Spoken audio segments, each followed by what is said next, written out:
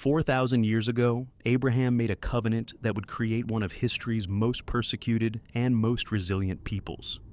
From ancient Israel's rise and fall, through the Holocaust's darkest days, to the rebirth of a nation in 1948, this is the entire history of the Jewish people. For the next 3 hours, witness 4,000 years of survival, persecution, and triumph. 4,000 years in 3 hours.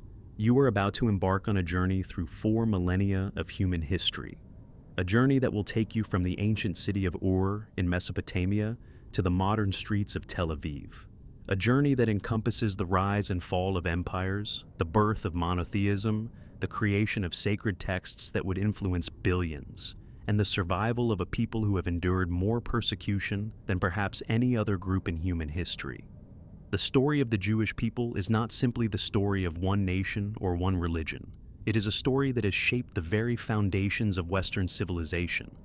It is a story of faith tested by unimaginable suffering. It is a story of a people scattered across every continent, speaking dozens of languages, yet maintaining a singular identity across thousands of years. It is a story of destruction and rebirth, of exile and return, of death and survival. To understand the Jewish people is to understand a fundamental thread that runs through human history itself. The ideas born in ancient Israel, monotheism, the concept of a moral law that applies to all people, the notion of a covenant between humanity and the divine, the emphasis on literacy and education, the value placed on human life and dignity. These ideas did not remain confined to one small nation in the Middle East. They spread across the world, influencing Christianity and Islam, shaping legal systems and moral philosophies, and fundamentally altering how billions of people understand their place in the universe. But this is also a story of profound tragedy. The Jewish people have faced expulsion from their homeland not once but twice. They have been scattered across the globe in what is known as the diaspora. They have been blamed for plagues, accused of crimes they did not commit, forced to wear identifying badges, confined to ghettos, expelled from countries, and subjected to massacres that span from ancient times to the modern era.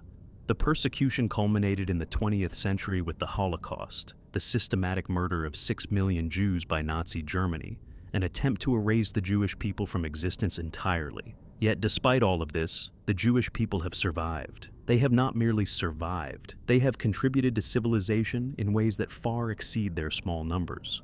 Jewish scientists, philosophers, artists, musicians, writers, and thinkers have shaped the modern world. And in 1948, against all odds, the Jewish people re-established a nation in their ancient homeland after nearly 2,000 years of exile. This is that story, all of it, from the beginning.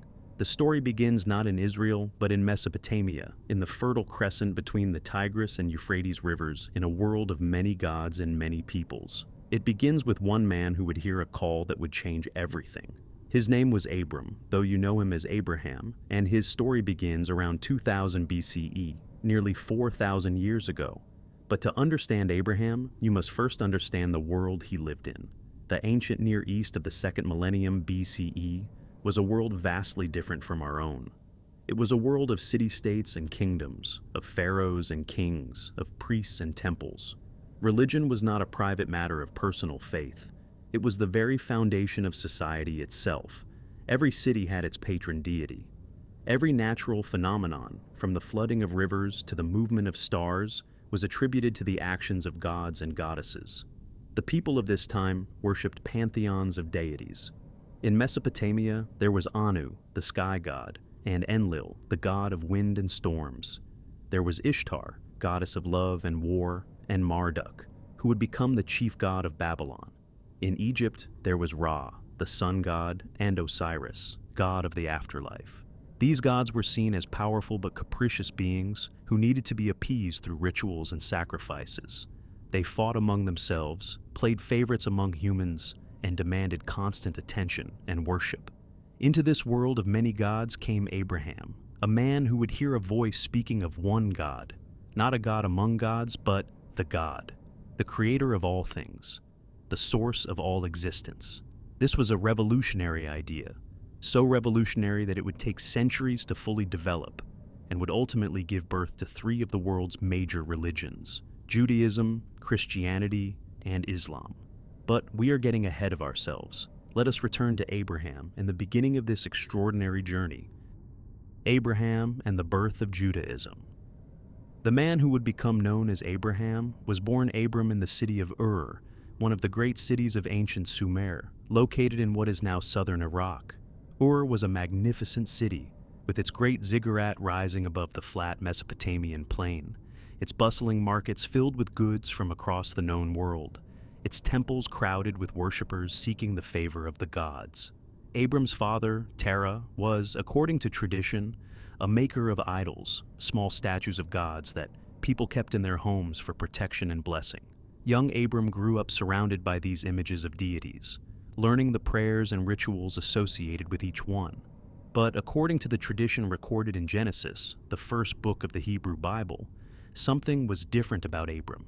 He began to question the multiplicity of gods. He began to sense that there was something beyond and above all these deities, one supreme God who had created everything. The exact historical details of Abraham's life are lost to time. What we have are the stories preserved in the Hebrew Bible, stories that were passed down orally for generations before being written down. These stories tell us that when Abram was 75 years old, he heard the voice of God speaking to him with a command that would change everything. Go forth from your land, from your birthplace, and from your father's house, to the land that I will show you. This was an extraordinary demand. In the ancient world, leaving one's land and family was not simply difficult, it was almost unthinkable. Your identity was tied to your place of birth, to your ancestors, to the gods of your city. To leave all of this behind was to cut yourself off from everything that gave life meaning and security. Yet, this is precisely what God asked of Abram. But God did not simply command Abram to leave. He also made him a promise that would become the foundation of Jewish identity for all time. I will make of you a great nation, and I will bless you and make your name great, and you shall be a blessing. I will bless those who bless you, and curse him who curses you, and all the families of the earth shall be blessed through you. This promise, this covenant, contains several revolutionary elements. First, it established a personal relationship between God and Abram. This was not a distant deity who demanded sacrifices and then ignored his worshippers. This was a God who spoke directly to a human being, who made promises, who entered into a relationship. Second, it promised that Abram would become the father of a great nation, despite the fact that he and his wife Sarai were elderly and childless. Third, it suggested that this relationship would have these implications not just for Abram and his descendants, but for all the families of the earth. Abram accepted this call. He took his wife Sarai, his nephew Lot, and all their possessions, and they left Ur. They traveled northward along the Euphrates River to Haran, in what is now southeastern Turkey, where Abram's father Terah died. Then they continued westward and southward into the land of Canaan, the land that would become Israel. Canaan in the early 2nd millennium, BCE, was not an empty land waiting to be occupied. It was a land of many peoples and cities, a land at the crossroads of great civilizations. To the south was Egypt, the ancient kingdom of the pharaohs. To the north and east was Mesopotamia, the land of Babylon and Assyria. Canaan itself was populated by various groups: Canaanites, Amorites, Hittites, Jebusites, each with their own cities, gods, and customs. Into this complex world came Abram and his family, wandering as semi-nomadic herders, moving their flocks from place to place in search of pasture and water. They were not conquerors at this point, not settlers establishing permanent cities. They were strangers in a strange land, holding on to a promise that seemed impossible to fulfill. The impossibility of this promise became more apparent with each passing year. Abram and Sarai remained childless. How could Abram become the father of a great nation if he had no children? Sarai, in her desperation, offered her Egyptian maidservant Hagar to Abram as a concubine, a common practice in the ancient world. Hagar became pregnant and gave birth to a son named Ishmael. Yet God made clear that Ishmael, though he would also be blessed, was not the child of the covenant. When Abram was 99 years old, God appeared to him again and reaffirmed the covenant. This time, God changed Abram's name to Abraham, meaning father of many nations, and Sarai's name to Sarah, meaning princess. God also instituted the practice of circumcision as a sign of the covenant, a physical mark that would identify Abraham's descendants for all time. Every male child was to be circumcised on the 8th day after birth, and any male who joined the community was to be circumcised as well. This was the sign of belonging to the covenant community, the mark of being part of God's chosen people. Then came the promise that seemed most impossible of all. God told Abraham that Sarah, despite being 90 years old and long past childbearing age, would have a son. Sarah laughed when she heard this, a very human response to an impossible promise. Yet, within a year, Sarah did indeed give birth to a son. They named him Isaac, which means he laughs, a permanent reminder of Sarah's laughter at God's promise. With Isaac's birth, the covenant had a future. Abraham now had an heir through whom God's promises could be fulfilled. But just when everything seemed to be falling into place, God tested Abraham in the most terrible way imaginable. God commanded Abraham to take Isaac, his beloved son, the child of promise, the one through whom the covenant was to continue, and offer him as a burnt offering on a mountain in the land of Moriah. This story, known as the binding of Isaac or the Akedah in Hebrew, is one of the most troubling and discussed stories in all of religious literature. How could a good God demand such a thing? How could Abraham be willing to do it? What does this story mean? Abraham, showing the absolute faith that would make him the father of faith for 3 religions, took Isaac, 2 servants, and wood for the burnt offering and set out for the place God had indicated. The journey took 3 days. Can you imagine those 3 days? The silence, the weight of what Abraham believed he was called to do, the love for his son warring with his obedience to God. When they reached the mountain, Abraham built an altar, arranged the wood, bound Isaac, and placed him on the altar. He raised the knife to slaughter his son. At that moment, an angel called out from heaven, "Abraham, Abraham! Do not lay your hand on the boy or do anything to him. For now I know that you fear God, seeing you have not withheld your son, your only son, from me." Abraham looked up and saw a ram caught in a thicket by its horns. He took the ram and offered it as a burnt offering instead of his son. God had provided a substitute. Isaac was saved. The covenant would continue.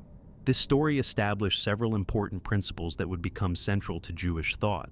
First, it demonstrated that God does not actually desire human sacrifice, unlike many of the gods worshipped in the ancient world. The substitution of the ram for Isaac made this clear. Second, it established that absolute obedience to God was the highest virtue, even when God's commands seemed to contradict everything else God had promised. Third, it showed that God could be trusted even when his commands made no sense, even when they seemed to threaten everything God had previously promised. Abraham lived to see Isaac grow to manhood and marry Rebekah, who became pregnant with twin sons, Esau and Jacob. Sarah died at the age of 127, and Abraham bought a burial cave in Hebron for her, the first piece of the promised land that the family actually owned. Abraham himself died at the age of 175 and was buried by Isaac and Ishmael together in the cave with Sarah. The covenant now passed to Isaac. Yet Isaac's story is relatively brief in the biblical narrative. He was a transitional figure between his father Abraham, who established the covenant, and his son Jacob, who would give birth to the 12 tribes of Israel. Isaac's greatest contribution was simply being faithful to the covenant he inherited, maintaining it through one more generation. The real drama of the next generation centered on Isaac's twin sons, Esau and Jacob. Even in the womb, these brothers struggled with each other. Esau was born first, with Jacob grasping his heel. Esau became a skillful hunter, a man of the outdoors, while Jacob was quieter, preferring to stay among the tents. Isaac favored Esau, while Rebekah favored Jacob. One day, when Esau came in from the field famished, Jacob was cooking stew. Esau asked for some, and Jacob replied, "Sell me your birthright first." The birthright was the special status and double inheritance portion that belonged to the firstborn son. Esau, caring only about his immediate hunger, said, "I am about to die. Of what use is a birthright to me?" He swore an oath and sold his birthright to Jacob for a bowl of stew. Later, when Isaac was old and his eyesight had failed, he decided to give his final blessing to Esau. He sent Esau out to hunt game and prepare a special meal, after which he would bless him. But Rebekah overheard this conversation. She dressed Jacob in Esau's clothes and put goatskins on his hands and neck to make him feel hairy like his brother. Then she prepared a meal and sent Jacob to receive the blessing intended for Esau. Isaac was deceived by the disguise. He blessed Jacob with the blessing of the firstborn. May God give you of the dew of heaven and of the fatness of the earth, and plenty of grain and wine. Let peoples serve you, and nations bow down to you. Be Lord over your brothers, and may your mother's sons bow down to you. Cursed be everyone who curses you, and blessed be everyone who blesses you. When Esau returned and discovered what had happened, he cried out in anguish and begged for a blessing as well. Isaac gave him a lesser blessing, but the damage was done. Esau hated Jacob and planned to kill him once Isaac died. Rebekah, learning of this, sent Jacob away to her brother Laban in Haran, ostensibly to find a wife among her people, but really to save his life. Jacob's journey to Haran marked a turning point in his life. On the first night, sleeping in the wilderness with a stone for a pillow, Jacob had a dream. He saw a ladder reaching from earth to heaven, with angels ascending and descending on it. At the top stood God, who spoke to Jacob and renewed the covenant. I am the Lord, the God of Abraham your father, and the God of Isaac. The land on which you lie, I will give to you and to your offspring. Your offspring shall be like the dust of the earth, and you shall spread abroad to the west, and to the east, and to the north, and to the south. And in you and your offspring shall all the families of the earth be blessed. When Jacob woke, he was awestruck. He took the stone he had used as a pillow, set it up as a pillar, poured oil on it, and named the place Bethel, which means house of God. He made a vow that if God would be with him and bring him back safely to his father's house, then the Lord would be his God. Jacob continued to Haran, where he fell in love with Rachel, the younger daughter of his uncle Laban. He agreed to work 7 years for Laban in exchange for Rachel's hand in marriage. But on the wedding night, Laban deceived Jacob by substituting Leah, his older daughter, for Rachel. Jacob discovered the deception only the next morning. The deceiver had been deceived. Laban explained that in their culture, the younger daughter could not be married before the older. If Jacob wanted Rachel, he would have to work another 7 years. Jacob agreed, and after the wedding week with Leah was complete, he also married Rachel. Thus Jacob had 2 wives, following the custom of the time, though it would lead to great tension in his household. Leah, though unloved, proved fertile and bore Jacob 6 sons and a daughter. Rachel remained barren for many years, causing her great anguish. The competition between the 2 sisters was fierce, and each also gave her maidservant to Jacob as a concubine. Through Leah, Rachel, and their 2 maidservants Bilhah and Zilpah, Jacob fathered 12 sons and at least 1 daughter. These 12 sons would become the ancestors of the 12 tribes of Israel. Their names were Reuben, Simeon, Levi, Judah, Dan, Naphtali, Gad, Asher, Issachar, Zebulun, Joseph, and Benjamin. Each name told a story of the circumstances of his birth, of the hopes and sorrows of his mother, of the complex family dynamics in Jacob's household. After 20 years in Haran, God told Jacob it was time to return to Canaan. Jacob gathered his large family and his substantial flocks and herds, his wages from Laban, and began the journey home. But the return meant facing Esau, and Jacob was terrified. He sent messengers ahead with gifts to appease his brother. He divided his people and possessions into 2 camps, thinking that if Esau attacked one, the other might escape. The night before the reunion with Esau, something extraordinary happened. Jacob was alone by the Jabbok River when a man appeared and wrestled with him until dawn. Jacob fought with all his strength, and when the man saw he could not prevail against Jacob, he touched Jacob's hip socket, dislocating it. Still Jacob would not let him go. I will not let you go unless you bless me, Jacob said. The man asked, What is your name? Jacob, he replied. Then the man said, Your name shall no longer be called Jacob, but Israel, for you have striven with God and with men, and have prevailed. Jacob asked the man's name, but the man did not give it. Instead, he blessed Jacob. As the sun rose, the man departed, and Jacob realized he had wrestled with God himself. He named the place Peniel, meaning face of God, saying, I have seen God face to face, and yet my life has been delivered. Jacob, now Israel, limped away from that encounter, wounded but blessed. The name Israel, which means he who struggles with God, or God struggles, would become the name of the people descended from him. The Jewish people would be known as the children of Israel, B'nai Yisrael in Hebrew, a people defined by their wrestling with God, their struggle to understand and obey the divine will. When Jacob met Esau the next day, the feared confrontation did not materialize. Esau ran to meet him, embraced him, and wept. The brothers were reconciled. Jacob continued to Shechem in Canaan and then to Bethel, where God appeared to him again and confirmed his new name and the covenant promises. Tragedy struck when Rachel, pregnant with her second child, went into difficult labor while the family was traveling. She gave birth to a son but died in childbirth. With her last breath, she named him Ben-Oni, son of my sorrow, but Jacob renamed him Benjamin, son of my right hand. Rachel was buried on the road to Bethlehem, and her tomb would become a site of pilgrimage for thousands of years. Jacob settled in Hebron, where his father Isaac still lived, but his family troubles were far from over. Of his 12 sons, Jacob loved Joseph most because he was the firstborn of his beloved Rachel. Jacob gave Joseph a special coat, traditionally translated as a coat of many colors, though it might more accurately be rendered as a long-sleeved robe or an ornamented tunic. This favoritism bred resentment among Joseph's brothers. Joseph did not help matters by telling his brothers about dreams he had, dreams in which his brothers' sheaves of grain bowed down to his sheaf, dreams in which the sun, moon, and 11 stars bowed down to him. The symbolism was clear. Joseph was dreaming that his family would one day bow down to him. His brothers' resentment turned to hatred. One day when Joseph's brothers were grazing their flocks far from home, Jacob sent Joseph to check on them. When the brothers saw Joseph approaching in his special coat, they plotted to kill him. "Here comes this dreamer," they said.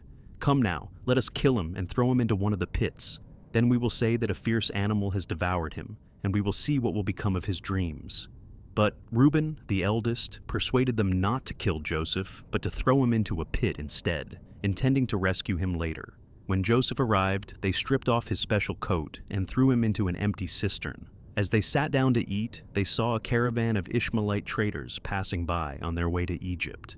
Judah suggested they sell Joseph to the traders rather than let him die. They sold their brother for 20 pieces of silver. The traders took Joseph to Egypt and sold him as a slave. The brothers slaughtered a goat, dipped Joseph's coat in its blood, and brought it to their father. Jacob concluded that Joseph had been killed by a wild animal. He tore his clothes, put on sackcloth, and mourned his son inconsolably. "I shall go down to Sheol mourning for my son," he said. But Joseph was not dead. He was in Egypt, about to begin a journey that would eventually save his entire family and set the stage for the next great chapter in the story of the Jewish people. Now, Joseph's story, which would unfold over many years, demonstrated God's providence, the ability to bring good out of even the worst evil, to accomplish his purposes even through human betrayal and suffering. In Egypt, Joseph was bought by Potiphar, an officer of Pharaoh and captain of the guard. Despite his status as a slave, Joseph prospered because, as the text repeatedly emphasizes, the Lord was with him. Joseph was handsome and capable, and Potiphar made him overseer of his entire household. Everything Joseph touched prospered, but Joseph's good fortune took another turn for the worse when Potiphar's wife tried to seduce him.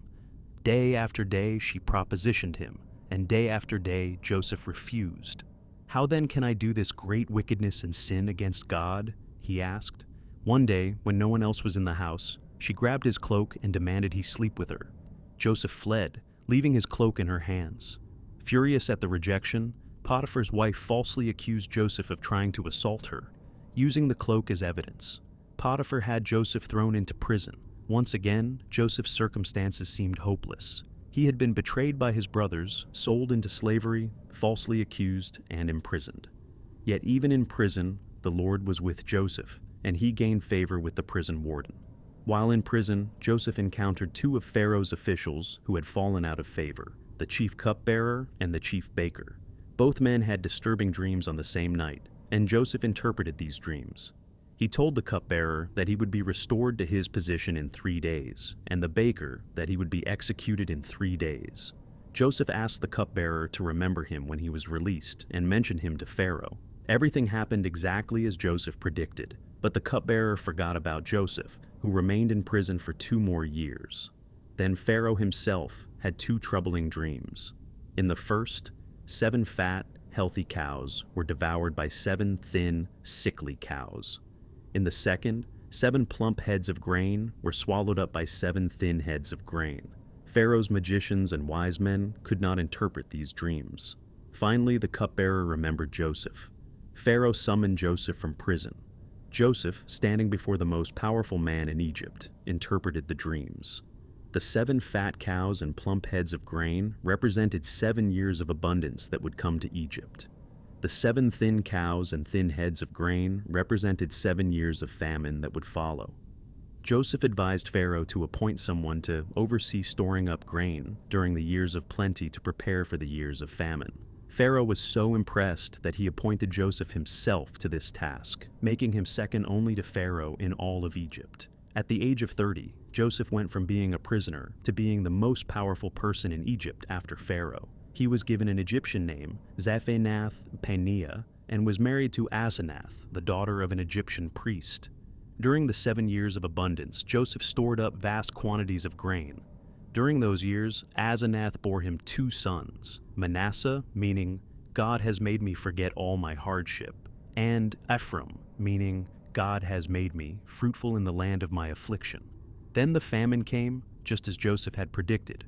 It was a severe famine that affected not only Egypt, but all the surrounding lands, including Canaan. Because Joseph had prepared, Egypt had grain while other nations starved. People from all over came to Egypt to buy grain. In Canaan, Jacob heard that there was grain in Egypt. He sent 10 of his sons to Egypt to buy food, but he kept Benjamin, Joseph's only full brother, at home, fearing that harm might come to him.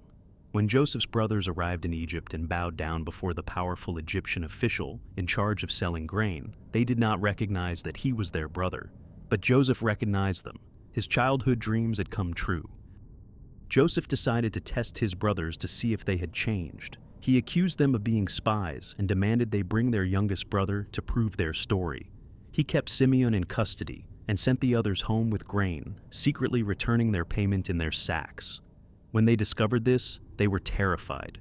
When the family ran out of food, Jacob reluctantly agreed to send Benjamin to Egypt. Joseph's brothers returned with Benjamin, and Joseph gave them more grain. But again Joseph tested them. He had his silver cup planted in Benjamin's sack, then accused Benjamin of theft, and said he would keep him as a slave. Would the brothers abandon Benjamin the way they had abandoned Joseph years before? This time was different. Judah, who had suggested selling Joseph, now stepped forward and offered himself as a slave in Benjamin's place. He spoke movingly of how their father's life was bound up with Benjamin's, how Jacob had already lost one beloved son and could not bear to lose another. The other brothers stood with Judah. Joseph could no longer control himself. He sent away all his Egyptian attendants and revealed himself to his brothers. "I am Joseph. Is my father still alive?" His brothers were terrified, but Joseph said, "Do not be distressed or angry with yourselves because you sold me here, for God sent me before you to preserve life. For the famine has been in the land these 2 years, and there are yet 5 years in which there will be neither plowing nor harvest. And God sent me before you to preserve for you a remnant on earth, and to keep alive for you many survivors. So it was not you who sent me here, but God." This was the key insight. God had worked through even the brothers' evil deed to accomplish his purposes. The betrayal that seemed to destroy the covenant family had actually positioned Joseph to save it. God's providence overruled human evil without eliminating human responsibility for that evil. Joseph sent his brothers back to Canaan to bring Jacob and the entire family to Egypt, where they could live in the fertile land of Goshen and survive the remaining years of famine. When Jacob learned that Joseph was alive, his heart became numb, for he did not believe them. But when he saw the wagons Joseph had sent to carry him, the spirit of their father, Jacob, revived. The reunion of Joseph and Jacob was deeply emotional. Joseph went to Goshen to meet his father, and he presented himself to him and fell on his neck and wept on his neck a good while. Jacob said, "Now let me die, since I have seen your face and know that you are still alive." Jacob and his family settled in Goshen. The family that had numbered 70 people when they entered Egypt would grow into a great nation. Jacob lived in Egypt for 17 years. Before he died, he blessed each of his 12 sons, prophesying about the future of their descendants. To Judah, he said, "The scepter shall not depart from Judah, nor the ruler's staff from between his feet, until tribute comes to him, and to him shall be the obedience of the peoples. This blessing indicated that kings would come from the tribe of Judah, and indeed, King David and all the kings of Judah, including the hoped-for Messiah, would be Judah's descendants. Jacob died at the age of 147 and was embalmed according to Egyptian custom. Joseph and his brothers took his body back to Canaan and buried him in the cave at Machpelah with Abraham, Sarah, Isaac, Rebekah, and Leah. Then they returned to Egypt.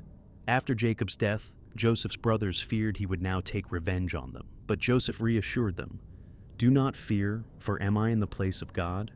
As for you, you meant evil against me, but God meant it for good, to bring it about that many people should be kept alive, as they are today. So, do not fear, I will provide for you and your little ones." Joseph lived to the age of 110, long enough to see his great-grandchildren. Before he died, he made his brothers swear that when God eventually brought them out of Egypt to the Promised Land, they would take his bones with them. Thus ended the age of the patriarchs, Abraham, Isaac, and Jacob, and their families. The children of Israel were now in Egypt, growing from a family into a people. The covenant promises remained. Descendants as numerous as the stars, a land to call their own, and a blessing that would reach all nations. But these promises seemed very distant now. The children of Israel were foreigners in Egypt, and the Promised Land was far away. The book of Genesis ends with Joseph's death, and a long silence follows in the biblical narrative. When the story resumes in the book of Exodus, centuries have passed, and everything has changed. The children of Israel are no longer honored guests in Egypt. They have become slaves. A new Pharaoh has risen, who did not know Joseph, and he has turned the Hebrews into an oppressed people. Yah, Moses, and the Exodus from Egypt. You are now entering one of the most pivotal moments in Jewish history, indeed, in the history of human civilization. The story of the Exodus from Egypt is not merely the founding narrative of the Jewish people as a nation. It is a story of liberation that has echoed through the centuries, inspiring enslaved and oppressed peoples across the world. It is a story that gave birth to a revolutionary idea, that God sides with the oppressed, that slavery is an abomination, that freedom is a divine gift. From the American slaves singing "Go Down Moses" to liberation theologians in Latin America, from the American Revolution to modern human rights movements, the Exodus has been invoked again and again as the archetypal story of freedom. But we are getting ahead of ourselves. Let us return to Egypt, perhaps in the 13th century BCE. Though the exact date remains debated by scholars, the children of Israel have been in Egypt for approximately 400 years. What began as a family of 70 people has grown into a numerous people, but their circumstances have changed dramatically for the worse. A new dynasty has come to power in Egypt, a pharaoh who did not remember Joseph's service to Egypt, who saw only that the Hebrews were becoming numerous and might pose a threat. "Look," this pharaoh said to his people, "the Israelite people are much too numerous for us. Let us deal shrewdly with them, so that they may not increase. Otherwise, in the event of war, they may join our enemies in fighting against us and rise from the ground." The Egyptians set taskmasters over the Hebrews with forced labor. The Israelites were made to build the store cities of Pithom and Ramesses, working with mortar and brick and in all kinds of field work. The Egyptians worked them ruthlessly, but the more they were oppressed, the more they multiplied and spread, so that the Egyptians came to dread the Israelites. Pharaoh's oppression escalated. He commanded the Hebrew midwives, Shiphrah and Puah, to kill all male Hebrew babies at birth, allowing only the females to live. This was an attempt at slow genocide, eliminating the males who could grow up to rebel while keeping the females who could be absorbed into Egyptian society. But the midwives feared God more than they feared Pharaoh. They let the boys live, telling Pharaoh that Hebrew women were so vigorous they gave birth before the midwives could arrive.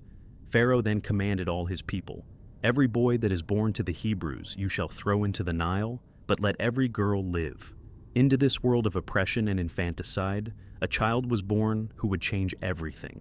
A man from the house of Levi married a Levite woman, and she became pregnant and bore a son.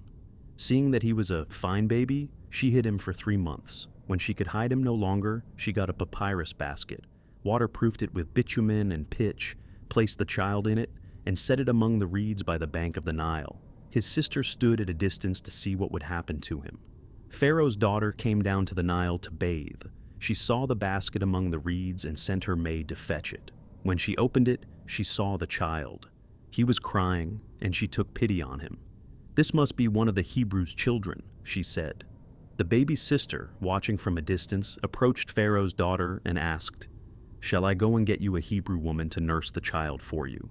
When Pharaoh's daughter agreed, the girl went and called the child's own mother. Pharaoh's daughter said to her, "Take this child and nurse it for me, and I will pay you." So the mother took her son and nursed him. When the child grew older, she brought him to Pharaoh's daughter, who adopted him as her son. She named him Moses, saying, "I drew him out of the water." Moses grew up in Pharaoh's palace, raised as an Egyptian prince. He received the finest education available in the ancient world. He learned to read and write in Egyptian hieroglyphics. He studied mathematics, astronomy, and the arts of governance. He lived in luxury and privilege. Yet, he never forgot his Hebrew origins. His mother, who nursed him during his early years, must have told him who he really was, where he came from, who his people were. One day, when Moses had grown up, he went out to his people and saw their forced labor. He saw an Egyptian beating a Hebrew, one of his kinsmen. Moses looked this way and that, and seeing no one, he struck down the Egyptian and hid his body in the sand. The next day he went out again and saw 2 Hebrews fighting. When he tried to stop them, one said, "Who made you a chief and ruler over us? Do you mean to kill me as you killed the Egyptian?" Moses was afraid. "Surely the thing is known," he thought. When Pharaoh heard of this, he sought to kill Moses. Moses fled from Pharaoh to the land of Midian in the wilderness east of Egypt. He sat down by a well, and there he met the 7 daughters of Jethro, a priest of Midian, who came to water their father's flocks. When shepherds drove them away, Moses helped them water their sheep. Jethro invited Moses to stay with him, and eventually Moses married Jethro's daughter Zipporah, who bore him 2 sons. Moses settled into life as a shepherd in Midian, far from Egypt, far from his people's suffering, tending his father-in-law's flocks in the wilderness. Years passed, decades passed. The Pharaoh who sought to kill Moses died, but the oppression of the Hebrews continued. The Israelites groaned under their slavery and cried out, and their cry for help rose up to God. God heard their groaning, and God remembered his covenant with Abraham, Isaac, and Jacob. God saw the Israelites and took notice of them. Moses was now 80 years old, an old man who had spent 40 years in Pharaoh's palace and 40 years in the wilderness as a shepherd. His destiny seemed behind him, but God's plans were just beginning. One day Moses led his flock beyond the wilderness and came to Horeb, the mountain of God. There the angel of the Lord appeared to him in a flame of fire out of a bush.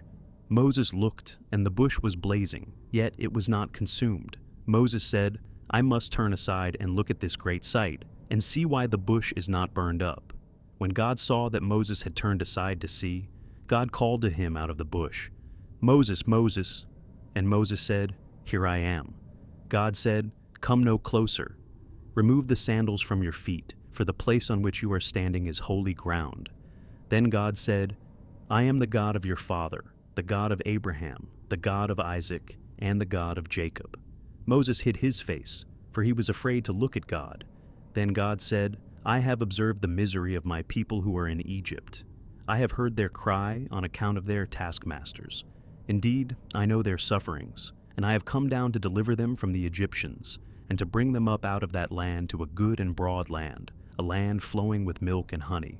God was calling Moses to return to Egypt, to confront Pharaoh, to demand the release of the Hebrew slaves. Moses understandably was reluctant. He raised objection after objection. "Who am I to go to Pharaoh? What shall I tell the Israelites when they ask who sent me? What if they don't believe me? And I am slow of speech and tongue. How can I speak for you?" To each objection, God provided an answer. God revealed his personal name to Moses, YHWH, often rendered as the Lord in English translations, and understood to mean "I am who I am," or "I will be what I will be." God gave Moses miraculous signs to perform. God said he would give Moses the words to speak. When Moses continued to resist, God appointed his brother Aaron to be his spokesman. Moses could no longer refuse. He took his wife and sons and returned to Egypt. Along the way, Moses met Aaron, and the 2 brothers went together to the Israelite elders and told them everything God had said. When the people heard that the Lord had taken notice of their suffering, they bowed down and worshipped. Then Moses and Aaron went to Pharaoh with God's message. "Thus says the Lord, the God of Israel, let my people go so that they may celebrate a festival to me in the wilderness." Pharaoh's response was contemptuous. "Who is the Lord that I should heed him and let Israel go? I do not know the Lord, and I will not let Israel go." Pharaoh not only refused, he made the Israelites work harder, requiring them to gather their own straw for making bricks while maintaining the same production quotas. The people turned against Moses and Aaron, saying they had made things worse. Moses cried out to God, "Why have you mistreated this people? Why did you ever send me?" God's answer was to reaffirm his covenant and his promise of deliverance. What followed was a confrontation between God and Pharaoh, between the God of the Hebrews and the gods of Egypt, between divine power and earthly tyranny. This confrontation took the form of 10 plagues, each one demonstrating God's power over some aspect of Egyptian life and religion. The first plague turned the Nile River into blood. The Nile was the lifeblood of Egypt, worshipped as a god. By turning it to blood, God demonstrated his power over Egypt's most important natural resource and religious symbol. Pharaoh's magicians could duplicate this sign, so Pharaoh hardened his heart and refused to let the people go. The second plague brought frogs swarming out of the Nile, covering the land of Egypt. Again, Pharaoh's magicians could duplicate the plague, but they could not remove it.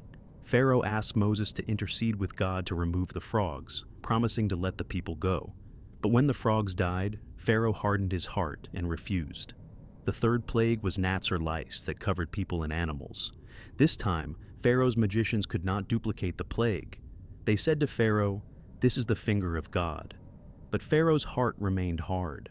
The fourth plague was swarms of flies that filled Egyptian houses, but did not touch the land of Goshen, where the Israelites lived. This distinction, that the plagues affected Egyptians but not Hebrews, demonstrated that these were not natural disasters, but divine judgments. Again, Pharaoh promised to let the people go if Moses removed the plague, and again he broke his promise when the flies were gone. The fifth plague killed all the Egyptian livestock, horses, donkeys, camels, herds, and flocks, but none of the Israelite livestock died. Still, Pharaoh refused. The sixth plague was boils breaking out on humans and animals throughout Egypt. Even Pharaoh's magicians were afflicted and could not stand before Moses. Yet, Pharaoh's heart remained hard. The seventh plague was a devastating hailstorm with thunder and lightning such as Egypt had never seen. The hail struck down everything in the fields, people, animals, and plants, and shattered every tree. Only in Goshen, where the Israelites lived, was there no hail. Pharaoh seemed to relent, admitting, "I have sinned, the Lord is in the right, and I and my people are in the wrong." But when the hail stopped, he hardened his heart again. The eighth plague was locusts, carried by an east wind that covered the face of the whole land and ate every plant the hail had left. Pharaoh's officials begged him to let the Israelites go. "Do you not yet understand that Egypt is ruined?" Pharaoh called Moses and Aaron back and seemed willing to let the men go, but not the women and children. When Moses refused this compromise, Pharaoh drove them from his presence. After the locusts came, Pharaoh again promised to let the people go, and again he broke his promise. The ninth plague was 3 days of thick darkness covering all Egypt, darkness that could be felt. Yet all the Israelites had light in their dwellings. Pharaoh called Moses and said the Israelites could go, but they must leave their livestock behind. Moses refused. They needed the animals for sacrifices. Pharaoh, enraged, said to Moses, "Get away from me. Take care that you do not see my face again, for on the day you see my face, you shall die." Moses replied, "As you say, I will not see your face again." The stage was set for the 10th and final plague, the most terrible of all. God announced through Moses that at midnight he would go through Egypt, and every firstborn in the land would die, from the firstborn of Pharaoh to the firstborn of the servant girl, and all the firstborn of the livestock. There would be a loud cry throughout all Egypt, such as had never been heard before, and would never be heard again. But against any of the Israelites, not even a dog would growl, so that you may know that the Lord makes a distinction between Egypt and Israel. Before this final plague, God instituted a ritual that would become central to Jewish identity forever after. Each Israelite family was to take a lamb without blemish, slaughter it at twilight, and put some of its blood on the doorposts and lintel of their houses. They were to roast the lamb and eat it that night with unleavened bread and bitter herbs. They were to eat it quickly, with their sandals on their feet and their staffs in their hands, ready to depart. This was the Lord's Passover, because God would pass over the houses marked with blood, and the firstborn in those houses would be spared. That night, at midnight, God struck down all the firstborn in Egypt, from the firstborn of Pharaoh, who sat on his throne, to the firstborn of the prisoner in the dungeon, and all the firstborn of the livestock. Pharaoh arose in the night, he and all his officials and all the Egyptians, and there was a loud cry in Egypt, for there was not a house without someone dead. Pharaoh summoned Moses and Aaron in the night and said, "Rise up, go away from my people, both you and the Israelites. Go, worship the Lord as you said. Take your flocks and your herds as you said, and be gone. And bring a blessing on me too." The Egyptians urged the people to leave quickly, for they said, "We shall all be dead." The Israelites took their dough before it was leavened, their kneading bowls wrapped in their cloaks on their shoulders. They also asked the Egyptians for articles of silver and gold, and for clothing, and the Egyptians gave them what they asked. Thus they plundered the Egyptians. The Israelites journeyed from Ramesses to Succoth, about 600,000 men on foot, besides women and children. A mixed crowd also went up with them, and livestock in great numbers. They baked unleavened cakes from the dough they had brought from Egypt, for it was not leavened, because they had been driven out of Egypt and could not wait. The time that the Israelites had lived in Egypt was 430 years. At the end of 430 years, on that very day, all the hosts of the Lord went out from the land of Egypt. The Exodus had begun, but Pharaoh's heart hardened once more. After releasing the Israelites, he regretted his decision. "What have we done, letting Israel leave our service?" he said. He took 600 picked chariots and all the other chariots of Egypt, with officers over all of them, and pursued the Israelites. The Israelites were camped by the sea when they saw the Egyptian army approaching. They cried out to Moses in terror, "Was it because there were no graves in Egypt that you have taken us away to die in the wilderness? What have you done to us, bringing us out of Egypt?" Moses answered, "Do not be afraid, stand firm, and see the deliverance that the Lord will accomplish for you today. For the Egyptians whom you see today, you shall never see again. The Lord will fight for you, and you have only to keep still." God told Moses to lift his staff and stretch out his hand over the sea, to divide it so the Israelites could cross on dry ground. That night, God drove the sea back by a strong east wind and turned the seabed into dry land. The waters were divided, and the Israelites went through the sea on dry ground, with walls of water on their right and on their left. The Egyptians pursued, all Pharaoh's horses, chariots, and chariot drivers going into the sea after them. But in the morning watch, God threw the Egyptian army into panic. He clogged their chariot wheels so they turned with difficulty. The Egyptians said, "Let us flee from the Israelites, for the Lord is fighting for them against Egypt." God said to Moses, "Stretch out your hand over the sea, so that the water may come back upon the Egyptians, upon their chariots and chariot drivers." Moses stretched out his hand over the sea, and at dawn the sea returned to its normal depth. As the Egyptians fled before it, the Lord tossed them into the sea. The waters covered the chariots and the chariot drivers, the entire army of Pharaoh that had followed them into the sea. Not one of them remained, but the Israelites walked on dry ground through the sea, the waters forming a wall for them on their right and on their left. Thus the Lord saved Israel that day from the Egyptians, and Israel saw the Egyptians dead on the seashore. Israel saw the great work that the Lord did against the Egyptians.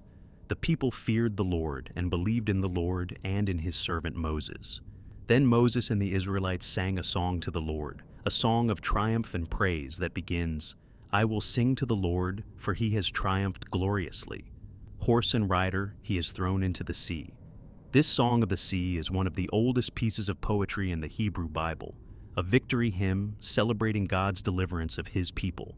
The Israelites were free, but freedom brought new challenges. They were in the wilderness of Sinai, a harsh and unforgiving desert. They had no food, no water, no shelter.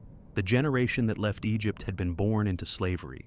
They had no experience of freedom, no knowledge of self-governance, no sense of themselves as a nation rather than as slaves. The journey from Egypt to the Promised Land would take not days or weeks, but 40 years, an entire generation. And the most important event of that journey was yet to come. 3 months after leaving Egypt, the Israelites came to the wilderness of Sinai and camped in front of the mountain. Moses went up the mountain, and God called to him, saying, "Thus you shall say to the house of Jacob, and tell the Israelites, You have seen what I did to the Egyptians, and how I bore you on eagle's wings and brought you to myself. Now therefore, if you obey my voice and keep my covenant, you shall be my treasured possession out of all the peoples. Indeed, the whole earth is mine, but you shall be for me a priestly kingdom and a holy nation." Moses brought God's words to the people, and they answered together, "Everything that the Lord has spoken, we will do." The people consecrated themselves, washed their clothes, and prepared to meet God. On the third day there was thunder and lightning, a thick cloud on the mountain, and a very loud trumpet blast.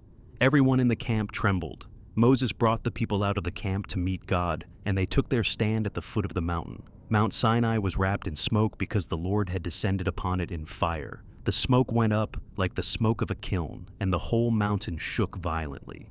The blast of the trumpet grew louder and louder. Then God spoke all these words, "I am the Lord your God, who brought you out of the land of Egypt, out of the house of slavery." What followed were the 10 Commandments, the fundamental laws that would become the cornerstone of not only Jewish law, but of Western legal and moral tradition. "You shall have no other gods before me. You shall not make idols. You shall not take the Lord's name in vain. Remember the Sabbath day and keep it holy. Honor your father and mother. You shall not murder. You shall not commit adultery. You shall not steal.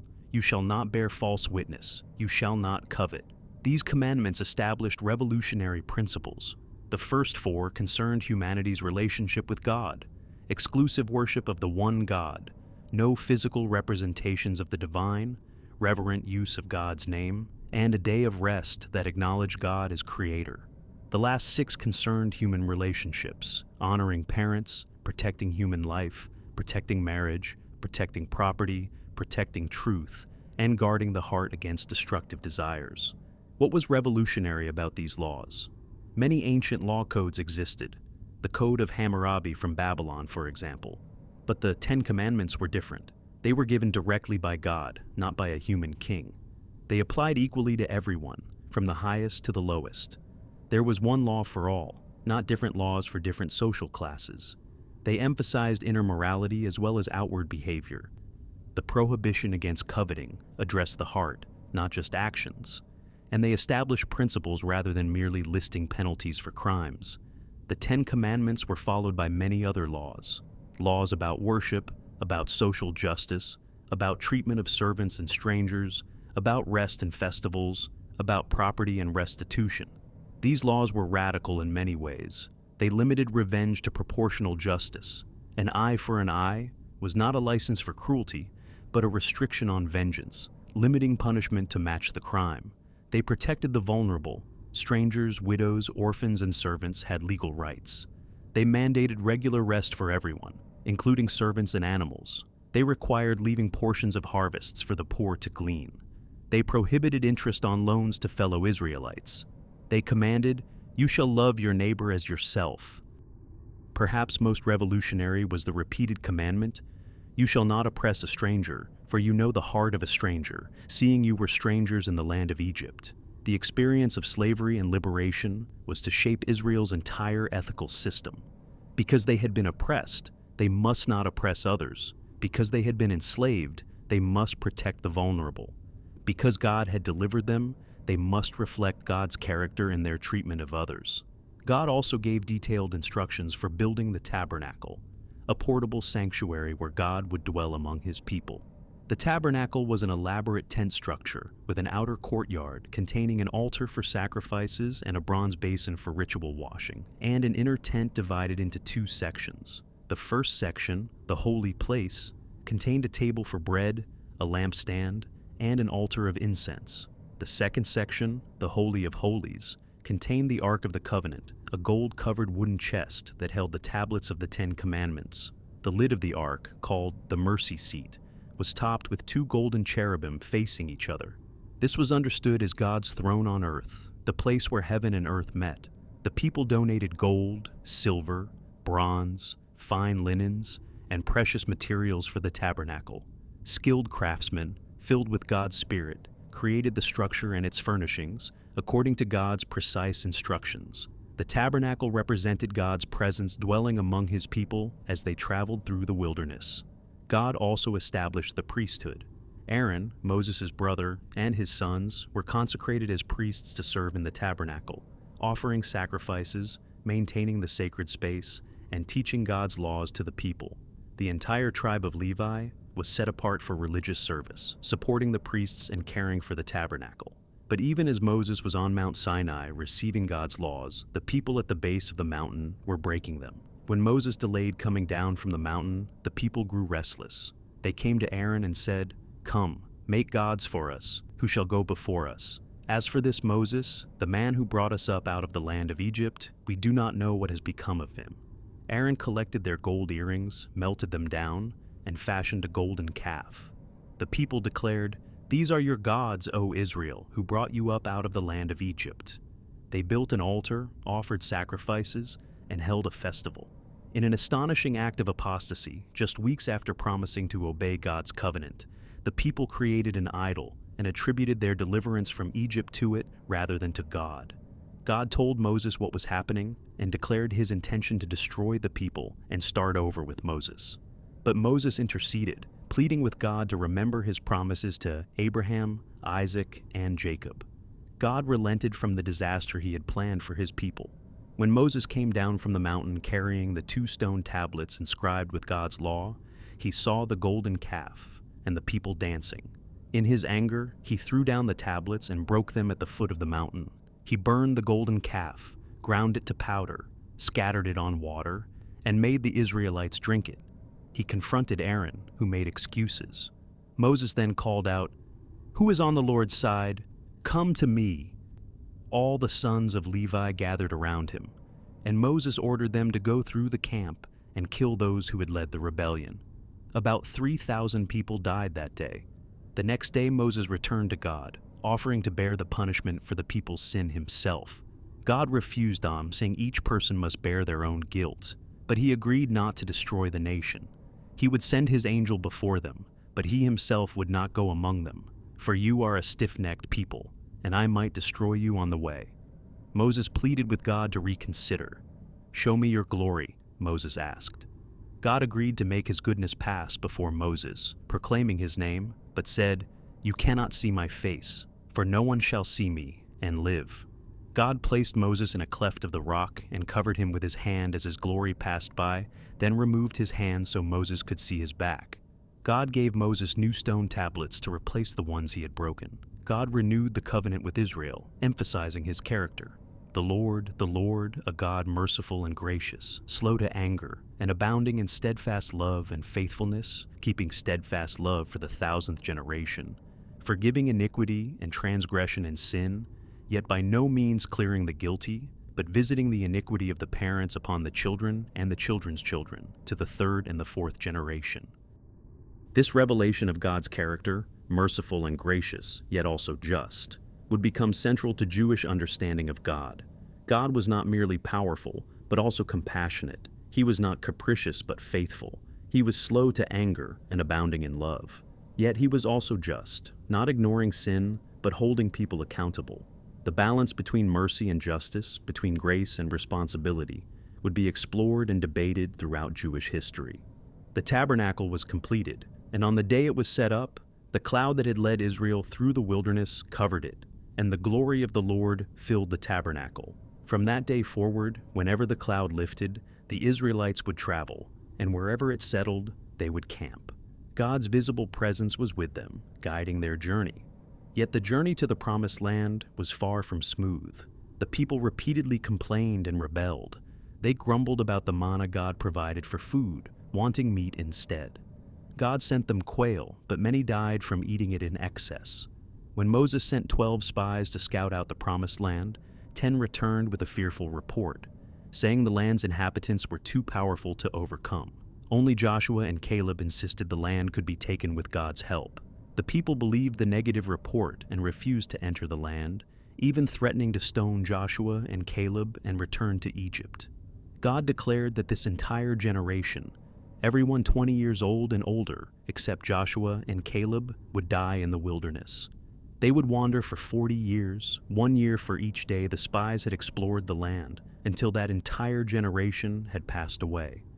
Only their children, along with Joshua and Caleb, would enter the Promised Land. The years in the wilderness were a time of testing and formation. A generation born in slavery had to die before a generation born in freedom could inherit the promise. The people had to learn to trust God, to follow His laws, to function as a community rather than as slaves. They had to shed their slave mentality and develop into a nation. During these years, there were more rebellions. Korah, along with Dathan, Abiram, and others, challenged Moses' leadership and Aaron's priesthood. God vindicated Moses and Aaron by having the earth open and swallow the rebels. Even Moses and Aaron sinned during this time. When the people complained about lack of water, God told Moses to speak to a rock and water would come out. But Moses, frustrated with the people's constant complaining, struck the rock twice with his staff instead of speaking to it. Water poured out, but God declared that because Moses had not trusted Him enough to show God's holiness before the people, neither Moses nor Aaron would enter the Promised Land. Aaron died on Mount Hor and was buried there, with his priestly garments passed to his son Eleazar. Moses continued to lead the people, but he knew he would not complete the journey. As the 40 years drew to a close, the Israelites conquered several kingdoms east of the Jordan River, and those lands were given to the tribes of Reuben, Gad, and half the tribe of Manasseh. The other tribes prepared to cross the Jordan into Canaan proper. Before his death, Moses gave the people a series of speeches, recounting their history and reaffirming God's covenant. These speeches are recorded in the book of Deuteronomy, which means second law. Moses reminded the people of everything God had done for them, delivering them from Egypt, providing for them in the wilderness, giving them His law. He warned them not to forget God when they entered the land of plenty. He told them to love God with all their heart, soul, and strength, and to teach their children God's commands. He laid before them a choice. I have set before you life and death, blessings and curses. Choose life so that you and your descendants may live, loving the Lord your God, obeying Him, and holding fast to Him. Moses appointed Joshua as his successor to lead the people into the Promised Land. Then, at the age of 120, Moses climbed Mount Nebo and looked out over the land of Canaan. God showed him the whole land, Gilead as far as Dan, all of Naphtali, the land of Ephraim and Manasseh, all the land of Judah as far as the Mediterranean Sea, the Negev, and the Jordan Valley. God said, "This is the land of which I swore to Abraham, to Isaac, and to Jacob, saying, I will give it to your descendants. I have let you see it with your eyes, but you shall not cross over there." And Moses died there in the land of Moab, and God buried him in a valley, though no one knows his burial place to this day. The Israelites wept for Moses 30 days. The book of Deuteronomy ends with these words, "Never since has there arisen a prophet in Israel like Moses, whom the Lord knew face to face. He was unequaled for all the signs and wonders that the Lord sent him to perform in the land of Egypt, against Pharaoh and all his servants and his entire land, and for all the mighty deeds and all the terrifying displays of power that Moses performed in the sight of all Israel." Moses had led the people from slavery to freedom, from a collection of tribes to a nation with a covenant, a law, and an identity. He had mediated between God and the people, interceding for them repeatedly despite their constant rebellion. He had given them not just laws, but a vision of what they could become, a holy nation, a kingdom of priests, a light to the nations. Now the Exodus generation had passed. A new generation stood on the banks of the Jordan River, ready to cross over into the Promised Land under Joshua's leadership. They were no longer slaves, but free people. They were no longer a family, but a nation. They had God's law, God's presence, and God's promises. The next chapter of their journey was about to begin. The Kingdom of Israel, David and Solomon. You are about to witness the transformation of a nomadic people into a powerful kingdom. The journey from crossing the Jordan River to establishing a monarchy spans approximately 200 years, a period of conquest, chaos, and consolidation. It is a story of military victories and devastating defeats, of faithful judges and corrupt leaders, of a people struggling to maintain their identity and their covenant with God while surrounded by nations that worshipped other gods and followed different ways of life. Under Joshua's leadership, the Israelites crossed the Jordan River, miraculously held back just as the Red Sea had been, and began the conquest of Canaan. The city of Jericho fell when the Israelites marched around it for 7 days, and the walls collapsed at the sound of trumpets and shouting. The people moved through the land, defeating the Canaanite kings and taking possession of the territories allotted to each tribe. It was not a complete conquest. Many Canaanite cities remained, and many indigenous peoples continued to live among the Israelites, but it was enough to establish Israel in the land. Before Joshua died, he gathered all the tribes at Shechem and challenged them to choose whom they would serve. Choose this day whom you will serve, whether the gods your ancestors served in the region beyond the river, or the gods of the Amorites in whose land you were living. But as for me and my household, we will serve the Lord. The people responded, Far be it from us that we should forsake the Lord to serve other gods. For it is the Lord our God who brought us and our ancestors up from the land of Egypt, out of the house of slavery. They renewed the covenant that day, pledging to serve the Lord alone.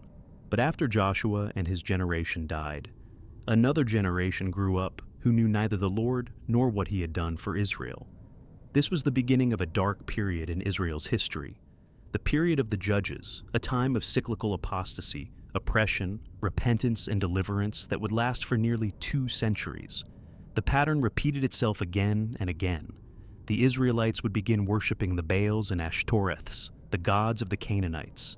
God would allow them to be oppressed by surrounding nations. The people would cry out to God. God would raise up a judge, a military leader, and arbiter to deliver them. There would be peace for a time, and then the cycle would begin again. The judges included Othniel, Ehud, Shamgar, Deborah, a prophetess and the only female judge, Gideon, Jephthah, and Samson, each with their own remarkable stories of deliverance and often their own tragic flaws. Gideon, despite his victories, made an ephod that became an object of idolatrous worship. Jephthah made a rash vow that cost his daughter's life. Samson, blessed with supernatural strength, was repeatedly undone by his weaknesses for Philistine women. The book of Judges ends with stories of horrific violence and moral chaos, concluding with a repeated refrain. In those days there was no king in Israel. All the people did what was right in their own eyes. The implication was clear. Israel needed a king to bring order and unity. Yet when the people demanded a king, the last judge, Samuel, warned them that a king would oppress them, conscript their sons, confiscate their property, and enslave their daughters. But the people insisted. They wanted to be, like all the nations, to have a king to lead them in battle. God told Samuel to give them what they asked for, though he viewed their request as a rejection of his own kingship over Israel. The people wanted a human king they could see, rather than trusting in the invisible God who had delivered them from Egypt. Samuel anointed Saul, from the tribe of Benjamin, as Israel's first king. Saul was impressive physically, head and shoulders taller than anyone else, and initially humble. He united the tribes and won significant military victories against the Ammonites, Philistines, and other enemies. For a time, it seemed that kingship would solve Israel's problems. But Saul's reign was troubled from the start. He was insecure, impulsive, and increasingly unstable. When faced with a Philistine army at Gilgal, he grew impatient waiting for Samuel to arrive and offer the required sacrifice, so he offered it himself, usurping the priestly function. Samuel rebuked him. "You have done foolishly. You have not kept the commandment of the Lord your God. The Lord would have established your kingdom over Israel forever, but now your kingdom will not continue." Later, God commanded Saul to completely destroy the Amalekites and all their possessions, a harsh command related to the Amalekites' attack on Israel during the Exodus. But Saul spared the Amalekite king Agag and kept the best livestock, claiming he intended to sacrifice them to God. Samuel confronted him with words that would echo through Jewish tradition.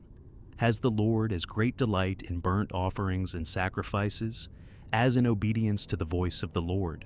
Surely to obey is better than sacrifice, and to heed than the fat of rams." Samuel told Saul that God had rejected him as king, and that the kingdom would be given to another, Though Saul continued to reign for years, his kingship was essentially over. God's Spirit departed from him, and he was increasingly tormented by what the text calls an evil spirit. God sent Samuel to Bethlehem, to the house of Jesse, to anoint a new king. When Samuel arrived, he assumed one of Jesse's older, more impressive sons must be God's choice. But God told him, "Do not look on his appearance or on the height of his stature, because I have rejected him. For the Lord does not see as mortals see. They look on the outward appearance, but the Lord looks on the heart." Jesse's 7 oldest sons passed before Samuel, but God had chosen none of them.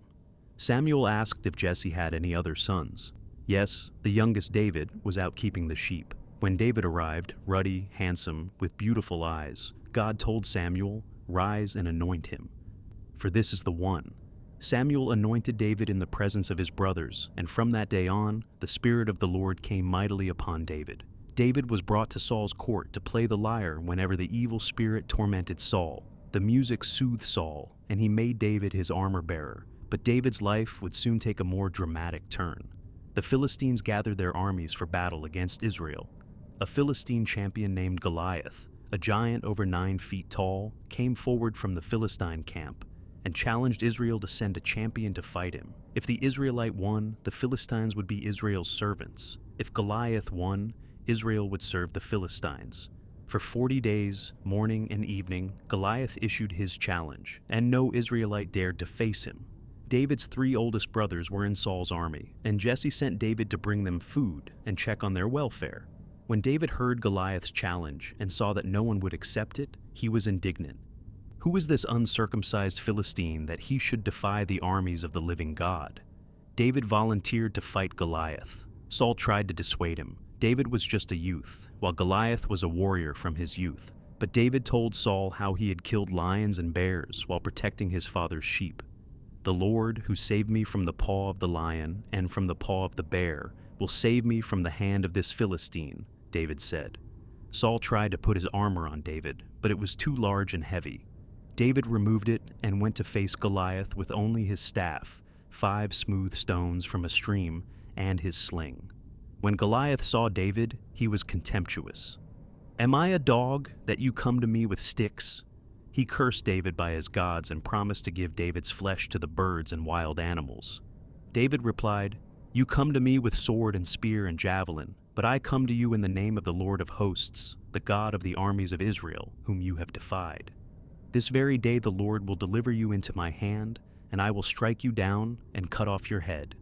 And I will give the dead bodies of the Philistine army this very day to the birds of the air and to the wild animals of the earth, so that all the earth may know that there is a God in Israel, and that all this assembly may know that the Lord does not save by sword and spear, for the battle is the Lord's, and he will give you into our hand." As Goliath moved forward to attack, David ran toward him, took a stone from his bag, slung it, and struck Goliath on the forehead. The stone sank into Goliath's forehead, and he fell face down on the ground. David ran, stood over Goliath, took Goliath's own sword, and cut off his head. When the Philistines saw their champion was dead, they fled, and the Israelites pursued them with great slaughter. David became a national hero. Saul made him a commander in his army, and David was successful in all his military campaigns. The women came out singing and dancing to celebrate the victories, singing, "Saul has killed his thousands, and David his 10,000s." This song planted a seed of murderous jealousy in Saul's heart. From that day on, Saul viewed David as a threat. Saul's son Jonathan, however, became David's closest friend. Jonathan loved David as his own soul and made a covenant with him. This friendship would prove crucial in the years ahead, as Saul repeatedly tried to kill David. Twice Saul threw his spear at David while David was playing the lyre. Saul offered David his daughter Michal in marriage, hoping David would be killed fighting the Philistines to win her. But David succeeded in all his battles, and his popularity only increased. Saul openly sought to kill him, but Jonathan and Michal helped David escape. For years, David lived as a fugitive, hunted by Saul and his army. He gathered a band of followers, about 400 men who were distressed, in debt, or discontented. David moved from place to place, from the wilderness to Philistine territory and back, always just ahead of Saul's pursuit. Twice David had the opportunity to kill Saul when Saul came within his reach, but both times David refused, saying, I will not raise my hand against the Lord's anointed. David's respect for Saul as God's anointed king, despite Saul's attempts to murder him, demonstrated David's character and his understanding that kingship in Israel was ultimately God's prerogative, not something to be seized by force. The tragic story of Saul came to an end on Mount Gilboa. The Philistines defeated Israel in battle, and Saul's 3 sons, including Jonathan, were killed. Saul was badly wounded by Philistine archers. Rather than be captured and tortured by the Philistines, Saul fell on his own sword. When his armor-bearer saw that Saul was dead, he also fell on his sword. When David heard of Saul's and Jonathan's deaths, he tore his clothes and mourned. He composed a beautiful lament for them. How the mighty have fallen! Saul and Jonathan, beloved and lovely. In life and in death, they were not divided. They were swifter than eagles. They were stronger than lions. I am distressed for you, my brother Jonathan. Greatly beloved were you to me. Your love to me was wonderful, passing the love of women. How the mighty have fallen and the weapons of war perished. Despite all Saul had done to him, David mourned genuinely for Israel's first king and for his beloved friend Jonathan. David's capacity for mercy, for seeing good even in those who wronged him, was one of the qualities that made him a man after God's own heart. After Saul's death, David was anointed king over the tribe of Judah in Hebron. But Saul's general Abner made Saul's surviving son, Ishbosheth, king over the northern tribes, and civil war ensued for several years.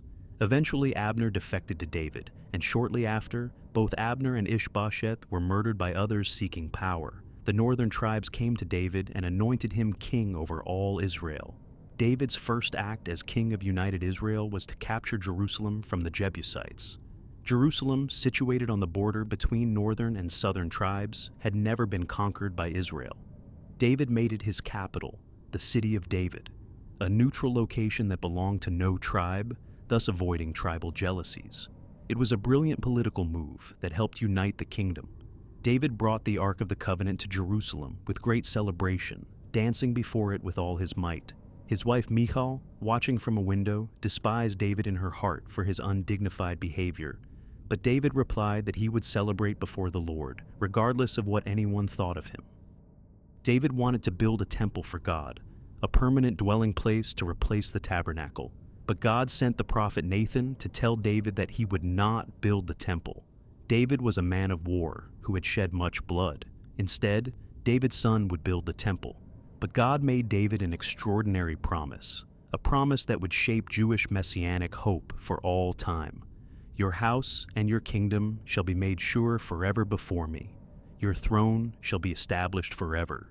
This Davidic covenant promised that David's dynasty would last forever, that one of his descendants would always sit on the throne.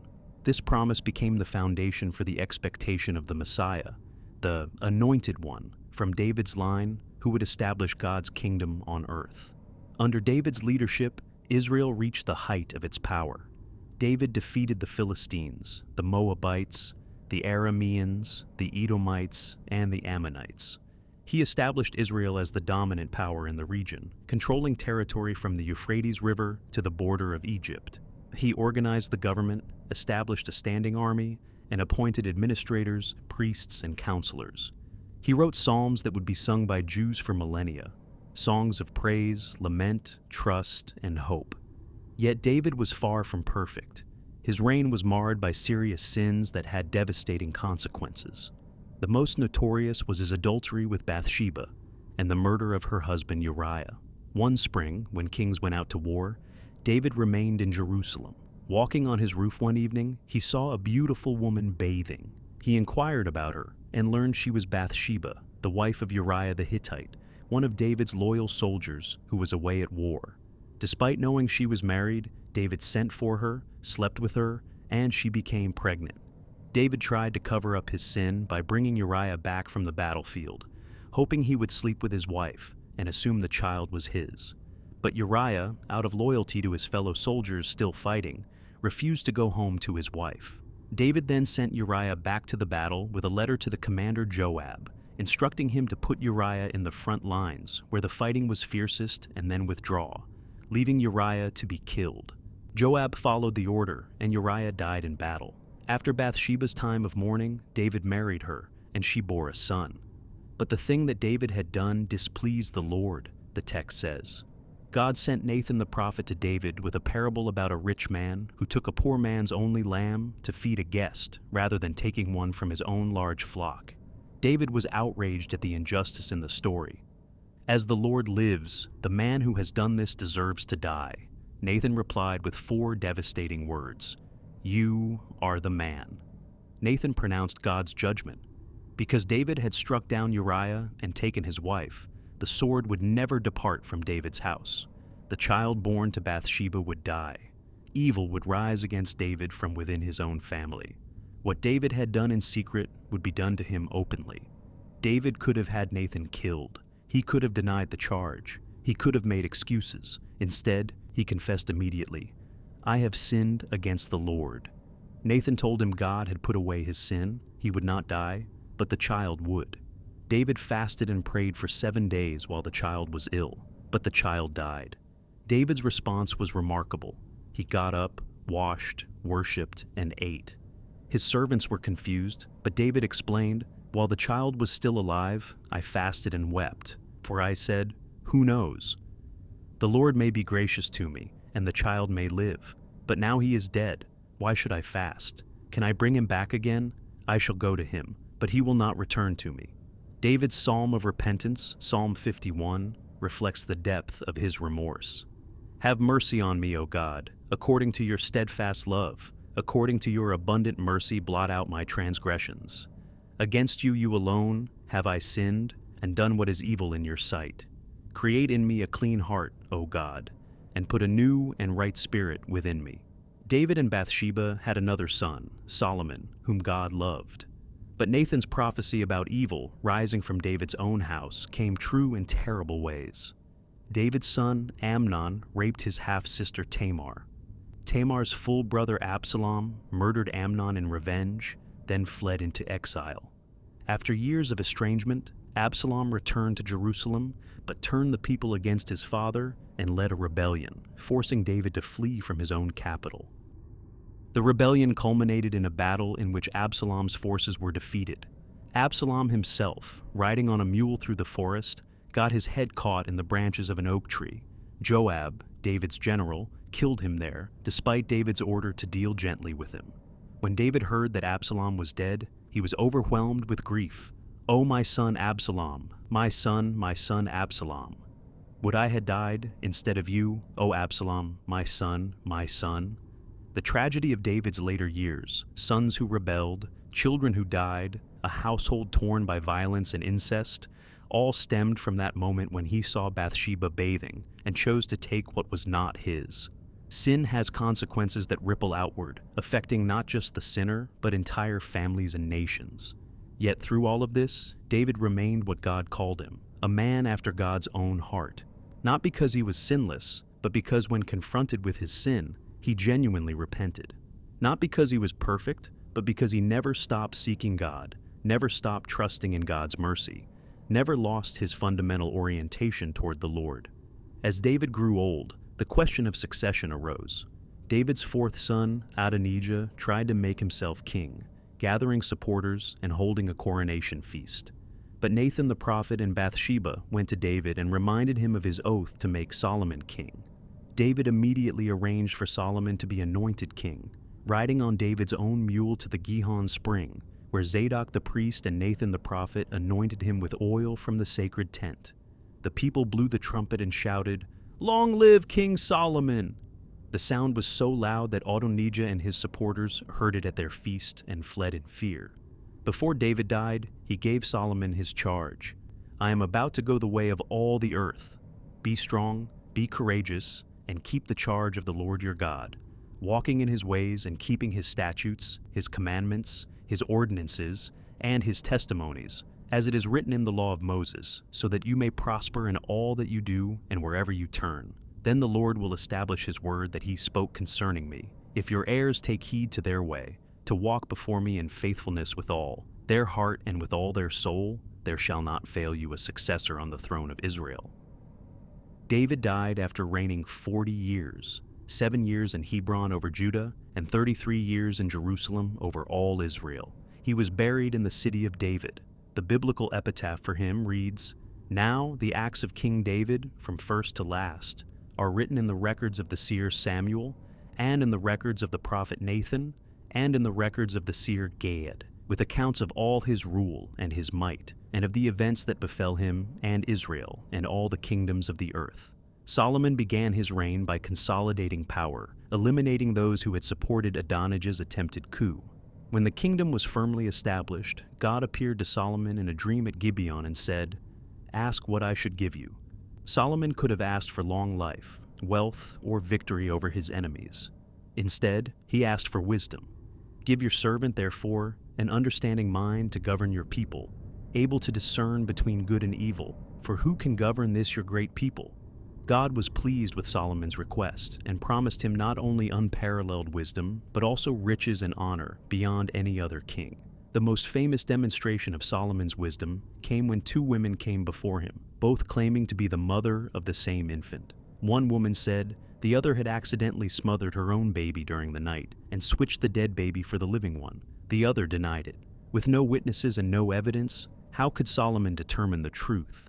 Solomon called for a sword and said, "Divide the living boy in two, then give half to the one and half to the other." One woman said, "Please, my lord, give her the living boy. Certainly do not kill him."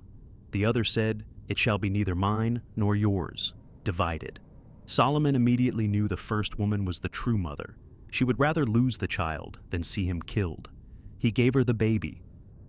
When all Israel heard of the judgment, they stood in awe of the king because they perceived that the wisdom of God was in him to execute justice. Solomon's wisdom became legendary. He composed 3,000 proverbs and 1,005 songs. People came from all nations to hear his wisdom. But Solomon's greatest accomplishment was building the temple in Jerusalem, the permanent dwelling place for God that David had wanted to build. In the 4th year of Solomon's reign, 480 years after the Israelites came out of Egypt, Solomon began construction. The temple was built on Mount Moriah, traditionally identified as the place where Abraham had offered Isaac. It took 7 years to build, employing tens of thousands of workers. The structure followed the basic pattern of the tabernacle, but on a much larger and more magnificent scale. The finest materials were used: cedar from Lebanon, gold from Ophir, precious stones, fine fabrics. The inner sanctuary, the Holy of Holies, was overlaid with pure gold.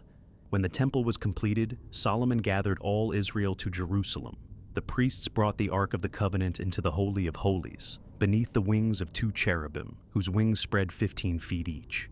As soon as the priest came out of the holy place, a cloud filled the house of the Lord, the glory of God, the same glory that had filled the tabernacle in the wilderness.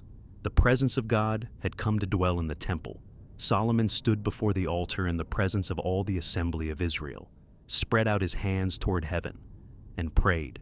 His prayer acknowledged that God could not truly be contained in any building.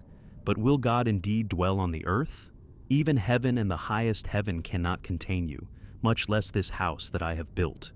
Yet he asked God to hear the prayers offered toward this place, to forgive the sins of the people, to maintain justice, to hear the prayers even of foreigners who came to the temple, recognizing Israel's God.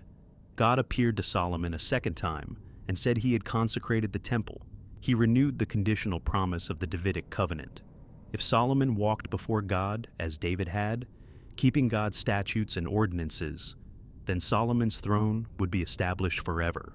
But if they turned away from God and worshipped other gods, then God would cut Israel off from the land and reject the temple. This "if" would prove crucial. The covenant contained both promise and warning, blessing and curse. Obedience would bring blessing, but disobedience would bring disaster. For many years, Solomon's reign was glorious. His wealth was extraordinary. He made silver as common in Jerusalem as stones. His wisdom attracted visitors from around the world. The Queen of Sheba came from distant Arabia to test Solomon with hard questions, bringing gifts of gold, spices, and precious stones. When she saw his wisdom, the house he had built, the food on his table, and the organization of his kingdom, she was overwhelmed. "The report was true that I heard in my own land of your accomplishments and of your wisdom," she said. "Not even half had been told me. Your wisdom and prosperity far surpassed the report that I had heard." Israel prospered under Solomon. The nation was at peace. The people ate and drank and were happy. The kingdom stretched from the Euphrates to the border of Egypt. Solomon had 40,000 stalls for his chariot horses. He had 700 wives of royal birth and 300 concubines. The accumulation of wives was partly political. Marriages sealed alliances with other nations. But it would prove Solomon's downfall. For all his wisdom in governing Israel and resolving disputes, Solomon lacked wisdom in his personal life. His foreign wives brought their gods with them, and Solomon allowed them to worship these gods in Israel. As Solomon grew old, his wives turned his heart after other gods. He did not remain wholly true to the Lord, as David his father had been. He built high places for Chemosh, the god of Moab, and for Moloch, the god of the Ammonites on the mountain east of Jerusalem. He did the same for all his foreign wives, who offered incense and sacrifice to their gods. The Lord was angry with Solomon because his heart had turned away. God told Solomon that because he had not kept the covenant, the kingdom would be torn from him. But for David's sake, it would not happen during Solomon's lifetime, and one tribe would remain with Solomon's son, so David would always have a lamp before God in Jerusalem. God raised up adversaries against Solomon. Hadad the Edomite and Rezon of Damascus both troubled Israel. More seriously, Jeroboam, one of Solomon's officials, was told by the prophet Ahijah that God would tear the kingdom from Solomon's son and give 10 tribes to Jeroboam. When Solomon learned of this, he tried to kill Jeroboam, but Jeroboam fled to Egypt. Solomon reigned in Jerusalem over all Israel for 40 years, the same length as his father David's reign. When Solomon died, he was buried in the city of David, and his son Rehoboam succeeded him. The united kingdom that David had built and Solomon had glorified was about to fracture, beginning a division that would have catastrophic consequences for the Jewish people.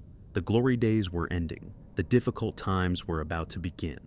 The kingdom established by God's promise to David would soon be torn in two, setting Israel on a path that would lead, eventually, to destruction and exile. The First Temple and its destruction, 586 BCE. You are now entering one of the most tragic periods in Jewish history, a time when the promises made to Abraham seemed to be unraveling, when the covenant appeared broken, when the very existence of the Jewish people hung in the balance. The story of the divided kingdom and the destruction of the First Temple is a story of warning ignored, of prophets rejected, of slow decline punctuated by brief revivals, leading inexorably to catastrophe. Yet it is also a story that reveals the character of the Jewish people, their resilience, their capacity to find meaning in suffering, and their to maintain faith even when everything seemed lost. When Solomon died and his son Rehoboam came to Shechem to be made king, the northern tribes sent for Jeroboam, who had returned from Egypt. They came to Rehoboam with a petition. "Your father made our yoke heavy. Now, therefore, lighten the hard service of your father and his heavy yoke that he placed on us, and we will serve you." Rehoboam consulted the older advisors who had served Solomon. They counseled him wisely. "If you will be a servant to this people today and serve them, and speak good words to them when you answer them, then they will be your servants forever." But Rehoboam also consulted the young men who had grown up with him, and they gave opposite advice. "Thus you should say to this people who spoke to you, 'My father made your yoke heavy, but I will add to your yoke. My father disciplined you with whips, but I will discipline you with scorpions.'" When the people returned after 3 days for Rehoboam's answer, he rejected the older advisors' counsel and followed the advice of the young men. He spoke harshly to the people, telling them he would make their burden even heavier than his father had. The response was immediate and decisive. The northern tribes declared, "What share do we have in David? We have no inheritance in the son of Jesse. To your tents, O Israel. Look now to your own house, O David." They made Jeroboam king over the northern tribes. Only the tribe of Judah, along with most of Benjamin and the Levites who served in the temple, remained loyal to Rehoboam and the house of David. The united kingdom that David had forged and Solomon had ruled was now split in two. The northern kingdom, called Israel, consisted of 10 tribes and was larger, wealthier, and more populous. The southern kingdom, called Judah, consisted primarily of 2 tribes but included Jerusalem and the temple, 2 nations where there had been one, 2 kings where there should have been one Davidic monarch. The division would last for more than 200 years and would ultimately contribute to the destruction of both kingdoms. Jeroboam, the first king of the northern kingdom of Israel, faced an immediate problem. His people would naturally want to go to Jerusalem for the major festivals to worship at the temple, the only legitimate place of sacrifice according to the law of Moses. But Jerusalem was in Judah, the rival kingdom. If his people kept going to Jerusalem, Jeroboam feared their hearts would turn back to the house of David. So Jeroboam made a fateful decision. He created 2 golden calves, echoing the terrible sin of the wilderness, and set them up in Dan in the far north and Bethel in the south. He said to the people, "You have gone up to Jerusalem long enough. Here are your gods, O Israel, who brought you up out of the land of Egypt." He instituted festivals, appointed priests from among all the people rather than only from the tribe of Levi, and created an entire alternative religious system. This decision, made for political expedience, set the pattern for the northern kingdom. The text repeatedly condemns the kings of Israel for walking in the way of Jeroboam and in the sin that he caused Israel to commit. By setting up alternative places of worship with golden calves, Jeroboam violated the fundamental commandments, exclusive worship of the Lord and no graven images. He made political survival more important than faithfulness to the covenant. The northern kingdom of Israel would have 19 kings from 9 different dynasties over approximately 200 years. Not one of them is described as doing what was right in the eyes of the Lord. The kingdom was marked by instability, coups, assassinations, and spiritual apostasy. Some kings were worse than others. Ahab and his Phoenician wife Jezebel actively promoted Baal worship, but none led the people back to faithful covenant observance. Yet during this dark time, God raised up prophets to call the people back to faithfulness. These prophets, Elijah, Elisha, Amos, Hosea, and others, fearlessly confronted kings, performed miracles, and proclaimed God's word even at great personal risk. Elijah appeared suddenly during the reign of Ahab, declaring that there would be no rain for years except at his word. God sustained Elijah by ravens that brought him food and by a widow whose flour and oil never ran out. After 3 years of drought, Elijah confronted Ahab and challenged the prophets of Baal to a contest on Mount Carmel. Let the prophets of Baal call on their God, and let Elijah call on the Lord, and the God who answered by fire would be the true God. The prophets of Baal called on their God from morning until noon, then until evening, cutting themselves with swords and lances. But there was no voice, no answer, no response. Then Elijah prepared an altar to the Lord, placed wood and a bull on it, and had the whole thing drenched with water 3 times. He prayed a simple prayer, "O Lord, God of Abraham, Isaac, and Israel, let it be known this day that you are God in Israel, that I am your servant, and that I have done all these things at your bidding. Answer me, O Lord, answer me, so that this people may know that you, O Lord, are God, and that you have turned their hearts back." Fire fell from heaven and consumed the burnt offering, the wood, the stones, the dust, and even the water in the trench. The people fell on their faces and declared, "The Lord indeed is God, the Lord indeed is God." Elijah had the prophets of Baal executed, and then rain came and ended the drought. Yet even after this dramatic demonstration of God's power, Jezebel threatened to kill Elijah, and the discouraged prophet fled into the wilderness, wanting to die. God met him there at Mount Horeb, the same mountain where Moses had received the law, and asked him, "What are you doing here, Elijah?" Elijah complained that he had been very zealous for the Lord, but the Israelites had forsaken the covenant, torn down the altars, and killed the prophets. "I alone am left, and they are seeking my life to take it away." God told Elijah to stand on the mountain, for the Lord was about to pass by. A great wind came that split mountains and broke rocks in pieces, but the Lord was not in the wind. After the wind came an earthquake, but the Lord was not in the earthquake. After the earthquake came fire, but the Lord was not in the fire. And after the fire came a sound of sheer silence, or a still small voice in the traditional translation. When Elijah heard it, he wrapped his face in his mantle and went out and stood at the entrance of the cave. This gentle manifestation of God's presence stood in stark contrast to the dramatic fire from heaven at Mount Carmel. God could work through both dramatic miracles and quiet whispers. God told Elijah he was not alone. 7,000 in Israel had not bowed to Baal. Elijah was to anoint new kings over Aram and Israel, and to anoint Elisha as prophet in his place. The prophets of this era spoke not only to Israel, but also to Judah, the southern kingdom. Judah had the advantage of the Davidic dynasty. All its kings were descendants of David and the temple in Jerusalem.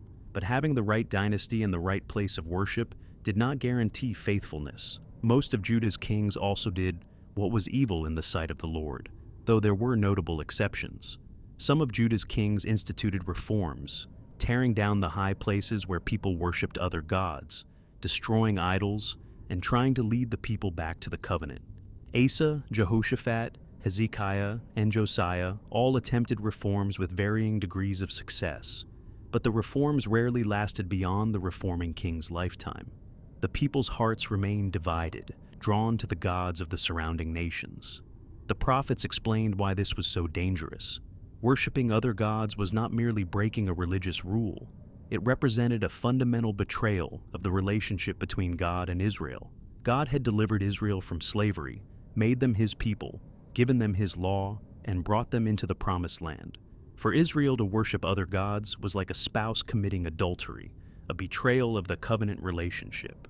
The prophet Hosea made this explicit by naming his children not pitied and not my people, symbolizing how Israel's idolatry had broken the covenant bond. But the prophet's message was not only about religious infidelity. They also condemned social injustice. Amos thundered against those who trample the head of the poor into the dust of the earth and push the afflicted out of the way. He condemned those who sell the righteous for silver and the needy for a pair of sandals. Isaiah declared, "What to me is the multitude of your sacrifices, says the Lord. I have had enough of burnt offerings. When you stretch out your hands, I will hide my eyes from you. Even though you make many prayers, I will not listen. Your hands are full of blood. Wash yourselves, make yourselves clean. Remove the evil of your doings from before my eyes. Cease to do evil, learn to do good. Seek justice, rescue the oppressed, defend the orphan, plead for the widow."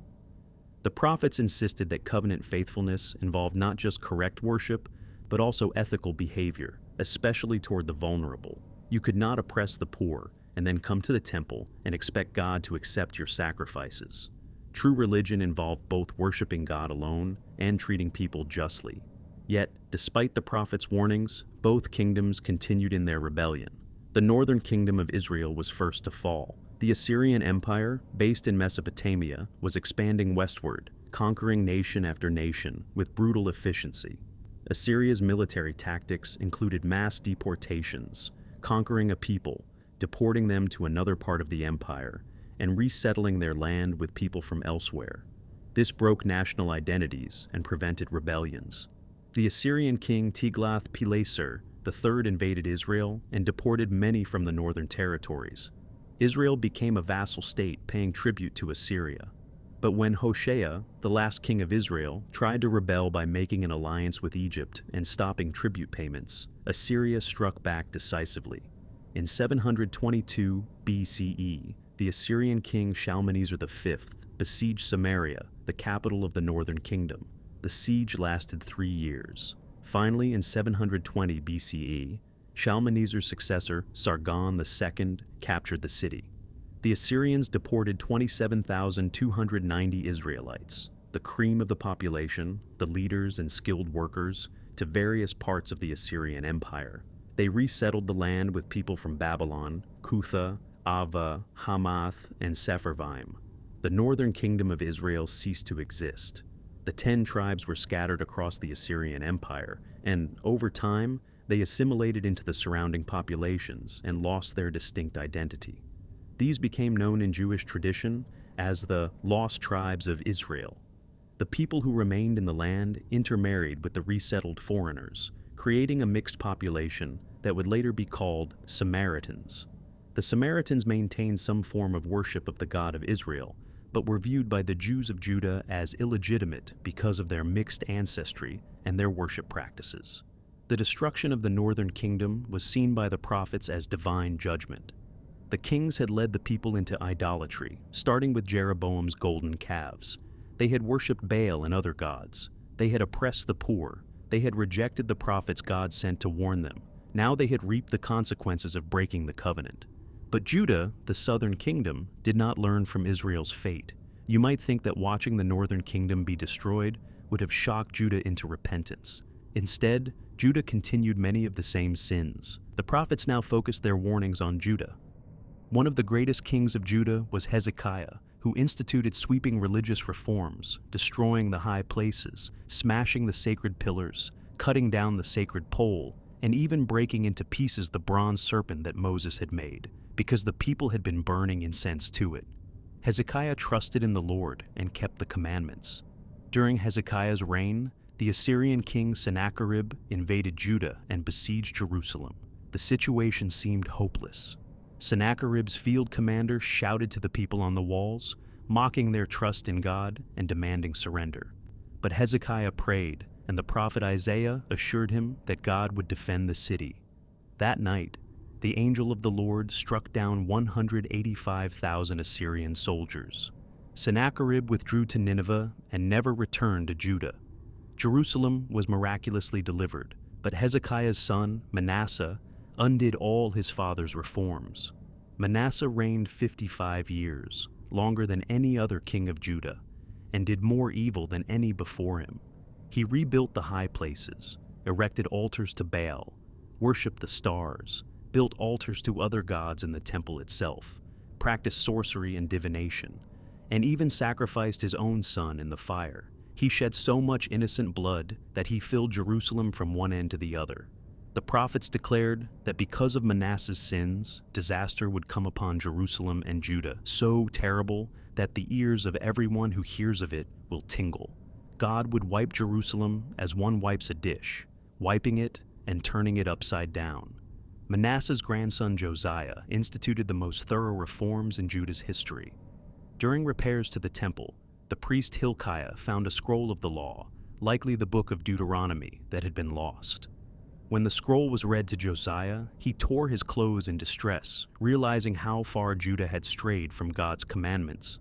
Josiah led the nation in a covenant renewal ceremony, reading the entire book of the law to all the people, and pledging to follow the Lord and keep his commandments with all his heart and soul. Josiah's reforms were comprehensive. He removed all the idolatrous priests and destroyed all the places of idolatrous worship, not only in Judah, but even in the former northern kingdom. He defiled the high places, broke down the altars, and ground the Asherah poles to dust. He even desecrated Topheth in the valley of Hinnom, where people had sacrificed children to Molech. He reinstituted the Passover celebration, as it had not been kept since the days of the judges.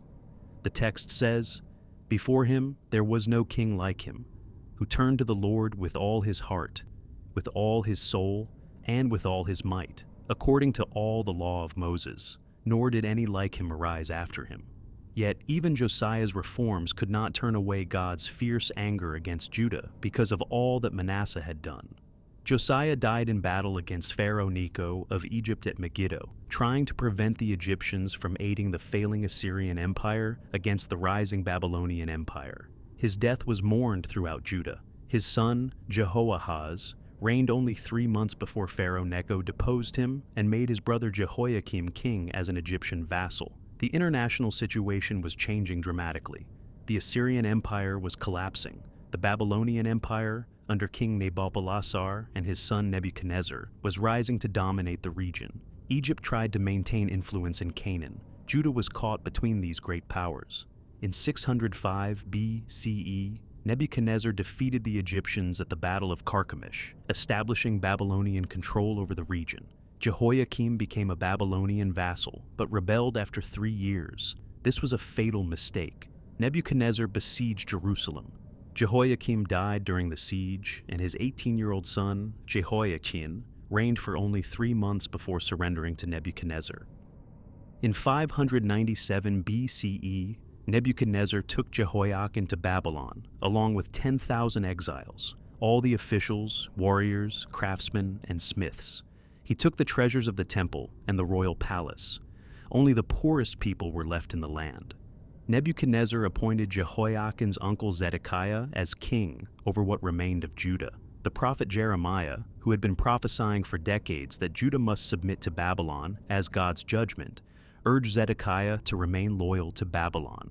But other prophets declared that the exile would be brief, that God would soon break Babylon's yoke and bring back the exiles and the temple vessels. Zedekiah faced pressure from his officials and from Egypt to rebel. After 9 years, Zedekiah did rebel against Babylon, despite Jeremiah's warnings. Nebuchadnezzar responded decisively.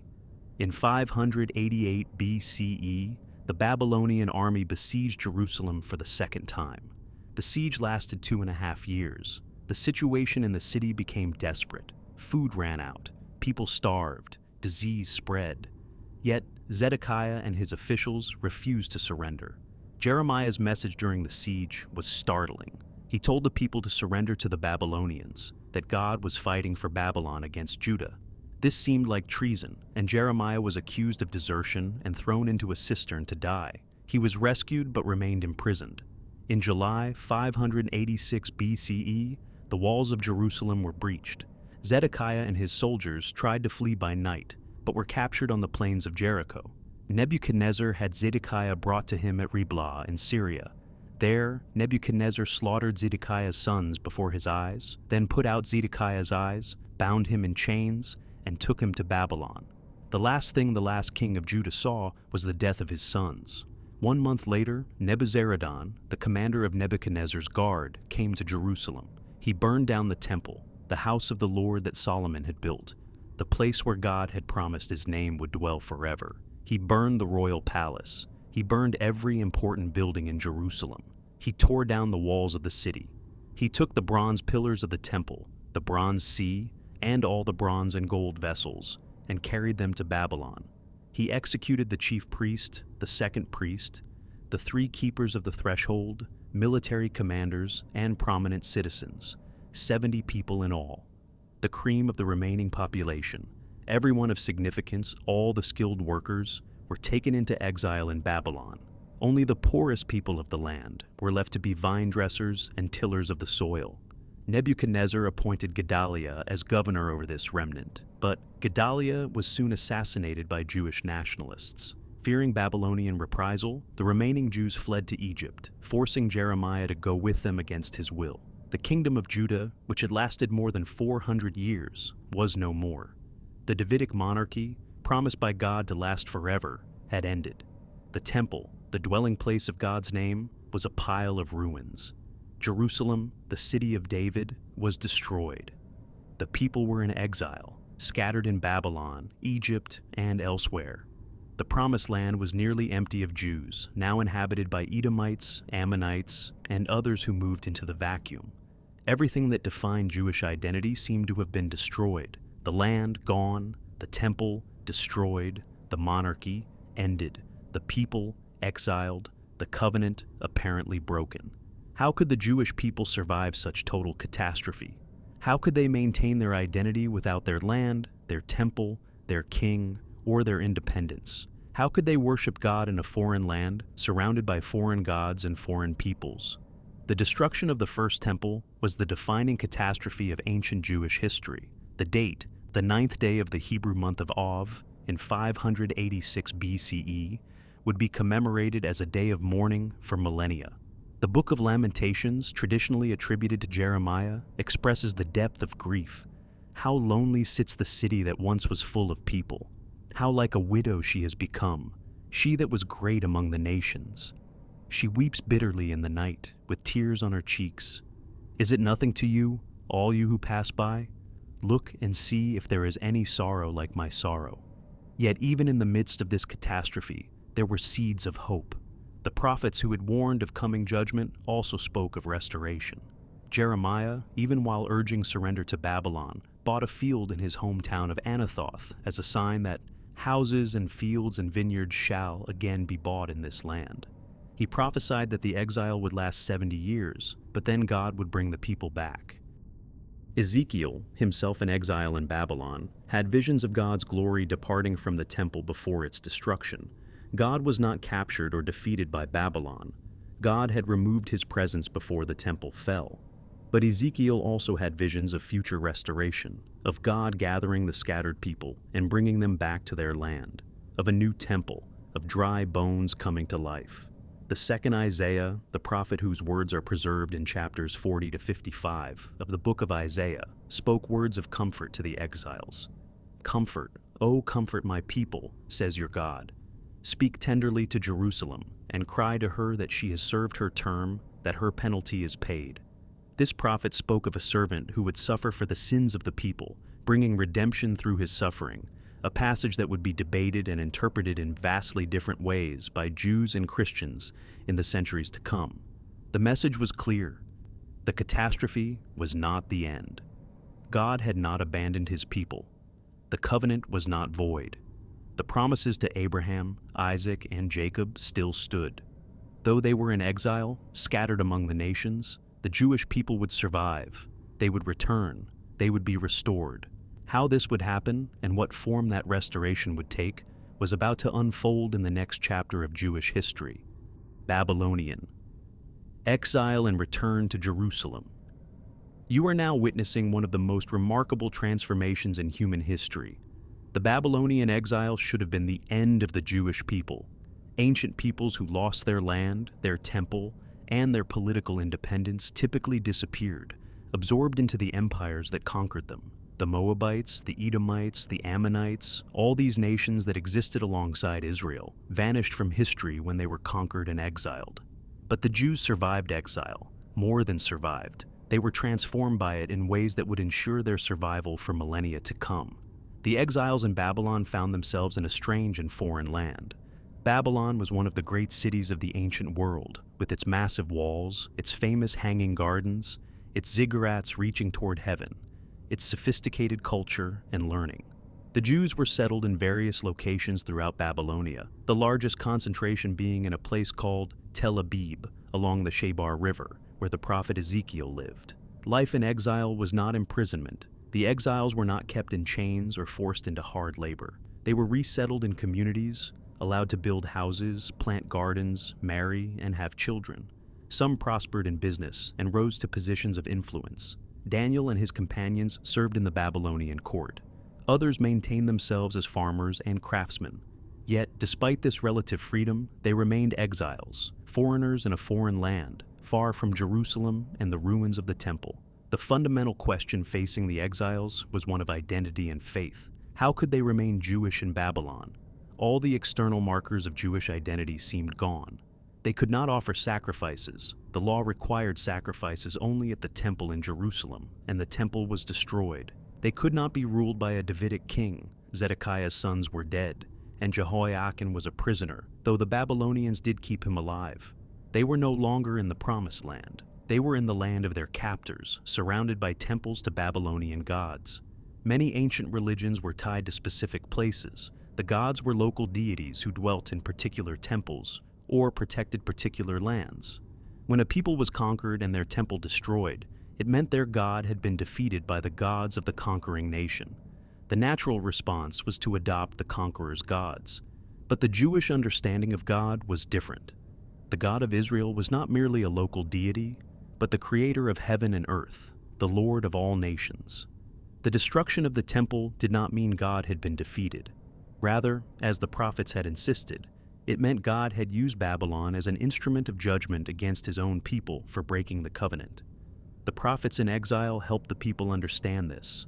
Ezekiel had vision showing that God's glory departed from the temple before it was destroyed. God was not trapped in the temple, and God was not defeated when the temple fell. God was present with the exiles in Babylon. As Ezekiel reported God saying, "Though I removed them far away among the nations, and though I scattered them among the countries, yet I have been a sanctuary to them for a little while in the countries where they have gone." The prophet, often called Second Isaiah, proclaimed a radical message of monotheism to the exiles. Not just that Israel should worship only one God, but that there was only one God. The gods of Babylon were nothing, mere wood and stone, creations of human hands. "I am the Lord, and there is no other. Besides me, there is no God," God declared through the prophet. "Turn to me and be saved, all the ends of the earth. For I am God, and there is no other." This period of exile saw the development of practices and institutions that would become central to Judaism.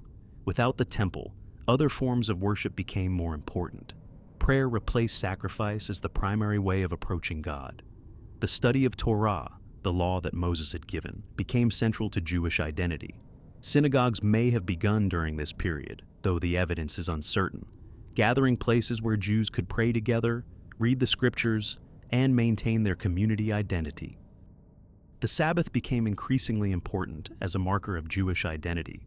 Observing the seventh day as a day of rest set Jews apart from their Babylonian neighbors. Dietary laws, circumcision, and other distinctive practices helped maintain boundaries between Jews and the surrounding culture. These practices took on new significance in exile. They were ways of remaining Jewish without a temple, land, or king. The scribes became increasingly important during this period. These were the scholars who preserved, copied, and studied the sacred texts. The scriptures that had existed in various forms began to be collected, edited, and standardized. The Torah, the 5 books of Moses, took its final form during or shortly after the exile. Historical books, prophetic oracles, psalms, and wisdom literature were preserved and organized.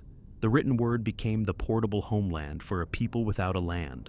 Jeremiah had written to the exiles early on, telling them to build houses and live in them, plant gardens and eat what they produce, take wives and have sons and daughters, multiply there and do not decrease.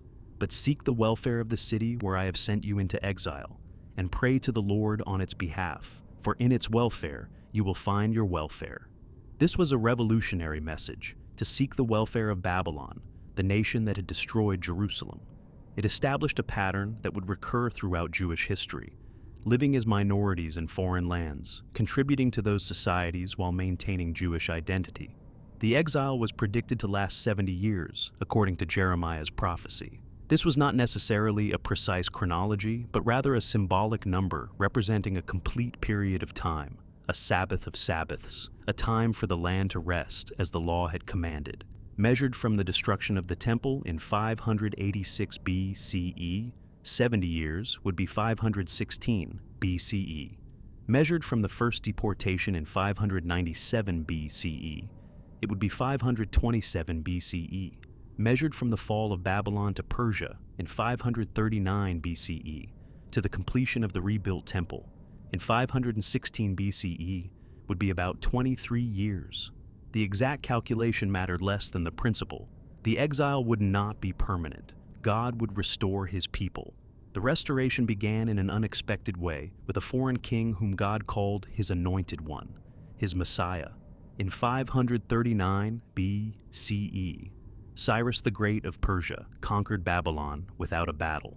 The Babylonian king Nabonidus had alienated the priests of Marduk, Babylon's chief god, and when Cyrus approached the city, the gates were opened to him. Cyrus entered Babylon as a liberator, not a destroyer. Cyrus had a very different policy from the Assyrians and Babylonians regarding conquered peoples. Rather than deporting populations and destroying their temples, Cyrus allowed exiled peoples to return to their homelands and rebuild their temples. This was not merely humanitarian, it was politically shrewd. People who were allowed to return home and worship their own gods were more likely to be loyal subjects.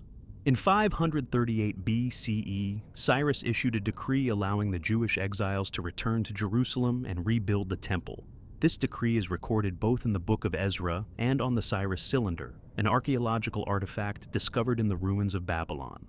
The decree stated, "Thus says King Cyrus of Persia, the Lord, the God of heaven, has given me all the kingdoms of the earth, and he has charged me to build him a house at Jerusalem in Judah. Any of those among you who are of his people, may their God be with them, are now permitted to go up to Jerusalem in Judah and rebuild the house of the Lord, the God of Israel. He is the God who is in Jerusalem." Cyrus also ordered that the gold and silver vessels that Nebuchadnezzar had taken from the temple be returned. These numbered 5,400 items. He placed them in the charge of Sheshbazzar, described as the Prince of Judah, possibly a member of the Davidic line. You might expect that all the exiles would have jumped at the chance to return home, but they did not. Many Jews had been born in Babylon and had never seen Jerusalem. They had lives, businesses, and families in Babylon. The journey to Jerusalem was long and dangerous. The land of Judah was poor and ruined. Babylon was prosperous and secure. Only a minority, perhaps 40 to 50,000 people out of a much larger exile population, chose to return in the first wave. The returnees were led by Zerubbabel, a grandson of King Jehoiakim and thus of Davidic lineage, and by Joshua, or Jeshua, the high priest. They faced enormous challenges. The land of Judah had been devastated. Jerusalem was still in ruins, its walls broken down.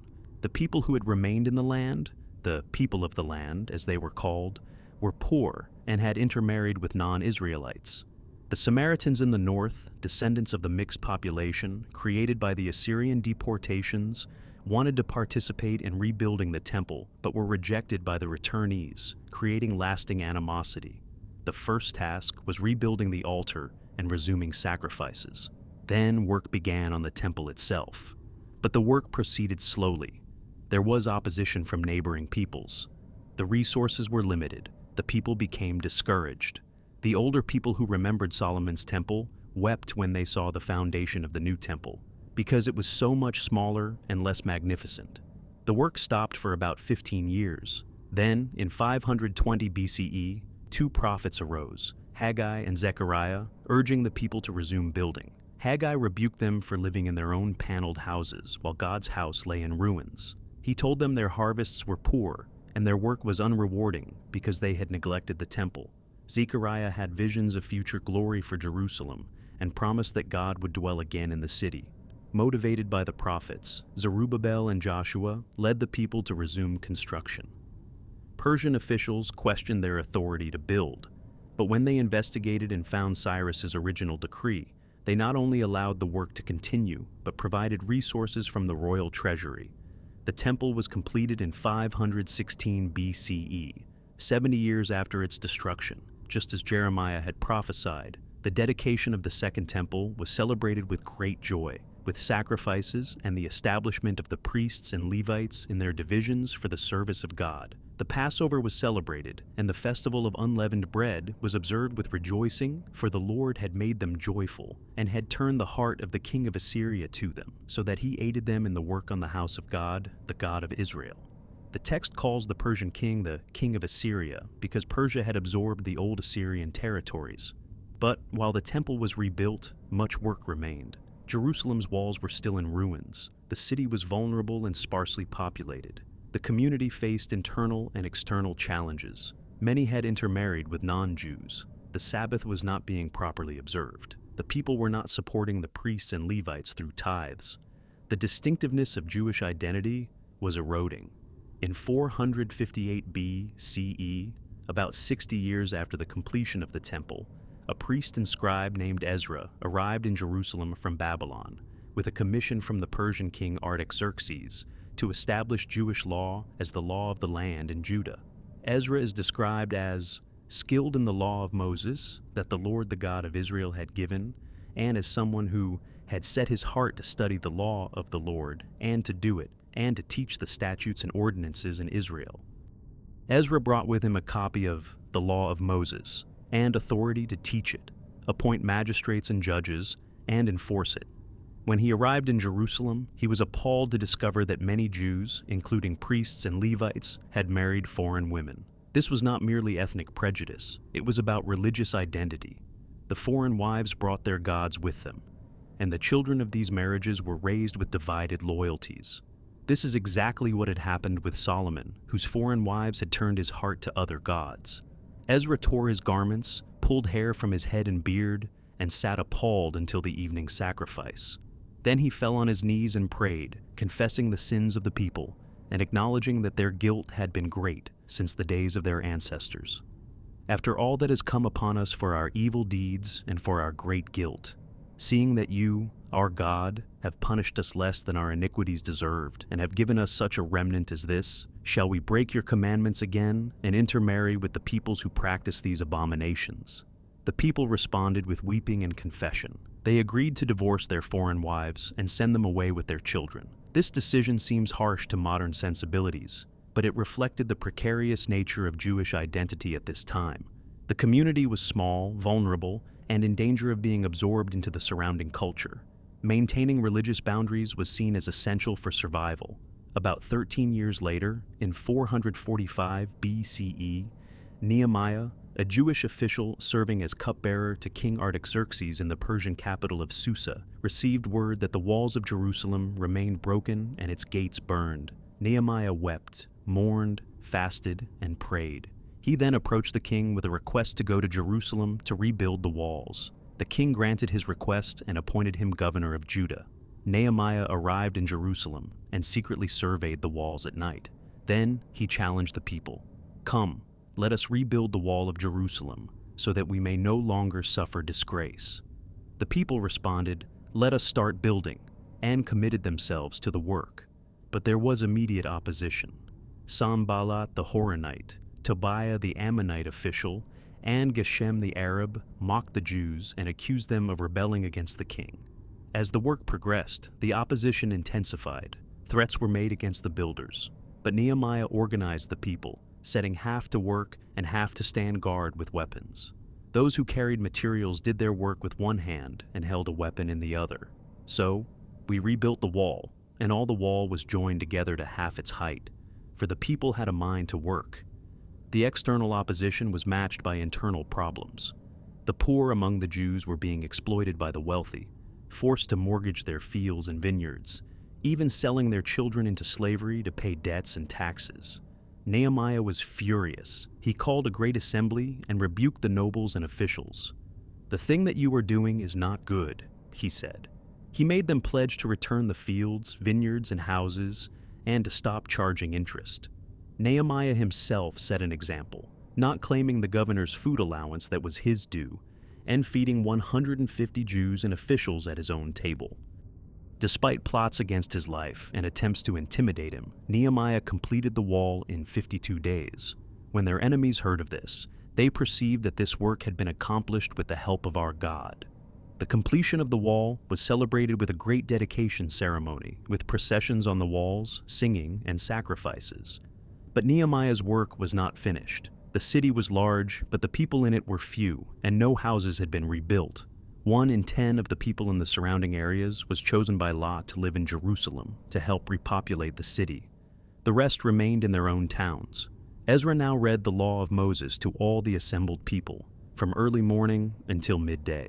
The people wept when they heard the words of the law, realizing how far they had strayed from it.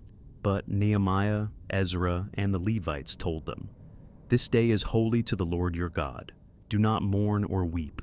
Go your way, eat the fat, and drink sweet wine, and send portions of them to those for whom nothing is prepared. For this day is holy to our Lord, and do not be grieved, for the joy of the Lord is your strength." The next day the people gathered again, and the law was read. They discovered the command to live in booths during the festival of Sukkot, the Feast of Tabernacles.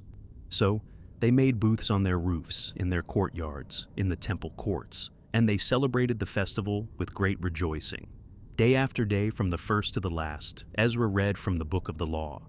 Then came a day of fasting, confession, and covenant renewal. The people confessed their sins and the sins of their ancestors.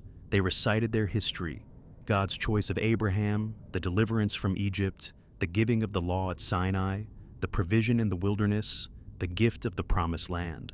They acknowledged their ancestors' rebellion and God's mercy. They confessed their current sins and committed themselves to keep God's commandments.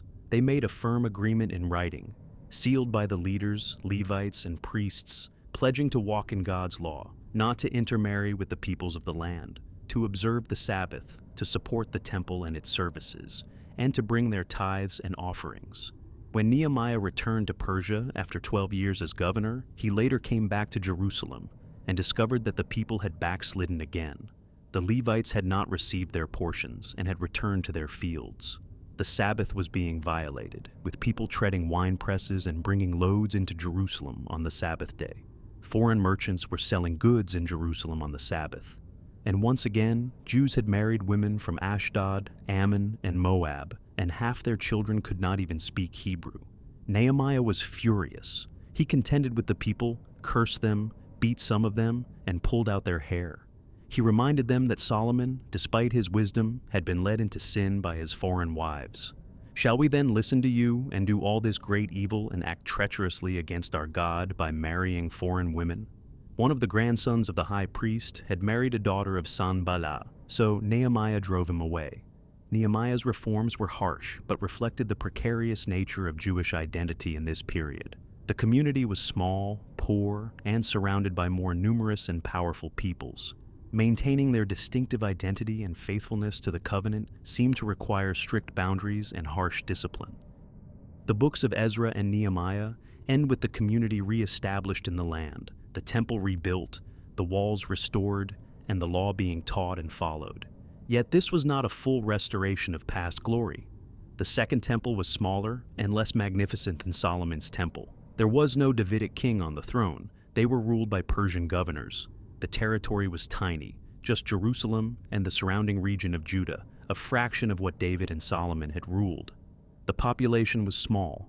They remained a subject people under Persian rule. Yet in other ways, this period laid foundations that would prove crucial for Jewish survival in the centuries ahead.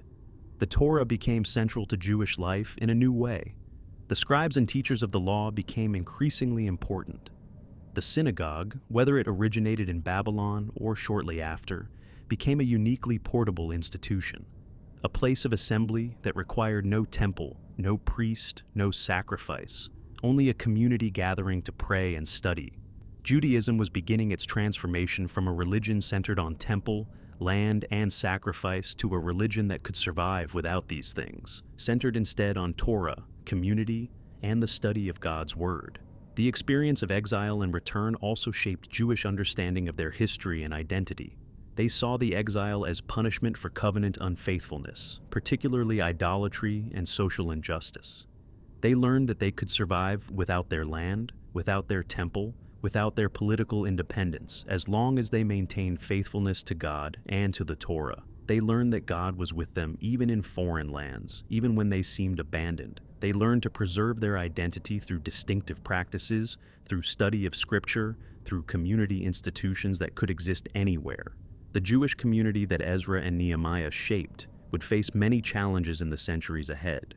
Persian rule would give way to Greek rule, which would give way to independence and then to Roman rule. The Second Temple would stand for nearly 600 years, but it too would eventually be destroyed. Yet the Judaism that emerged from the Babylonian exile and return, centered on Torah and maintained through portable institutions like the synagogue, would prove resilient enough to survive even that second destruction and preserve Jewish identity through 2,000 years of statelessness. The return from Babylon did not restore Israel to its former glory, but it did ensure Jewish survival and plant seeds that would allow Judaism to adapt and endure through challenges that the biblical authors could not have imagined. The people who returned from Babylon were no longer simply the children of Israel. They were becoming the Jewish people, a people defined not primarily by political power or territorial control, but by covenant faithfulness, by study of Torah, by distinctive practices, and by an unshakable identity as God's chosen people, no matter where in the world they might find themselves. You're 90 minutes into 4,000 years of Jewish history, from Abraham's covenant to the Roman destruction of the Second Temple. The diaspora is about to begin, scattering the Jewish people across the world for 2,000 years. If you're captivated by history's most dramatic survival stories, subscribe to The Deep Unknown. We create 3-hour documentaries perfect for sleep, study, or losing yourself in civilization's greatest narratives. The Second Temple and Roman occupation. You are now entering a period of dramatic transformation in Jewish history. The 5 centuries following the return from Babylon saw the Jewish people encounter Greek culture, fight for independence, develop new forms of religious expression, and ultimately face the overwhelming power of Rome. This period witnessed the emergence of Pharisees and Sadducees, the composition of texts that would not be included in the Hebrew Bible, brief periods of independence, and ultimately another catastrophic destruction. It was also during this time that a Jewish teacher from Nazareth named Jesus would begin a movement that would eventually separate from Judaism and become Christianity, adding another layer of complexity to Jewish history. For about 200 years after Nehemiah's time, the Jewish community in Judea lived quietly under Persian rule. The historical record for this period is sparse. The Persians allowed the Jews considerable autonomy in religious matters. The high priest became the most important figure in the Jewish community, combining religious and political authority. The temple was the center of Jewish life, with daily sacrifices, festivals, and pilgrimages. The population remained small, and the territory limited to Jerusalem and the surrounding countryside. This Persian period ended suddenly in 332 BCE, when Alexander the Great swept through the region in his conquest of the Persian Empire. Alexander's army conquered the eastern Mediterranean, Egypt, Mesopotamia, and pushed as far as India. When Alexander came to Judea, according to the Jewish historian Josephus, the high priest went out to meet him in his ceremonial robes, and Alexander, seeing him, bowed down. Alexander's companions were astonished, but Alexander explained that he had seen this figure in a dream before his campaign, and the figure had promised him victory. Whether this story is historical or legendary, the fact remains that Alexander treated the Jews favorably, allowing them to continue their religious practices and granting them privileges in the new cities he founded. Alexander died in 323 BCE at the age of 33, and his empire was divided among his generals. Judea initially came under the control of the Ptolemies, who ruled from Egypt, but in 198 BCE, it passed to the Seleucid Empire, which ruled from Syria. Both the Ptolemies and Seleucids were Greek dynasties, and they brought Hellenistic Greek culture with them. Hellenistic culture was sophisticated and attractive. Greek became the international language. Greek philosophy, literature, art, and athletic competitions spread throughout the Mediterranean world. Cities were built on the Greek model, with gymnasiums, theaters, and temples to Greek gods. Greek ideas about politics, education, and the good life influenced people everywhere. The Jews faced a challenge. How much should they adopt Greek culture? Some Jews embraced Hellenization enthusiastically, adopting Greek names, Greek dress, Greek customs, and Greek ways of thinking. They built a gymnasium in Jerusalem. Young men exercised naked in the Greek fashion, and some even underwent operations to reverse their circumcisions because they were ashamed of this distinctive Jewish mark.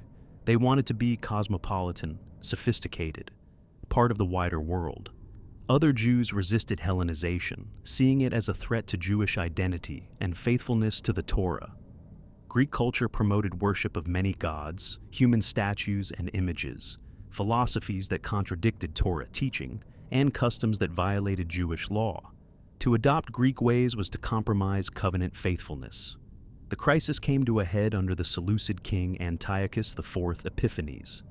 Antiochus needed money for his military campaigns and saw the wealthy Jerusalem temple as a source of funds. He raided the temple treasury and appointed and deposed high priests based on who would pay him the most. But his interference went much further than mere corruption. In 167 BCE, Antiochus issued decrees that struck at the heart of Jewish identity. He forbade Jewish religious practices, he outlawed circumcision, Sabbath observance, and possession of Torah scrolls, all under penalty of death. He ordered the Jews to sacrifice pigs, unclean animals, and to eat their flesh. He erected altars to Greek gods throughout Judea and commanded the Jews to offer sacrifices to them. Most shockingly, he desecrated the temple itself, erecting an altar to Zeus in the temple court and sacrificing pigs on it. This abomination of desolation was designed to destroy Judaism by making its central shrine unfit for worship. Many Jews, under threat of death, complied with Antiochus's orders, but others refused.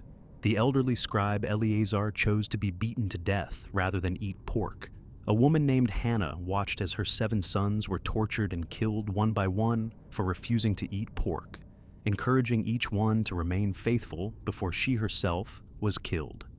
These martyrs died rather than violate the Torah, establishing a tradition of martyrdom that would recur throughout Jewish history. But not all Jews chose passive resistance. In the village of Modin, when a royal official tried to force the Jews to sacrifice to Greek gods, an elderly priest named Mattathias killed both the official and a Jew who was about to comply with the order. Mattathias and his 5 sons, John, Simon, Judah, Eleazar, and Jonathan, fled to the hills and began a guerrilla war against the Seleucids and their Jewish collaborators. When Mattathias died, his son Judah took command. Judah was called Maccabeus, meaning the hammer, and the revolt became known as the Maccabean Revolt. Against overwhelming odds, Judah's forces won a series of victories against Seleucid armies. In 164 BCE, Just 3 years after the temple had been defiled, Judah and his forces liberated Jerusalem and cleansed the temple. The story is told that when they entered the temple, they found only one small jar of pure olive oil with the high priest's seal still intact, enough to light the menorah for just 1 day. But miraculously, the oil lasted 8 days, long enough to prepare new pure oil. The temple was rededicated on the 25th day of the month of Kislev, and this event has been commemorated ever since as Hanukkah, the Festival of Lights, celebrated for 8 days each year. The military campaign continued. The Maccabees fought to secure Judea and protect Jewish communities in surrounding areas. Judah was eventually killed in battle and succeeded by his brother Jonathan, who combined military leadership with serving as high priest. Jonathan was succeeded by his brother Simon, who achieved a remarkable feat: Seleucid recognition of Jewish independence in 142 BCE. For the first time since the Babylonian conquest more than 400 years earlier, the Jews were an independent nation. Simon's son, John Hyrcanus, expanded Judean territory, eventually controlling a region almost as large as David's kingdom. He forcibly converted the Idumeans, Edomites, to Judaism, and destroyed the Samaritan temple on Mount Gerizim. The Hasmonean dynasty, named after Hasmon, an ancestor of Mattathias, ruled an independent Jewish state for about 80 years. But this independence came at a cost.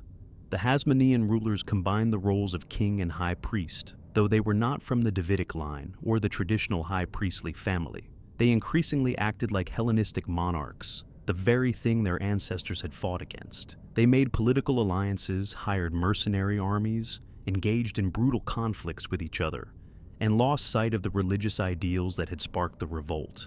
The Hasmonean period also saw the development of distinct Jewish parties or sects that would be important in later Jewish history.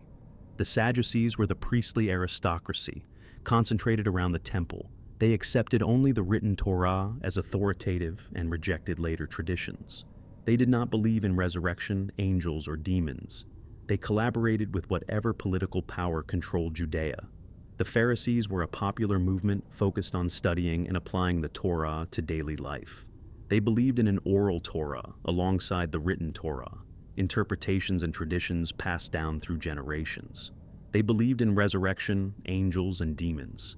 They tried to extend the purity laws of the priests to ordinary Jews, making holiness part of everyday life. After the destruction of the Second Temple, the Pharisaic movement would evolve into Rabbinic Judaism, the form of Judaism that has continued to the present. The Essenes were a sectarian movement that rejected the temple establishment as corrupt and withdrew into communities in the wilderness, most famously at Qumran near the Dead Sea. They practiced ritual purity, shared possessions communally, and awaited God's intervention to purify Israel.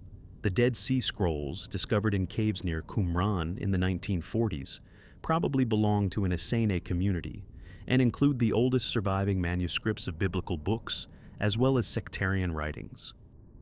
There were also the Zealots, revolutionaries who believed in violent resistance to foreign rule, and various other groups, prophets, and movements. Judaism in the Second Temple period was diverse, with different groups interpreting the tradition in different ways. The Hasmonean independence ended when the Roman general Pompey conquered Jerusalem in 63 BCE. The Romans had been expanding eastward, and Judea fell into their sphere of control. Two Hasmonean brothers, Hyrcanus II and Aristobulus II, were fighting each other for the throne, and both appealed to Pompey for support. Pompey besieged Jerusalem for 3 months. When the city fell, Pompey entered the Holy of Holies, the inner sanctuary that only the high priest could enter, and only on the Day of Atonement. The Jews were shocked by this sacrilege. Pompey did not take the temple treasures, but he made Judea a client state of Rome. The Romans initially ruled through Jewish client kings. Herod, an Idumean whose ancestors had been forcibly converted to Judaism under John Hyrcanus, became king of Judea in 37 BCE with Roman backing. Herod was a complex figure, brutal and paranoid, but also an ambitious builder. He massively expanded and beautified the Second Temple, turning it into one of the architectural wonders of the ancient world. The temple complex covered about 1/6 of the area of Jerusalem. Its courtyards could hold hundreds of thousands of pilgrims during festivals. The sanctuary itself was plated with gold that gleamed in the sun. Herod also built fortresses, palaces, entire cities, and the harbor at Caesarea. But he was hated by many Jews because he was not truly Jewish by descent, because he was a Roman puppet, and because of his cruelty. He killed his favorite wife Mariamne, 3 of his sons, his mother-in-law, and numerous others whom he suspected of plotting against him. Caesar Augustus reportedly said it was safer to be Herod's pig than Herod's son. It was during Herod's reign that Jesus of Nazareth was born, probably around 4 BCE. Jesus grew up in Galilee, began a teaching ministry when he was about 30, gathered disciples, and taught about the kingdom of God. He performed healings and exorcisms, taught in parables, interpreted the Torah in ways that sometimes conflicted with the religious authorities, and gained a following among the common people. Jesus' teaching had much in common with the Pharisees, though he also criticized them for hypocrisy and excessive legalism.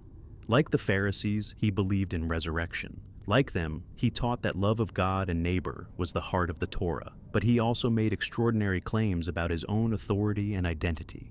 He claimed authority to forgive sins, to reinterpret the law, to speak for God. His followers came to believe he was the Messiah, the anointed king from David's line, whom God would send to deliver Israel. Jesus came to Jerusalem for Passover, probably in 30 CE. He caused a disturbance in the temple, overturning the tables of the money changers and those selling sacrificial animals, saying they had made God's house of prayer into a den of robbers. This was an attack on the temple establishment, and a symbolically revolutionary act. The religious authorities, fearing both his popularity and Roman reaction to any disturbance, had him arrested. The high priest and the Sanhedrin, the Jewish council, interrogated him. When he was brought before the Roman governor Pontius Pilate, he was accused of claiming to be king of the Jews, a political charge that demanded crucifixion as the penalty for insurrection. Jesus was crucified, a Roman method of execution reserved for slaves and revolutionaries, designed to be both painful and humiliating. His disciples fled. It seemed that his movement had ended in failure, just another failed messianic movement among many in that turbulent time. But 3 days later, his followers began claiming that Jesus had risen from the dead. They said he had appeared to them, eaten with them, taught them. They began proclaiming that Jesus was the Messiah, that his death had atoned for sins, that his resurrection proved God's vindication of him, and that he would return to establish God's kingdom. This movement, which began as a Jewish sect, would eventually separate from Judaism and become Christianity, growing into one of the world's major religions. But in the first decades, Jesus' followers were Jews who worshipped in the temple, observed the Torah, and simply believed that Jesus was the Messiah. The relationship between the emerging Christian movement and Judaism was complex and painful. Christians believed that Jesus fulfilled the prophecies about the Messiah, that his death and resurrection inaugurated a new covenant, and that faith in Jesus, rather than observance of all the Torah's commandments, was the path to salvation. Most Jews rejected these claims. Jesus had not accomplished what the Messiah was supposed to accomplish. He had not delivered Israel from its enemies, gathered the exiles, rebuilt the temple, or established God's kingdom of justice and peace on earth. His crucifixion as a failed revolutionary seemed to prove he was not the Messiah. The idea that the Messiah would die and rise again was foreign to Jewish messianic expectation. As Christianity spread among Gentiles and developed its own theology and practices, it separated from Judaism, though the process took decades. Jewish Christians faced increasing pressure from both the Jewish community and the developing Gentile church. The separation was painful and created animosity that would have tragic consequences in later centuries. Meanwhile, Judea remained under Roman control, ruled sometimes by Roman governors directly and sometimes by Jewish client kings. The Romans were tolerant of Jewish religious practices, allowing the temple to function and exempting Jews from emperor worship because of their ancestral monotheism. But the Romans were also heavy-handed, insensitive to Jewish sensibilities, corrupt, and brutal in suppressing any hint of rebellion. Tensions increased in the 1st century CE. The appointment of corrupt or insensitive governors, heavy taxation, economic pressure on peasants, conflict between rich and poor, messianic expectations, and memories of the Hasmonean independence all contributed to growing unrest. Revolutionary groups like the Zealots advocated violent resistance to Rome, prophets and would-be messiahs arose, gathering followers and sometimes leading them to destruction. The Sicarii, dagger-wielding assassins, killed Romans and Jewish collaborators in crowds. The situation exploded in 66 CE when the Roman governor Gessius Florus raided the temple treasury. Riots broke out in Jerusalem. The Jewish rebels attacked the Roman garrison and gained control of the city. They issued their own coins, declaring Freedom of Zion and marking the years of the revolt. Rebels also took control of other areas of Judea. The Romans could not tolerate this rebellion. The Emperor Nero sent his general Vespasian with a large army to suppress the revolt. Vespasian systematically reconquered Galilee and Judea, besieging town after town. The Jewish forces fought bravely, but were no match for the disciplined Roman legions. The defenders of the fortress of Masada, when they saw defeat was inevitable, chose mass suicide rather than capture. 960 men, women, and children died. When Nero died in 68 CE, Vespasian returned to Rome to become emperor, leaving his son Titus to complete the conquest. In 70 CE, Titus besieged Jerusalem. The siege lasted several months. Inside the city, different Jewish factions were fighting each other even as the Romans surrounded them. Food ran out, disease spread, people starved. It was Passover time, and the city was crowded with pilgrims who were now trapped. Finally, in August of 70 CE, the Romans breached the walls. They destroyed the fortress of Antonia adjacent to the temple.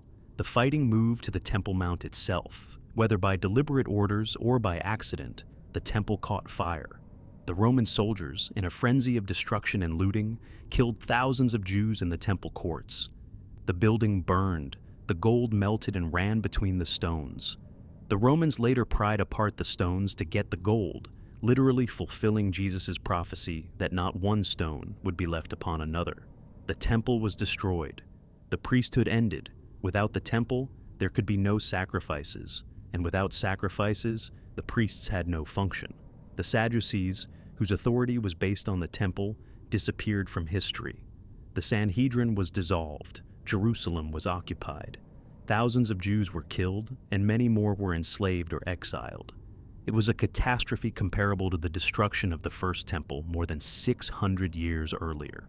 Titus returned to Rome in triumph. He built an arch celebrating his victory, which still stands in Rome today. The arch depicts Roman soldiers carrying the menorah from the temple and other treasures. For the Jews, it was a humiliation. For the Romans, a glorious victory over a rebellious province. Yet, unlike the Babylonian destruction, some elements of organized Jewish life survived in Judea after 70 CE. A Pharisaic rabbi named Yohanan ben Zakkai, according to tradition, smuggled himself out of Jerusalem in a coffin during the siege. He met with the Roman general and obtained permission to establish an academy at Yavne, a town near the Mediterranean coast.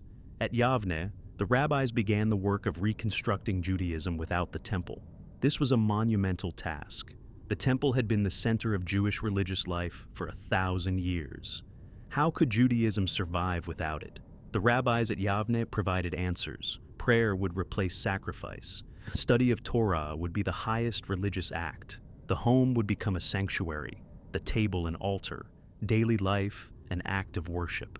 The oral traditions that the Pharisees had developed would be organized and eventually written down in the Mishnah.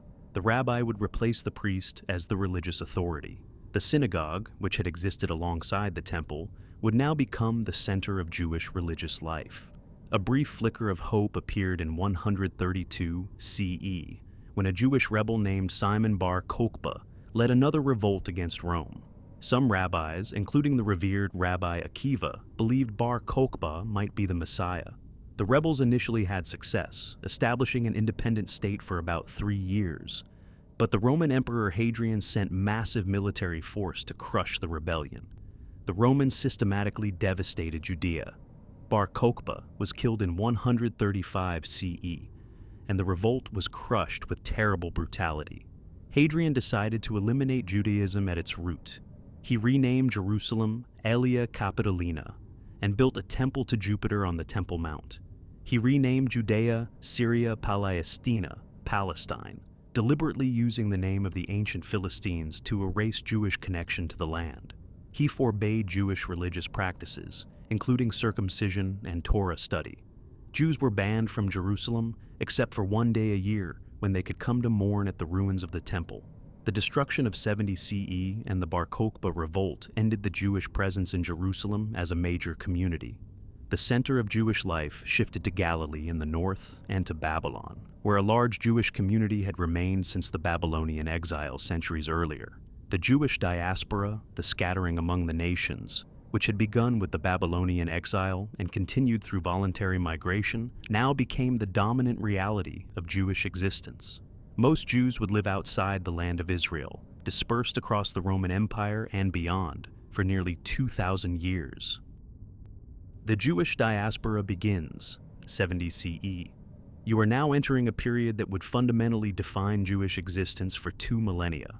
The diaspora, from the Greek word meaning scattering, was not simply a geographic dispersion. It was a complete transformation of what it meant to be Jewish. Without a homeland, without a temple, without political power, the Jewish people would have to maintain their identity through other means.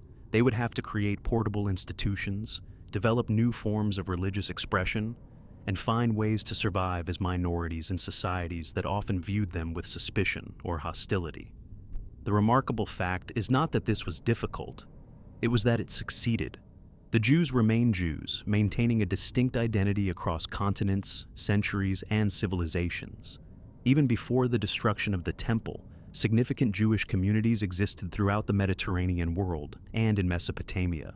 Jews had migrated for economic opportunities, had been exiled by conquerors, or had remained in Babylon after the return under Ezra and Nehemiah. By the 1st century CE, there were probably more Jews living outside the land of Israel than within it. Major Jewish communities existed in Alexandria, in Egypt, in Rome, in the cities of Asia Minor, in Syria, and in Babylon. These diaspora communities faced challenges of maintaining Jewish identity while living among non-Jews. They spoke the languages of their host countries, Greek in the Western Mediterranean, Aramaic in the East. They engaged in the economic and social life of their cities, yet they also maintained their distinctiveness through observing the Sabbath, keeping dietary laws, practicing circumcision, studying Torah, and supporting the temple in Jerusalem with an annual tax. The destruction of the temple in 70 CE posed a crisis for diaspora Jews, just as it did for those in Judea. The temple had been the center toward which all Jews oriented themselves, the destination of pilgrimage, the place where sins were atoned through sacrifice. Now it was gone. How would the Jewish people survive? The answer came from the rabbis, the successors of the Pharisees who had escaped Jerusalem's destruction. At Yavne, and later in Galilee, these scholars worked to redefine Judaism for a post-temple era. They did this through an enormous project of interpretation, debate, and codification that would eventually produce the Talmud, one of the foundational texts of rabbinic Judaism. The rabbis asked fundamental questions. Without the temple, how do Jews atone for sins? Through repentance, prayer, and acts of loving kindness. Without priests offering sacrifices, what is the highest form of worship? Study of Torah. Without a central sanctuary, where does God dwell? Wherever Jews gather to study and pray. Without political independence, who leads the Jewish people? The scholars who interpret Torah and teach the people how to live according to God's will. The rabbis preserved the oral traditions that had been developing for centuries and organized them into a systematic structure. They debated the meaning of every word of the Torah, exploring its implications for daily life. No detail was too small for examination. How should the Sabbath be observed? What foods were kosher? How should business be conducted ethically? What were the proper rituals for weddings, funerals, and festivals? How should disputes be resolved? These discussions were not merely academic. They were intensely practical, aimed at helping Jews live according to the Torah's commandments in every circumstance. The goal was to sanctify all of life, to make every act, eating, working, conducting business, interacting with others, into an act of obedience to God. The rabbis believed that when God gave Moses the written Torah, he also gave him an oral explanation and interpretation that had been passed down through generations. This oral Torah was now being systematically organized. Around 200 CE, Rabbi Judah the Prince compiled and edited these traditions into the Mishnah, a comprehensive code of Jewish law organized by topic. The Mishnah covered 6 main areas: agricultural laws, festivals, family law, civil and criminal law, sacrificial laws, and ritual purity. But the Mishnah itself required interpretation and application. Over the next several centuries, rabbis in both the land of Israel and in Babylon produced commentaries on the Mishnah, discussing and debating its rulings, adding new decisions, and relating stories about the great rabbis. These commentaries, called the Gemara, combined with the Mishnah, formed the Talmud. The Jerusalem Talmud was compiled around 400 CE. The Babylonian Talmud, longer and more influential, was compiled around 500 CE. The Talmud became, after the Hebrew Bible, the most important text in Judaism. It is not a systematic code, but rather a record of discussions and debates, preserving multiple opinions even when one is accepted as authoritative. It combines legal discussions with stories, ethical teachings, theological speculation, medical knowledge, and practical advice. To study Talmud is to enter into a conversation that spans centuries, to debate with the rabbis, and develop the skills of careful textual analysis and logical argumentation. This emphasis on study transformed Judaism. The scholar became the ideal figure, more respected than the wealthy or powerful. Education became a central value. Communities established schools to teach children to read so they could study Torah. Literacy rates among Jews were extraordinarily high compared to surrounding populations. Study itself became a form of worship, a way of connecting with God through His revealed word. The synagogue became the central institution of Jewish life. Unlike the temple, which had been unique and irreplaceable, synagogues could be established anywhere 10 Jewish men gathered. Synagogues did not offer sacrifices, only the temple had done that, but they provided a place for prayer, Torah, reading, and study. They became community centers where Jews gathered not only for religious services, but also for education, social welfare, and communal decision-making. Jewish communities also developed systems of self-government. Since Jews were usually a minority living under someone else's political authority, they needed internal structures to handle their own affairs. Community leaders, often scholars and wealthy individuals, collected taxes, distributed charity to the poor, operated schools, maintained ritual baths and cemeteries, arranged for kosher slaughter of animals, and adjudicated disputes according to Jewish law. This communal autonomy would characterize Jewish life in the diaspora for centuries. As Christianity separated from Judaism and spread throughout the Roman Empire, the relationship between Jews and Christians became increasingly difficult. The earliest Christians had been Jews who believed Jesus was the Messiah. The New Testament writings, composed in the 1st century, reflect the tensions of this period, when the Jesus movement was still closely connected to Judaism, but beginning to develop its own distinct identity. As Christianity gained more Gentile converts and fewer Jewish ones, Christian theology increasingly defined itself in opposition to Judaism. Christians claimed that the church had replaced Israel as God's people, that the old covenant had been superseded by a new covenant, that the Torah's commandments were no longer binding. They accused the Jews of being responsible for Jesus' death, ignoring the fact that crucifixion was a Roman punishment, and that the Roman governor Pontius Pilate had ordered it. After the Emperor Constantine converted to Christianity in the early 4th century, and Christianity became the official religion of the Roman Empire, the situation for Jews deteriorated significantly. Christian emperors passed laws restricting Jewish rights. Jews could not proselytize, could not hold public office, could not own Christian slaves, and faced various economic restrictions. The empire that had once been relatively tolerant of Judaism now viewed Jews as stubborn unbelievers who rejected the truth of Christianity. Yet the Christian emperors did not attempt to eliminate Judaism entirely. Church doctrine, particularly as articulated by Augustine, held that Jews should be preserved as a witness to Christian truth. Their exile and suffering proved that God had rejected them for rejecting Jesus, yet they preserved the Hebrew scriptures that Christians claimed as their Old Testament. Jews were to be kept in a degraded state as a warning to others, but not exterminated. This Augustinian doctrine of witness people would shape Christian-Jewish relations for centuries. Jews would be allowed to practice their religion, but would face legal discrimination, economic restrictions, and social marginalization. They would be tolerated but not accepted, permitted to exist but not to thrive. In the eastern part of the Roman Empire, which became the Byzantine Empire after the fall of Rome in the west, Jews faced sporadic persecution.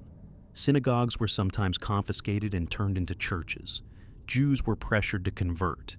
Yet Jewish communities persisted in cities throughout the Byzantine realm, maintaining their religious practices and communal institutions. Meanwhile, in Babylon, outside the reach of Christian Rome and later Byzantium, Jewish life flourished. The Babylonian Jewish community had existed continuously since the Babylonian exile in the 6th century BCE. Under the Parthian and later Sassanid Persian empires, which were not Christian, Jews enjoyed considerable autonomy. The exilarch, claiming descent from the Davidic line, served as the political leader of Babylonian Jewry. The great academies at Sura, Pumbedita, and Nehardea became centers of Jewish learning, where the Babylonian Talmud was developed. Babylonian Jewry became the intellectual and spiritual center of the Jewish world, a position it would hold for centuries. The scholars of Babylon, called Geonim, answered questions about Jewish law sent by communities across the diaspora. Their decisions shaped Jewish practice from Spain to India. The Babylonian Talmud, more comprehensive and thoroughly debated than the Jerusalem Talmud, became the authoritative text for Jewish law. In the 7th century, a new force emerged that would dramatically affect Jewish history. Islam. Muhammad, the prophet of Islam, was influenced by Judaism and Christianity. He initially expected Jews and Christians to recognize him as a prophet and join his movement.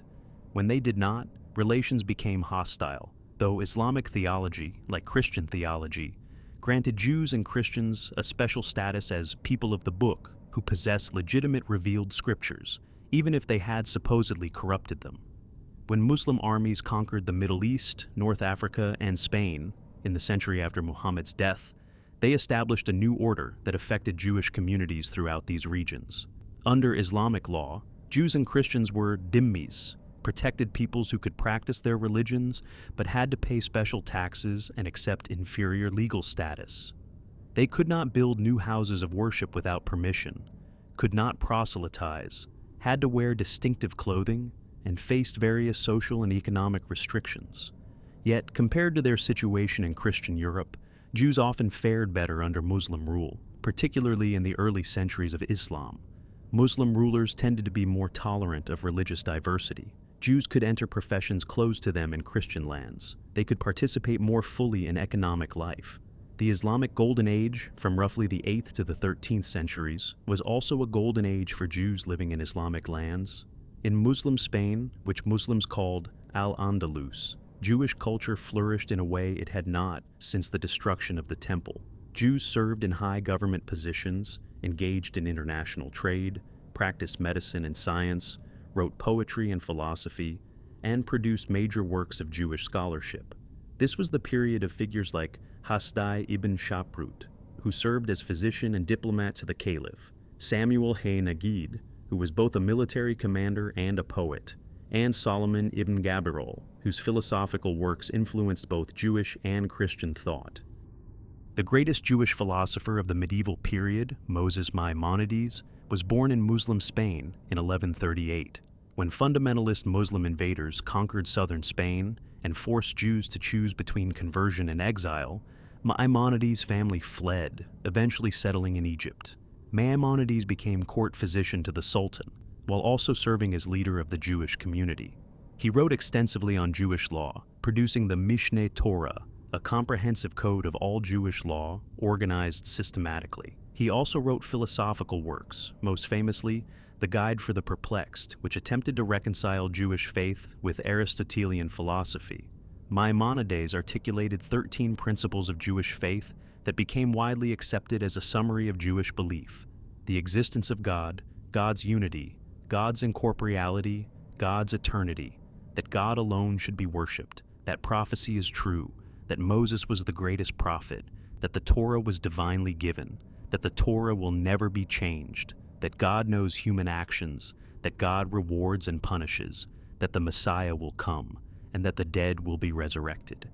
These principles, though debated by some scholars, became enshrined in Jewish liturgy and teaching. Jewish communities also flourished in other parts of the Islamic world. In Babylon, the ancient Jewish community continued its traditions of scholarship.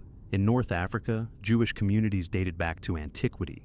In Yemen, a Jewish community claiming to trace its roots to the Babylonian exile maintained distinctive traditions. Jewish merchants traveled the trade routes connecting Europe, the Middle East, India, and even China, facilitating commerce between civilizations.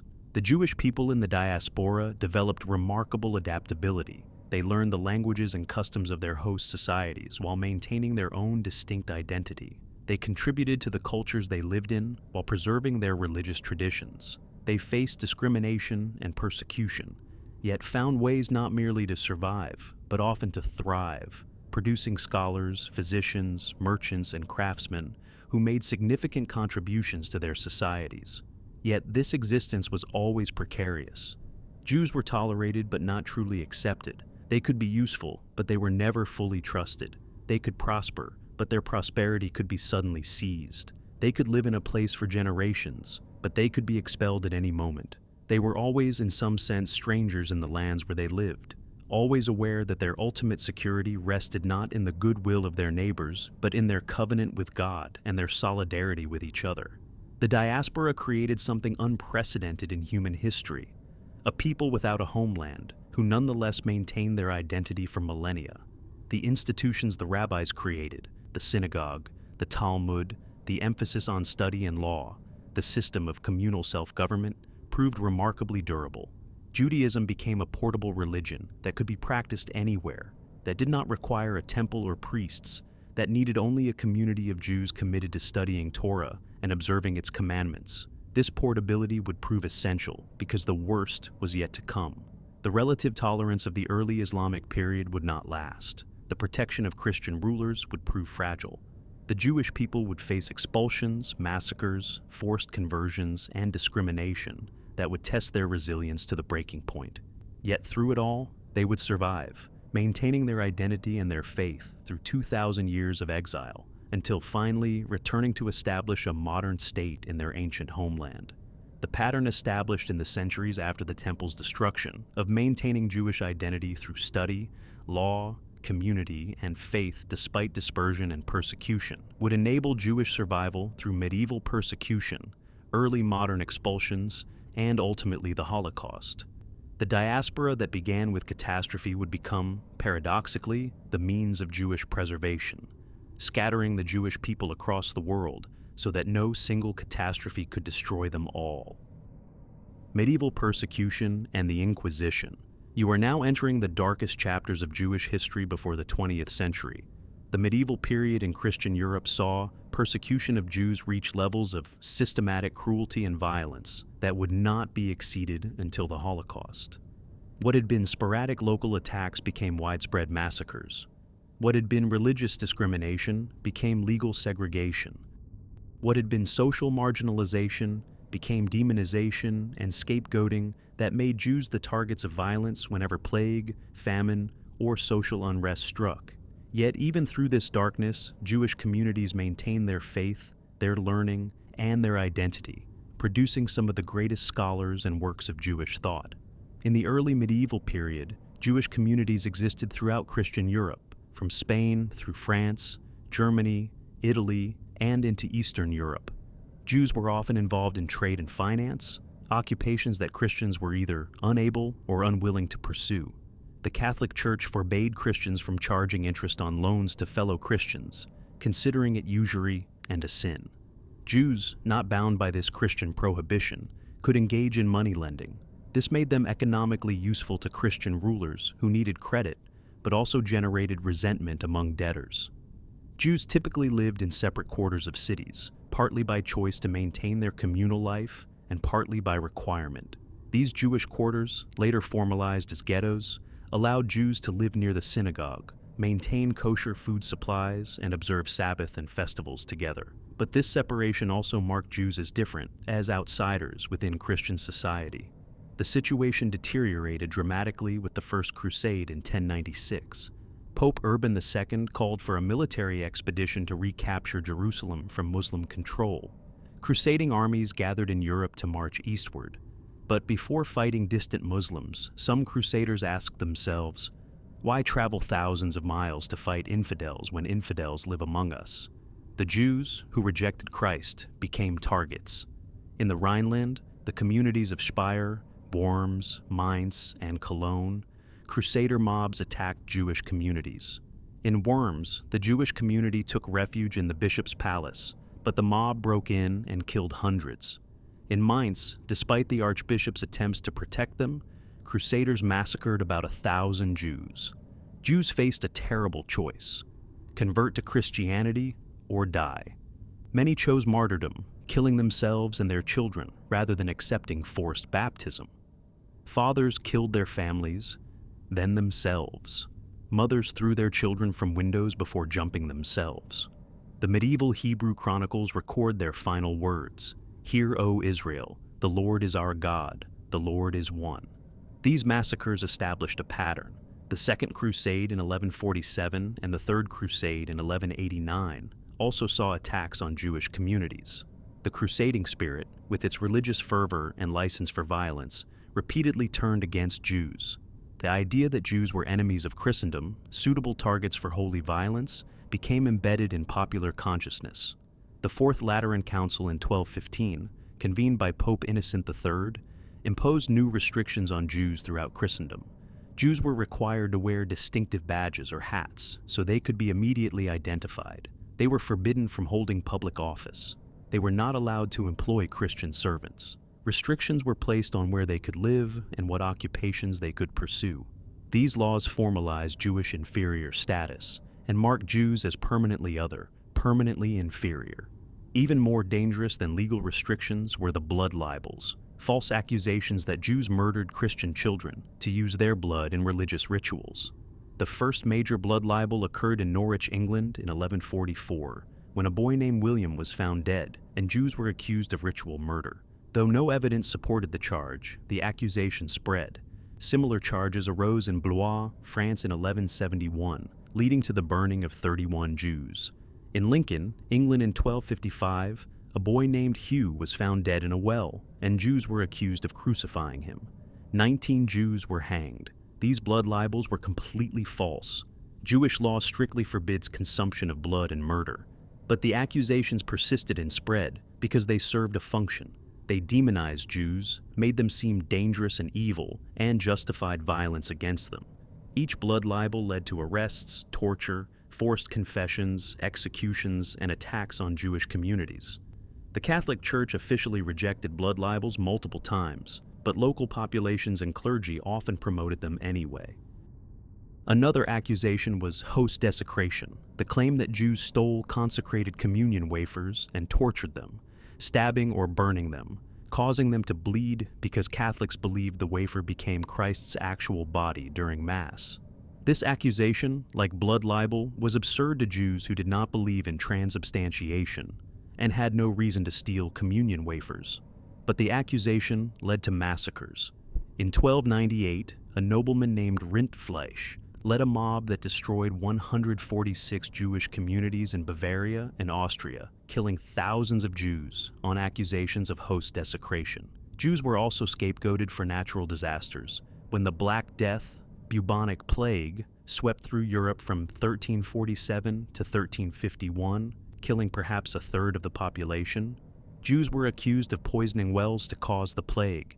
The accusation was irrational. Jews died from plague too, proportionally less in some areas only because their dietary laws and ritual washing provided some protection from infection.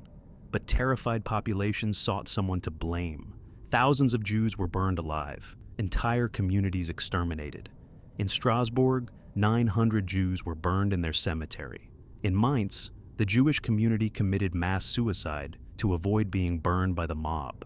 The accusation that Jews poisoned wells was so widespread that Pope Clement VI issued a bull declaring it false and pointing out that Jews died from plague too. But papal pronouncements could not stop the violence. When people are terrified and suffering, they want someone to blame. And Jews were convenient scapegoats, visible, different, resented for their economic roles, and already demonized by centuries of anti-Jewish preaching. Jews were also expelled from entire countries.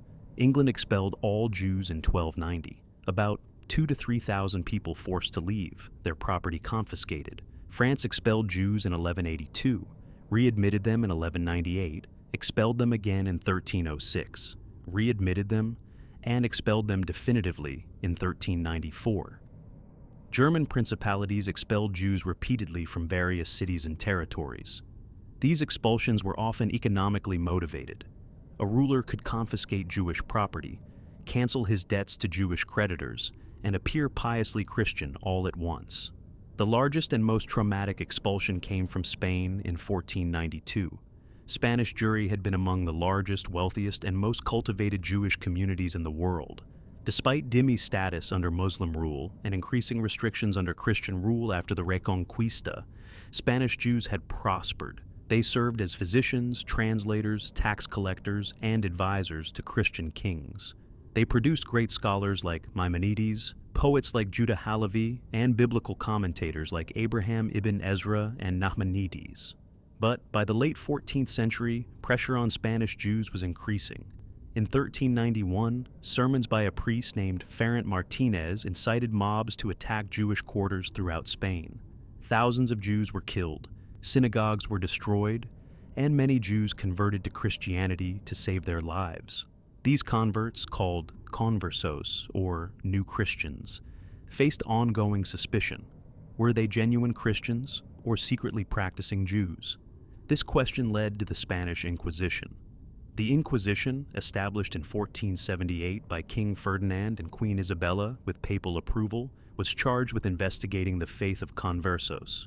The Inquisition used torture to extract confessions, held secret trials, confiscated property, and burned at the stake those it deemed Judaizers, people who had converted to Christianity but secretly maintained Jewish practices. The first auto da fe, public ceremony where sentences were announced and heretics burned, took place in Seville in 1481, when 6 people were burned alive. Thousands of conversos were investigated, tortured, and executed over the following decades. The most famous victim was Tomás de Torquemada, himself of converso origin, who became the first Grand Inquisitor and zealously prosecuted suspected Judaizers. But the Inquisition could not touch openly practicing Jews. It had authority only over baptized Christians. So, in 1492, Ferdinand and Isabella issued the Alhambra Decree, expelling all Jews from Spain. The decree gave Jews 4 months to convert or leave. They could not take gold, silver, or currency with them. Between 40,000 and 100,000 Jews chose baptism rather than exile. But between 100,000 and 150,000 Jews chose exile, abandoning homes their families had occupied for centuries, selling their property for whatever they could get, and leaving Spain. The exiles scattered across the Mediterranean world. Some went to Portugal, only to be expelled from there 5 years later. Some went to North Africa. Some went to the Ottoman Empire, where Sultan Bayezid II welcomed them, reportedly saying of Ferdinand, "Can you call such a king wise and intelligent? He is impoverishing his country and enriching mine."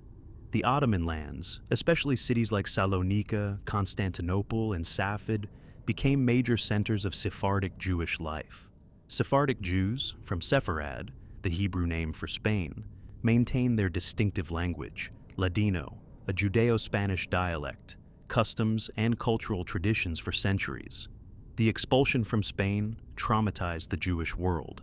Spain had been home to one of the most vibrant Jewish communities in history. The Spanish Jews had contributed immensely to Jewish learning, produced beautiful poetry and philosophy, and seemed to prove that Jews could flourish in diaspora. The expulsion shattered that illusion and demonstrated that even centuries of residence, cultural achievement, and economic contribution could not guarantee security.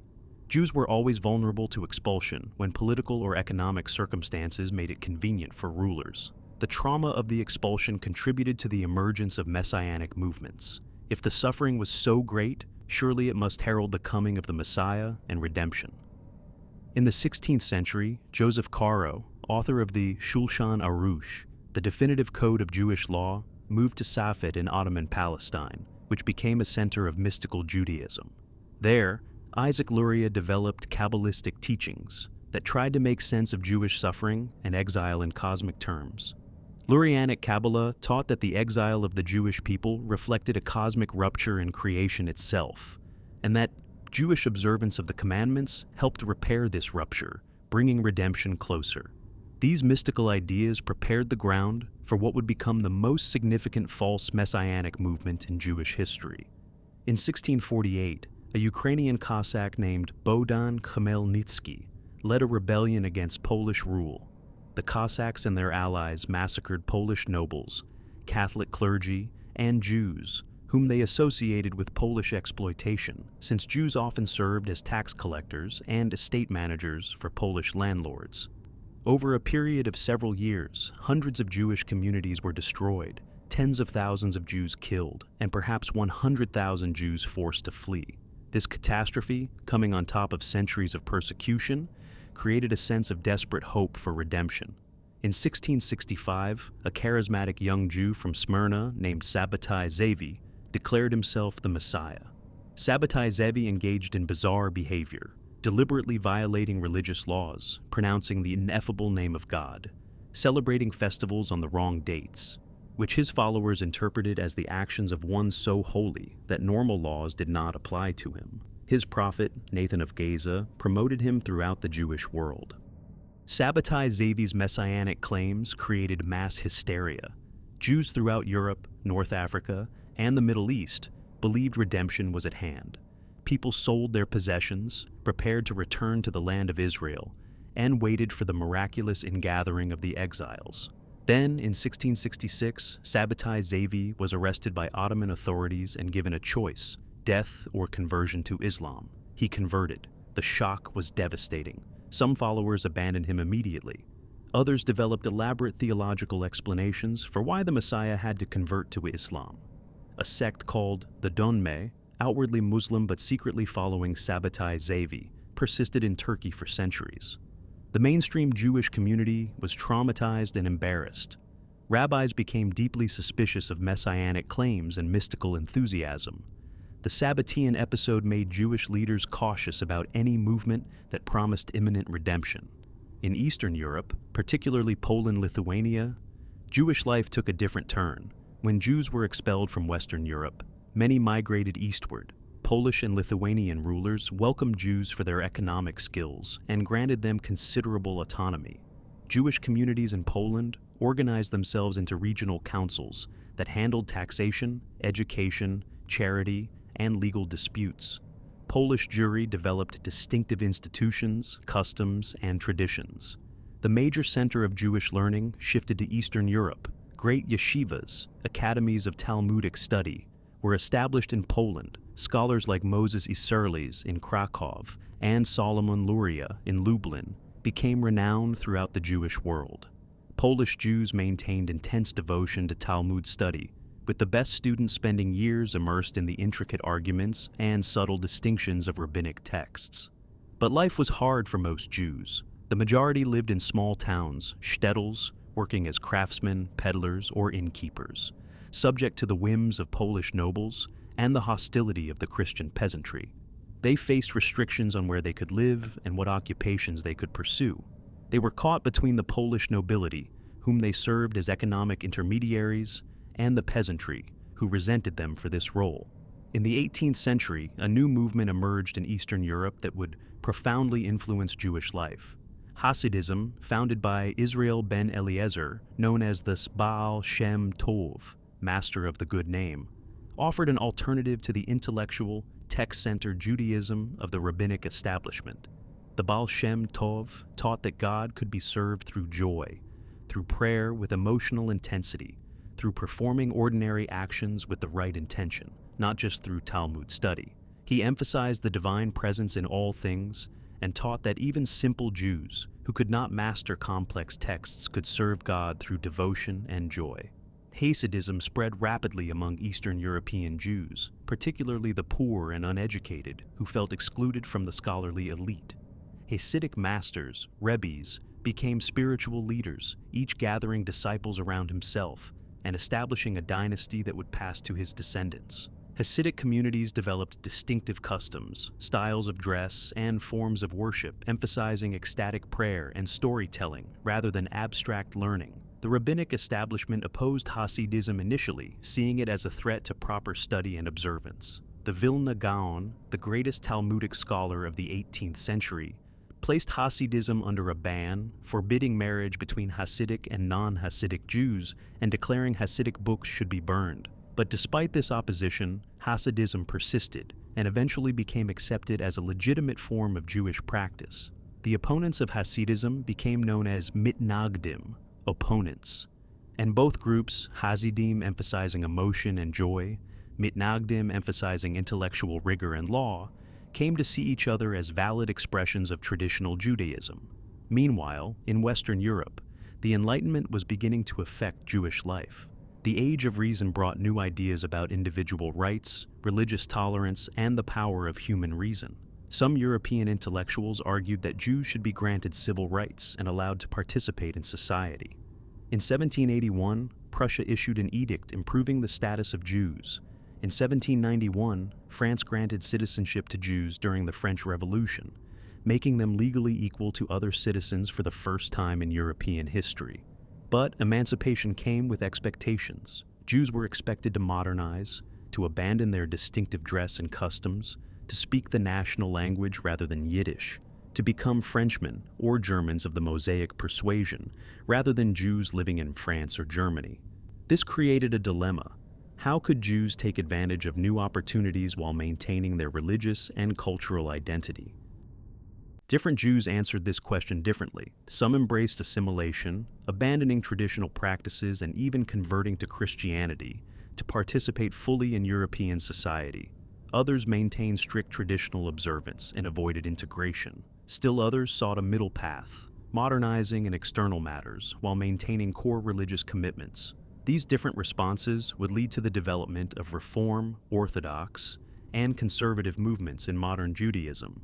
But before discussing modernity, we must acknowledge that even as some Western European Jews were beginning to experience emancipation in the late 18th and early 19th centuries, the vast majority of Jews, those in Eastern Europe, North Africa, and the Middle East, continued to live under traditional restrictions, facing periodic violence, discrimination, and the constant precarity of minority existence. The medieval pattern of persecution, expulsion, and marginalization had not ended. It would climax in the 19th and 20th centuries with pogroms in Russia and ultimately the Holocaust, the most systematic attempt to annihilate the Jewish people in history. The Holocaust. 6 million lives lost. You are now approaching the darkest chapter in all of Jewish history. The Holocaust, called the Shoah in Hebrew, meaning catastrophe, was the systematic, state-sponsored persecution and murder of 6 million Jews by Nazi Germany and its collaborators between 1933 and 1945. This was not simply another persecution in a long history of persecutions. This was an industrialized attempt to completely eliminate the Jewish people from existence, using all the resources of a modern state and the technology of the 20th century to accomplish what medieval mobs could never achieve. 1/3 of all Jews in the world were murdered. The 1,000-year-old Jewish civilization of Europe was nearly destroyed. Entire communities that had existed for centuries were wiped out, leaving no survivors. The Holocaust represents the depths of human evil and stands as a permanent warning about where hatred, prejudice, and indifference can lead. To understand how the Holocaust happened, we must first understand the situation of Jews in 19th and early 20th century Europe. In Western Europe, Jews were gradually achieving legal equality and integrating into society. They attended universities, entered professions, contributed to culture and science. In Eastern Europe, where the vast majority of European Jews lived, progress was slower and more limited. The Russian Empire, which controlled much of Eastern Europe, including Poland, confined Jews to the Pale of Settlement, a region where Jews were allowed to live, and imposed numerous restrictions on Jewish education, occupation, and movement. In the late 19th century, a new form of anti-Jewish sentiment emerged, modern anti-Semitism. Unlike traditional religious anti-Judaism, which targeted Jews for their beliefs and offered conversion as an escape, modern anti-Semitism was based on racial theories. Jews were defined as a race, inherently different from and inferior to Aryans. Conversion could not change this racial identity. This racial anti-Semitism combined with nationalist movements that define nations in ethnic terms, excluding Jews from true membership in the national community. Anti-Semitic political parties emerged in Germany, Austria, France, and Russia. They blamed Jews for modernization, capitalism, socialism, liberalism, essentially for everything they opposed. Jews were simultaneously accused of being capitalist exploiters and communist revolutionaries, of being clannish separatists, and of infiltrating and corrupting society. These contradictory accusations shared the common element of scapegoating Jews for complex social problems. In Russia, government-sponsored violence against Jews intensified. In 1881, after the assassination of the Tsar Alexander II, pogroms, organized violent attacks, swept through Jewish communities. Hundreds of Jews were killed, thousands of homes and businesses destroyed. The government blamed Jews for social unrest and enacted the May Laws of 1882, imposing new restrictions on where Jews could live and what occupations they could pursue. More pogroms followed in 1903 to 1906. In Kishinev, in 1903, a pogrom lasting 3 days killed 49 Jews while police stood by. These persecutions drove millions of Jews to emigrate. Between 1881 and 1914, more than 2 million Jews left Eastern Europe. Most went to the United States, which became home to the world's largest Jewish community. Others went to Western Europe, South America, or Palestine, which was then part of the Ottoman Empire.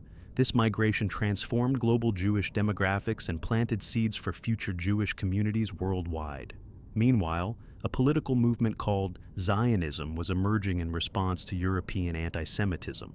In 1896, Theodor Herzl, a Viennese journalist, published The Jewish State, arguing that anti-Semitism would never end as long as Jews remained a minority in other nations. The solution was a Jewish homeland where Jews could be the majority and control their own destiny. Herzl organized the first Zionist Congress in Basel, Switzerland in 1897, establishing the political movement to create a Jewish state. Not all Jews supported Zionism. Many Orthodox Jews believed only the Messiah could restore Jewish sovereignty. Many Reform Jews saw themselves as citizens of their home countries. And many socialist Jews thought class struggle was more important than Jewish nationalism. But Zionism would prove historically decisive. After World War I, Germany was defeated, humiliated by the Versailles Treaty, forced to pay crushing reparations, and plunged into economic crisis.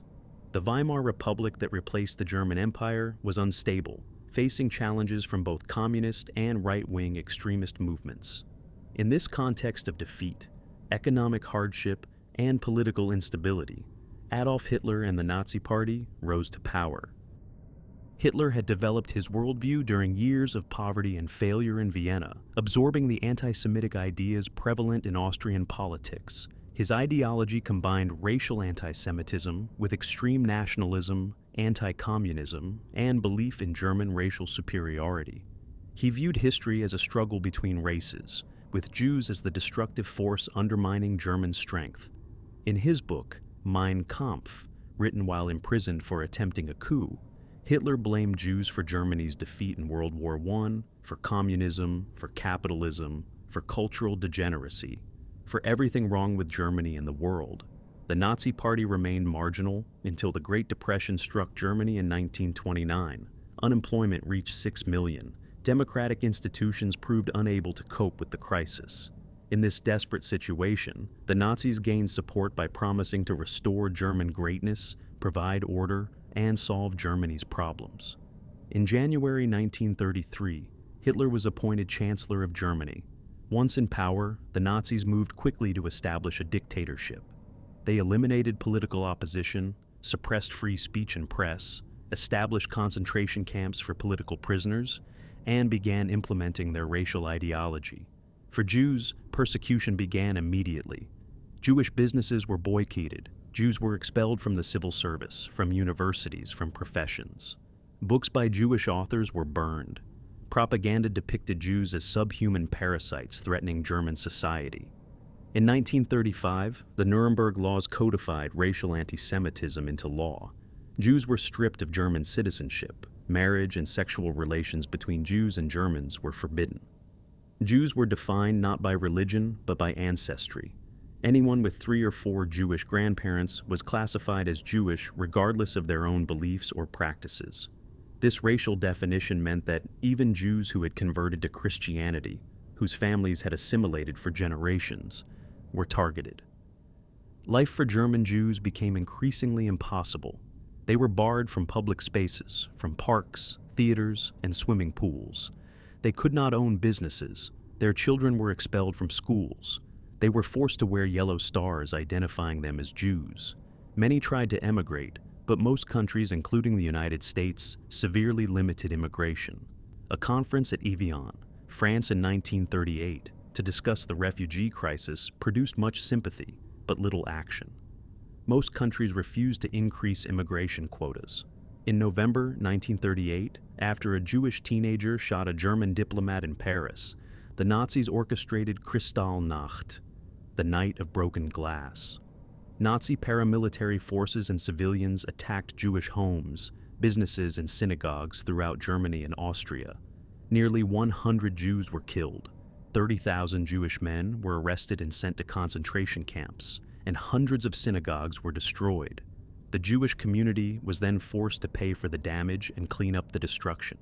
When World War II began in September 1939, with Germany's invasion of Poland, 3 million Jews lived in Poland, the largest Jewish community in Europe.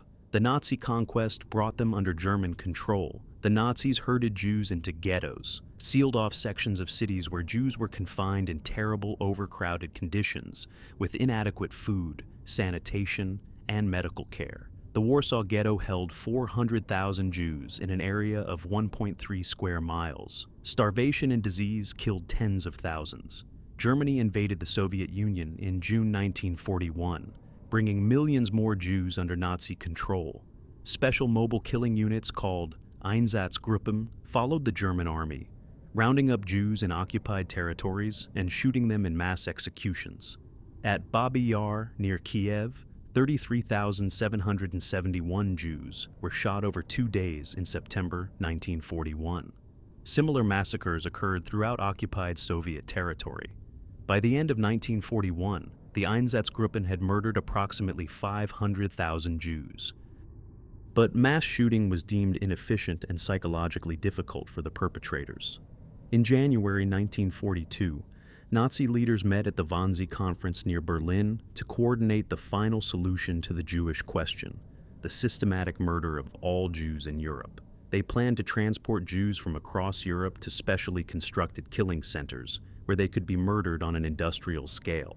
6 such centers were established, all in occupied Poland: Chelmno, Belzec, Sobibor, Treblinka, Majdanek, and Auschwitz-Birkenau. Auschwitz became the largest and most infamous. These were not concentration camps where prisoners were held for labor, though many camps combined both functions. These were death factories designed for one purpose: efficient mass murder. Jews were rounded up from ghettos across Europe, packed into cattle cars without food, water, or sanitation, and transported for days to the death camps. Many died during transport. Upon arrival, they underwent selection.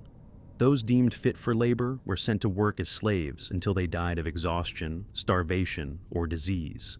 Those deemed unfit, the elderly, children, mothers with young children, the sick, were sent immediately to gas chambers. The victims were told they were going to shower. They were ordered to undress and enter large rooms. The doors were sealed. Zyklon B poison gas was released. Within minutes, everyone inside was dead. The bodies were removed by Jewish prisoners forced to do this work, searched for gold teeth and any valuables, and burned in crematoria. The ashes were dumped into pits or rivers. Entire transports, thousands of people, could be murdered and their bodies disposed of within hours of arrival. At Auschwitz alone, at least 1.1 million people were murdered, approximately 90% of them Jews. Entire families, entire communities were wiped out.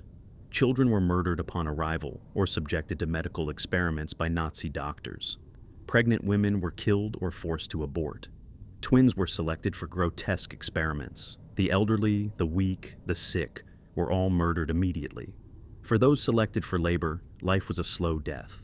They were starved, worked to exhaustion, beaten, subjected to arbitrary violence, and killed when they could no longer work. They slept on wooden planks in overcrowded barracks. They had no adequate clothing for winter. Disease was rampant. Survival was measured in weeks or months, rarely longer. The Nazis implemented the final solution with bureaucratic efficiency. Railways transported victims to the camps on schedule. Industrial firms supplied the gas and built the crematoria. Civil servants processed the paperwork.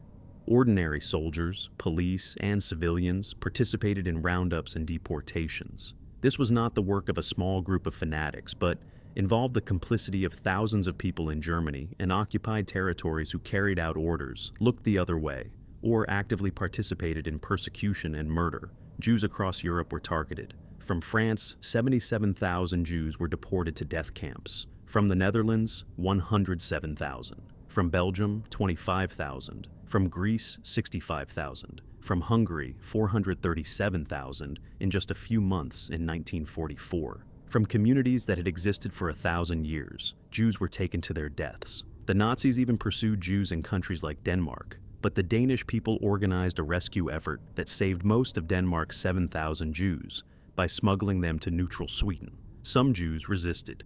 In the Warsaw Ghetto in April 1943, when the Nazis came to deport the remaining residents to Treblinka, Jewish fighters armed with pistols, Molotov cocktails, and a few rifles fought back.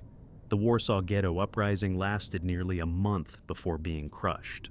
Though the outcome was predetermined, the resistance became a symbol of Jewish courage and defiance. Similar uprisings occurred in other ghettos and even in death camps. At Sobibor and Treblinka, prisoners organized revolts and hundreds escaped, though most were hunted down and killed. Jewish partisans fought in forests, sabotaging German operations and rescuing Jews when possible. In occupied territories, some non-Jews risked their lives to hide Jews. Righteous among the nations, non-Jews who rescued Jews are honored at Yad Vashem, Israel's Holocaust memorial, but rescuers were a small minority. Most people were bystanders, neither actively participating in genocide nor resisting it. Many collaborated. Anti-Semitism, indifference, fear, and self-interest led people to turn in Jews, to profit from confiscated Jewish property, or simply to do nothing. The Allies, Britain, the United States, and the Soviet Union, knew about the mass murder of Jews by 1942. Reports reached the West from escaped prisoners, underground sources, and aerial reconnaissance.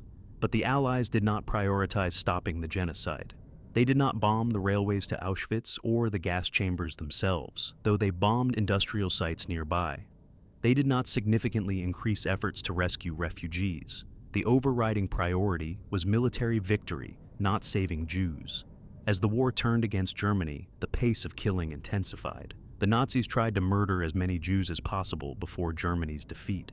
When the camps were liberated by advancing Allied armies in 1945, the liberators found scenes of unimaginable horror, mountains of corpses, starving survivors who looked like skeletons, crematoria filled with ashes.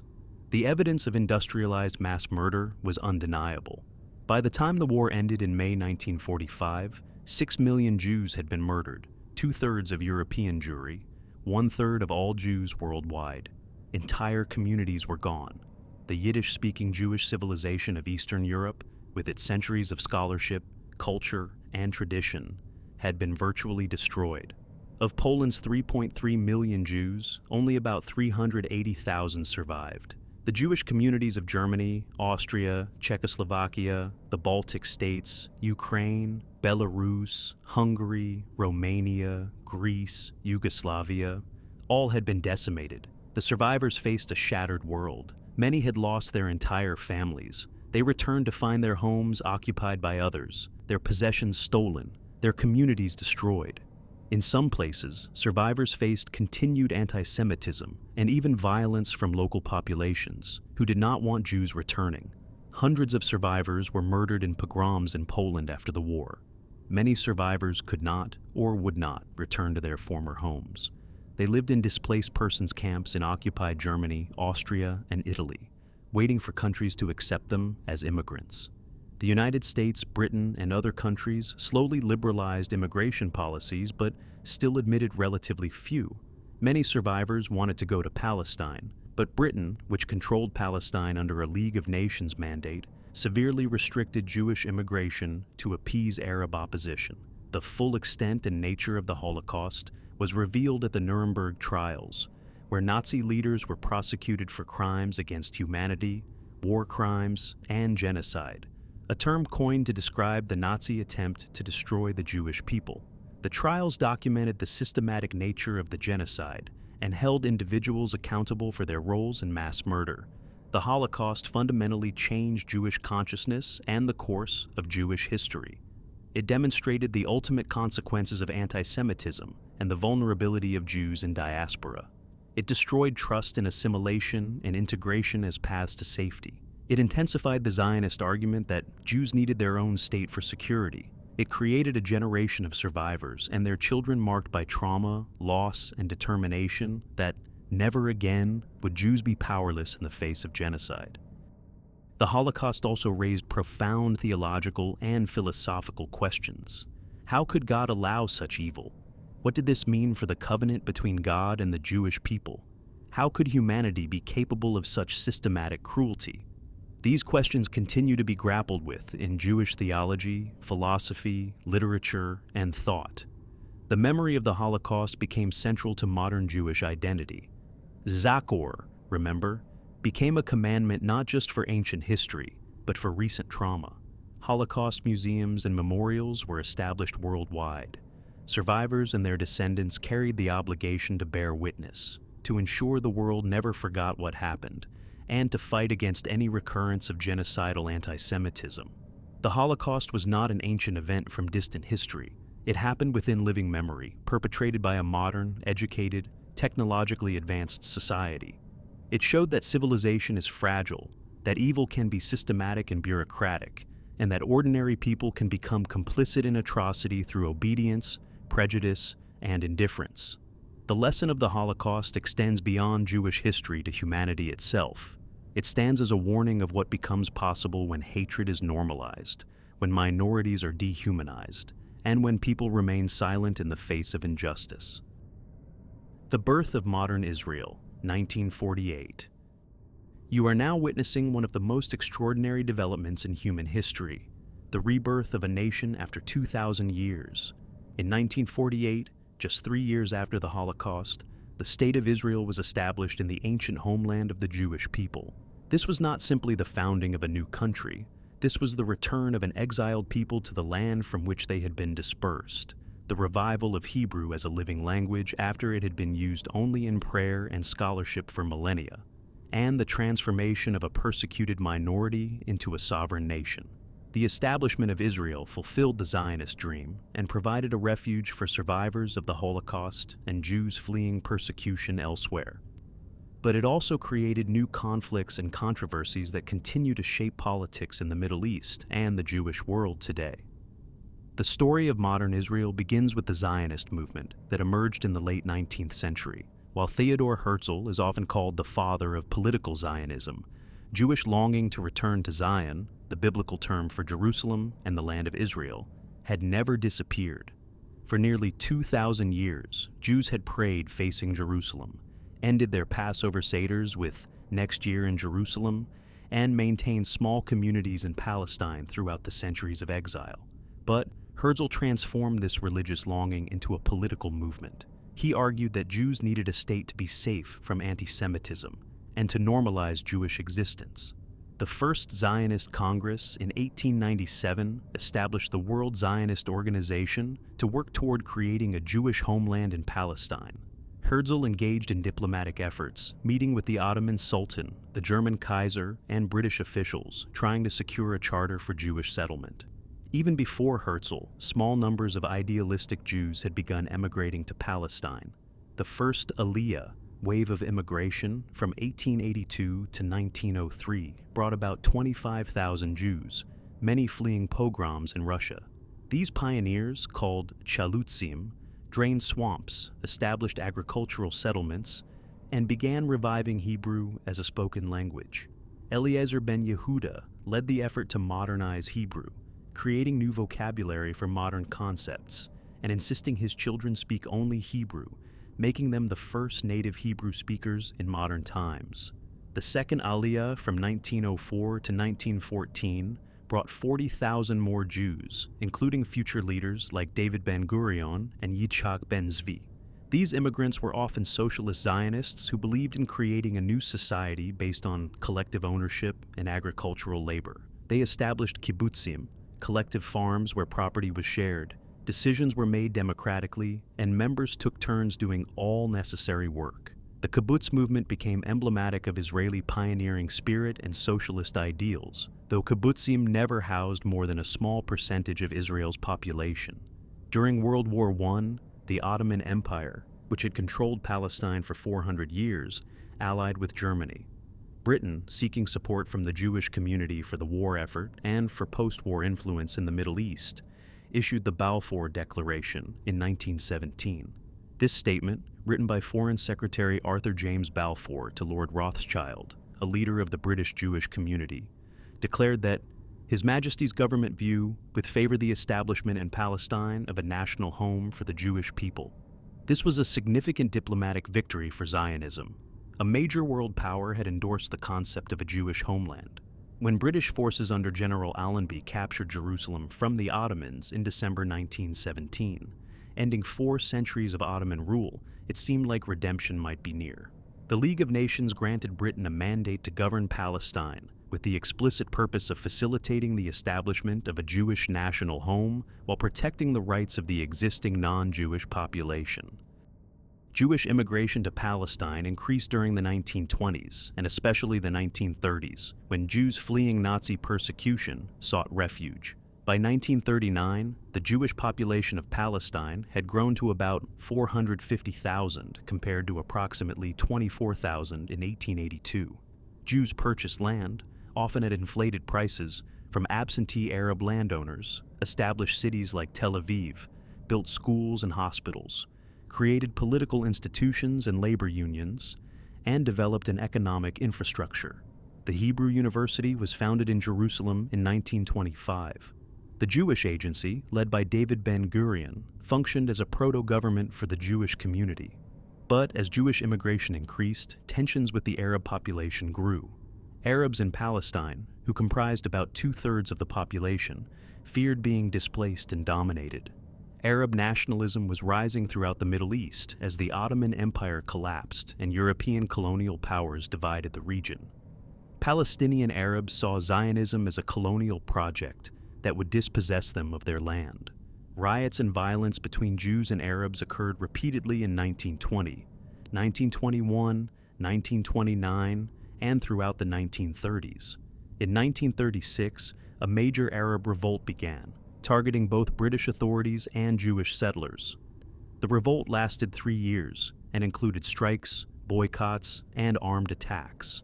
The British responded with harsh repression, while also seeking to appease Arab demands. In 1939, Britain issued a white paper severely restricting Jewish immigration to Palestine, just when Jews most desperately needed refuge from Nazi persecution.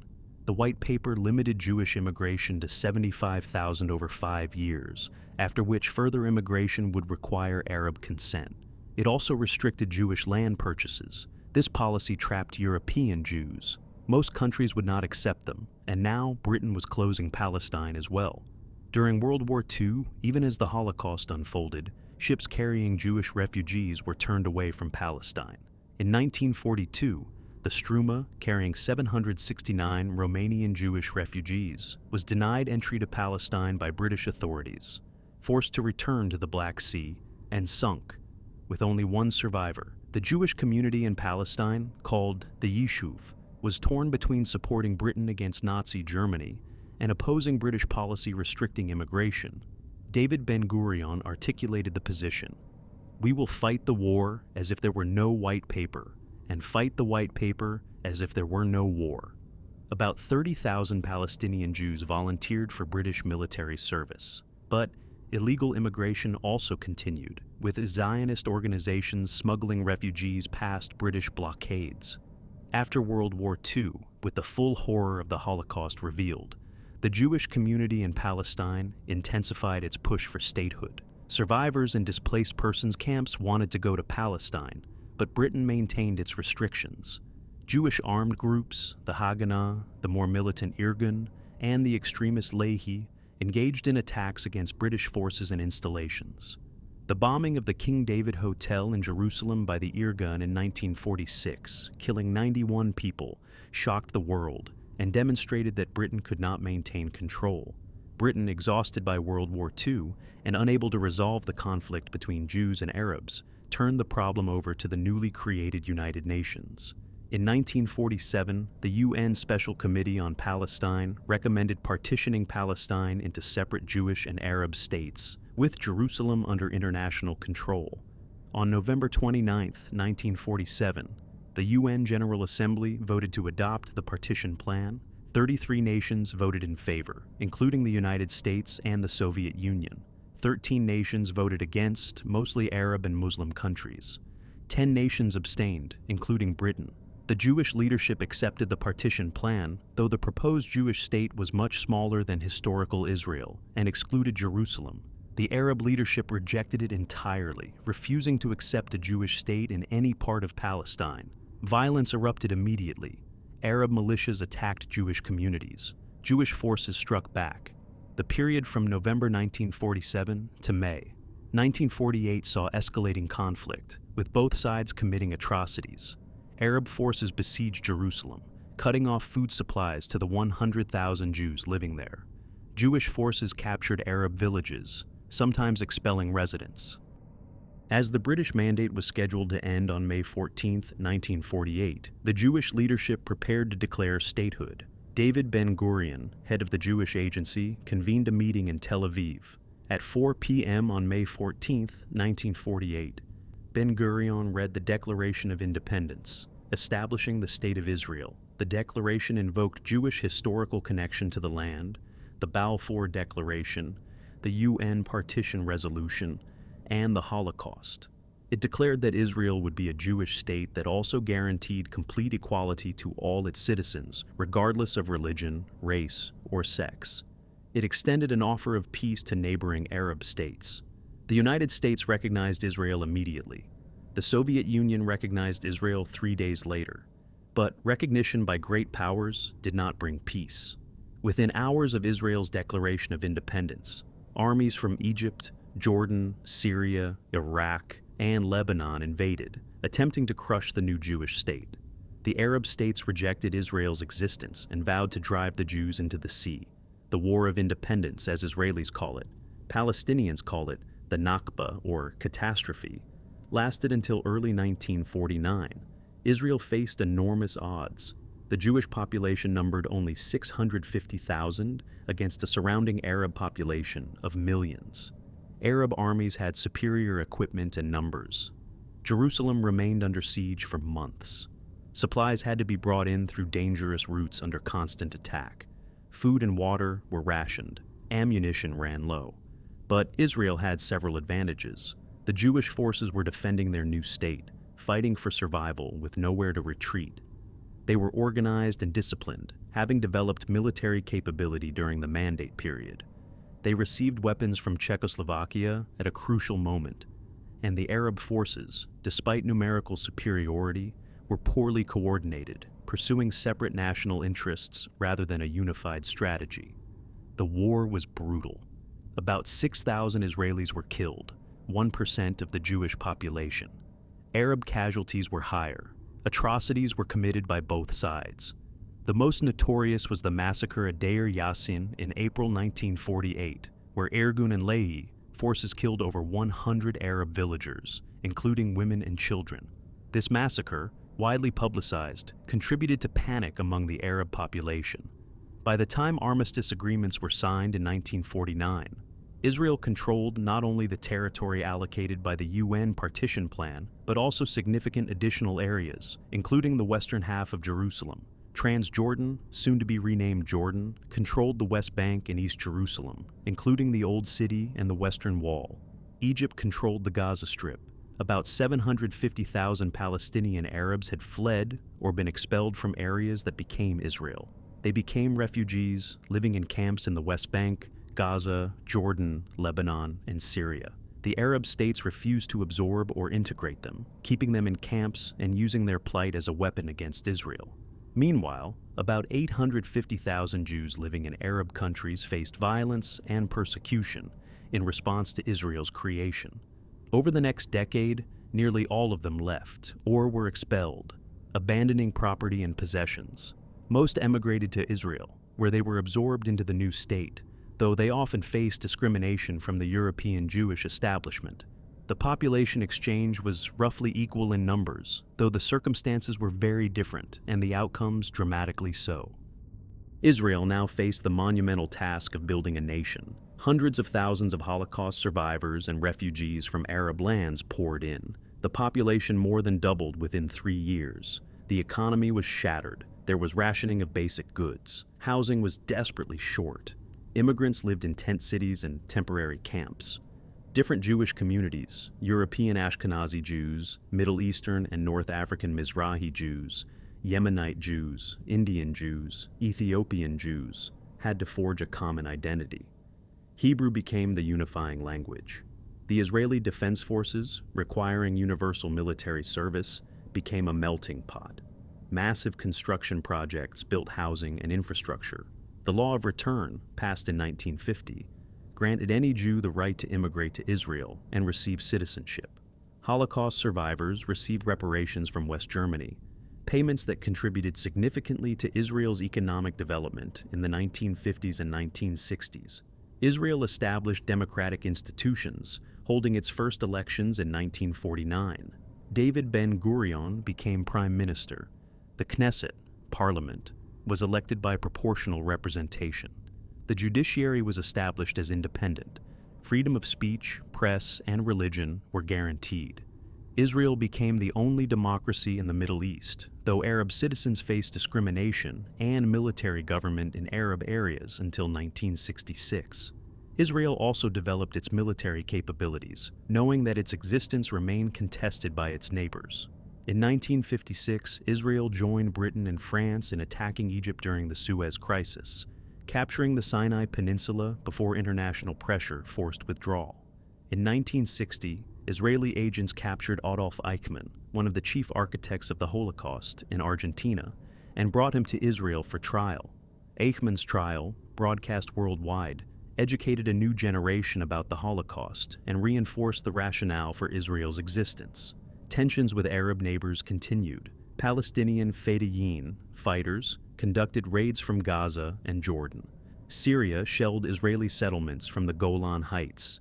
Egypt's President Nasser engaged in increasingly aggressive rhetoric. In May 1967, Nasser expelled UN peacekeepers from Sinai, moved Egyptian troops to the Israeli border, and closed the Straits of Tiran to Israeli shipping, a move Israel considered an act of war. War seemed inevitable. Israel struck first on June 5, 1967, launching a preemptive airstrike that destroyed the Egyptian Air Force on the ground. In 6 days of fighting, Israel defeated Egypt, Jordan, and Syria, capturing the Sinai Peninsula and Gaza Strip from Egypt, the West Bank and East Jerusalem from Jordan, and the Golan Heights from Syria. Israeli troops reached the Western Wall for the first time since 1948.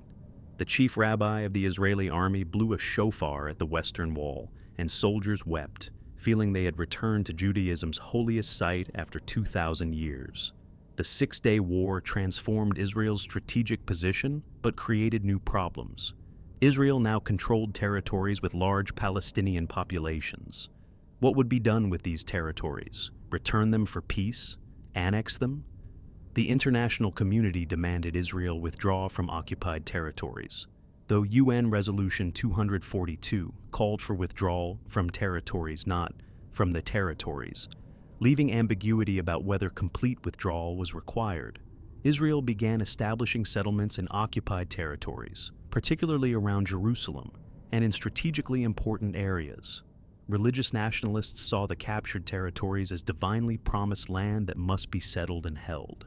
The settlement movement became deeply controversial, creating friction between Israel and the international community and complicating any future peace negotiations. In 1973, Egypt and Syria launched a surprise attack on Yom Kippur, the holiest day in the Jewish calendar. Israeli forces, caught unprepared, suffered initial setbacks before recovering and pushing back the Arab armies.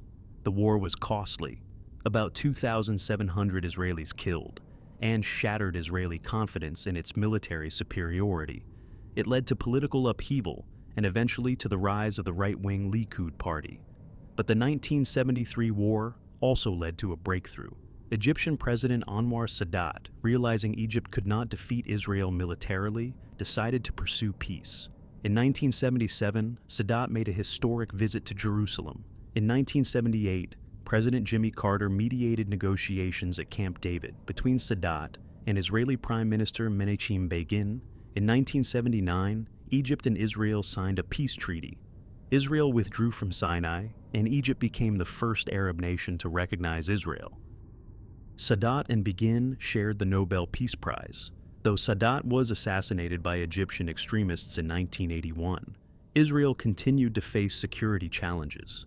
Palestinian groups conducted terrorist attacks, including the massacre of Israeli athletes at the 1972 Munich Olympics. In 1982, Israel invaded Lebanon to expel the Palestine Liberation Organization, which had been using Lebanese territory to attack Israel. The invasion was controversial, especially after Christian militia allied with Israel massacred Palestinians in the Sabra and Shatila refugee camps, while Israeli forces nearby did nothing to stop it. The First Intifada, Palestinian uprising, erupted in 1987, with Palestinians in the West Bank and Gaza rising against Israeli occupation through strikes, boycotts, and stone throwing. The Israeli response was criticized internationally. The conflict seemed intractable, with Palestinians demanding independence and an end to occupation, and Israelis demanding security and recognition.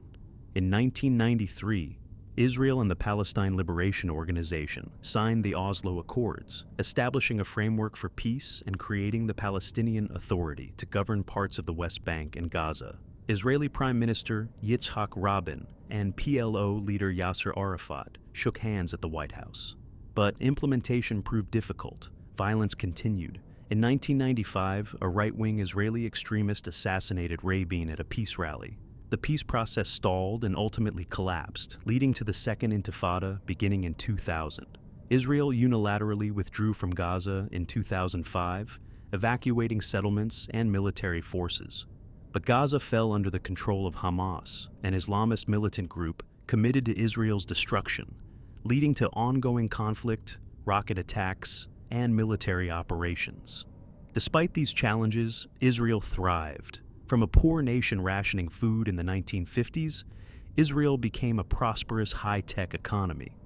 Israeli scientists, engineers, and entrepreneurs created world-leading technology companies. Israel's agricultural innovations helped feed the world. Israeli universities became centers of research and innovation. Israeli culture, literature, music, film flourished. The desert bloomed through irrigation and agricultural technology. The population grew to 9 million, including 7 million Jews and 2 million Arab citizens. Yet, Israel remained controversial. Critics pointed to the occupation of Palestinian territories, discrimination against Arab citizens, settlement expansion, and military operations that killed civilians. Supporters emphasized Israel's democratic values, its right to self-defense, the terrorism it faced, and the ongoing refusal of many in the Arab world to accept Israel's existence. The conflict remained one of the world's most intractable disputes. For the Jewish people, Israel represented something profound, the return to their ancestral homeland after 2,000 years of exile, a refuge where Jews could be the majority rather than a vulnerable minority, and a revival of Hebrew language and Jewish sovereignty. After the Holocaust had shown the ultimate vulnerability of diaspora existence, Israel offered the promise of Jewish security and self-determination. Yet it also created new responsibilities, new moral questions, and new challenges about how to maintain Jewish values while wielding power and dealing with conflict. Legacy: Jewish contributions to civilization. You have now traveled through 4,000 years of Jewish history, from Abraham's covenant to the modern state of Israel. You have witnessed a people who survived slavery in Egypt, exile in Babylon, the destruction of 2 temples, expulsion from countless lands, medieval persecution, the Spanish Inquisition, pogroms in Russia, and the Holocaust. Against all odds, the Jewish people survived, maintained their identity, and not merely persisted, but contributed to human civilization far beyond what their small numbers would suggest. In this final chapter, we reflect on the legacy of the Jewish people, the ideas, values, and achievements that have shaped the world we live in today. The first and perhaps most profound contribution of the Jewish people was the concept of monotheism itself. In a world of many gods, each representing different forces of nature or aspects of life, the ancient Israelites proclaimed that there was only one God, the creator of all things, the source of all existence. This was not simply a numerical change from many gods to one. It was a complete transformation in how humans understood reality, morality, and their place in the universe. Monotheism established several revolutionary ideas. First, that God is not merely powerful, but also moral, concerned with justice, righteousness, and how humans treat each other. Second, that there is a single moral law applicable to all people, not different laws for different tribes or nations. Third, that every human being is created in the image of God and therefore possesses inherent dignity and worth. Fourth, that history is moving toward a purpose, not simply cycling endlessly, and that human actions matter in achieving that purpose. These ideas, born in ancient Israel and preserved through millennia of Jewish tradition, became foundational to Christianity and Islam as well. Together, these 3 Abrahamic faiths claim over half the world's population. The God of Abraham has been worshipped by more people than any other conception of the divine in human history. The Jewish emphasis on law and justice transformed how societies understood governance and ethics. The Torah established the principle that even kings were subject to law. When King David committed adultery with Bathsheba and arranged her husband's death, the prophet Nathan confronted him fearlessly, and David was held accountable. The law applied equally to rich and poor, powerful and weak. This concept of rule of law, rather than arbitrary rule by the powerful, became foundational to Western legal systems. The prophetic tradition established the principle that political leaders should be held to moral standards and that religious faith requires social justice, not merely ritual observance. The prophets thundered against oppression of the poor, corruption of the wealthy, and exploitation of the vulnerable. They insisted that God desires justice more than sacrifices, mercy more than burnt offerings. This prophetic critique of power and defense of the oppressed has inspired social reform movements throughout history, from the abolition of slavery to the civil rights movement to modern human rights activism. The Jewish emphasis on education and literacy has had enormous impact. Because Judaism required reading the Torah, Jewish communities established universal education for boys, centuries before such education existed in surrounding societies. This emphasis on learning created a culture that valued scholarship, rational debate, and intellectual achievement. The Talmudic method of study, analyzing texts from multiple perspectives, considering different interpretations, engaging in rigorous logical argument, trained minds in critical thinking, and sophisticated reasoning. This intellectual tradition bore fruit throughout Jewish history. In medieval Islamic Spain, Jewish philosophers, poets, physicians, and scholars contributed to the flourishing of culture and learning. Maimonides wrote works that influenced both Jewish and Christian theology and philosophy. In modern times, despite comprising less than 0.2% of the world's population, Jews have won approximately 20% of Nobel Prizes. Jewish contributions to science, medicine, literature, music, film, philosophy, and virtually every field of human endeavor have been disproportionate to their numbers. Consider just a few examples. Albert Einstein revolutionized physics with his theories of relativity. Sigmund Freud founded psychoanalysis and transformed understanding of the human mind. Karl Marx, though he rejected his Jewish heritage, developed theories of economics and history that shaped the 20th century. Jonas Salk developed the polio vaccine. Paul Ehrlich pioneered chemotherapy. Franz Kafka, Marcel Proust, and Philip Roth transformed literature. Gustav Mahler, Leonard Bernstein, and George Gershwin shaped classical and popular music. Steven Spielberg revolutionized cinema. These are just a handful of examples from an extraordinarily long list. Why this disproportionate achievement? Several factors contribute. The emphasis on education and literacy created a culture that valued learning for its own sake. The experience of persecution created resilience and determination. Living as minorities in diverse cultures exposed Jews to multiple perspectives and ways of thinking.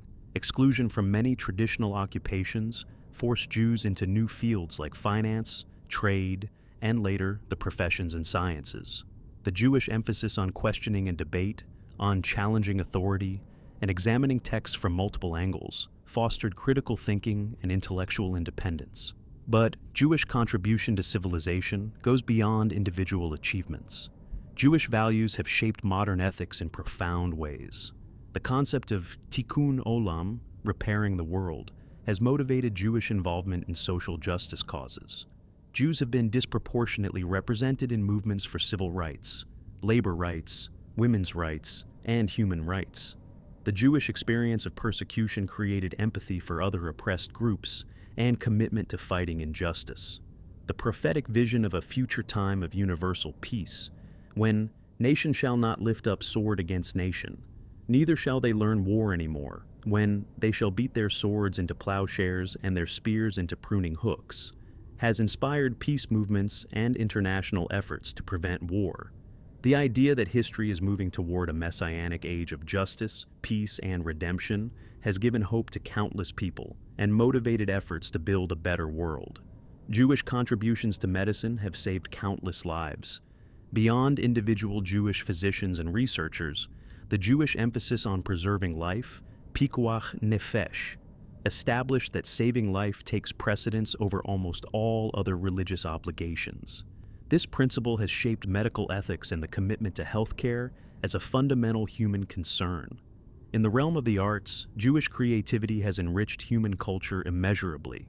Jewish writers, musicians, filmmakers, and artists have explored fundamental human questions, challenged conventions, and created works of lasting beauty and significance. From the Psalms of David that have been sung for 3,000 years, to modern Broadway musicals, from ancient Hebrew poetry to contemporary literature, Jewish artistic expression has moved, challenged, and inspired humanity.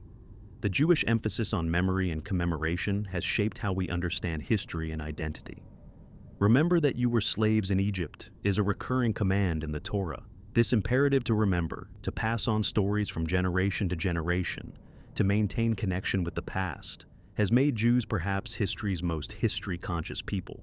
Museums, memorials, and monuments commemorating Jewish history, especially the Holocaust, have established new ways of collective memory and education about genocide and human rights.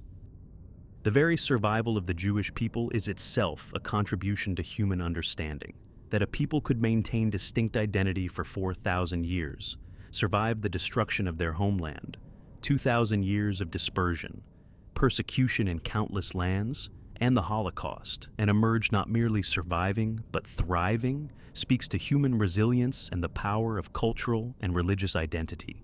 The Jewish story demonstrates that nations are not defined only by territory or political power, but by shared memory, values, and commitment to transmit tradition to future generations. Modern Hebrew, revived as a living language after being used only for prayer and scholarship for 2 millennia, demonstrates that languages and cultures thought dead can be reborn. The success of this linguistic revival has inspired efforts to revive other endangered languages and has contributed to understanding of language acquisition and development. The kibbutz movement, though never including more than a small percentage of Israelis, represented one of history's most successful experiments in voluntary communal living. The kibbutzim demonstrated that communities could function with collective ownership, democratic decision-making, and sharing of labor and resources, providing a real-world test of socialist ideals. Israel itself, whatever one's views on its policies, represents an extraordinary achievement. Building a modern democracy in the Middle East, absorbing immigrants from over 100 countries speaking dozens of languages, creating a thriving economy in a resource-poor land, developing military capability to survive despite hostile neighbors, reviving Hebrew, establishing world-class universities and research institutions, making the desert bloom through agricultural innovation. These accomplishments, achieved in just 75 years, are remarkable by any measure. The Jewish emphasis on life and hope, despite centuries of suffering, has given the world a model of resilience. L'chaim, to life, is the traditional Jewish toast. This affirmation of life in the face of death, of hope despite suffering, of continuing to build families, create communities, study Torah, and contribute to the world even when facing persecution, embodies a profound lesson about human dignity and the refusal to be defined by one's oppressors.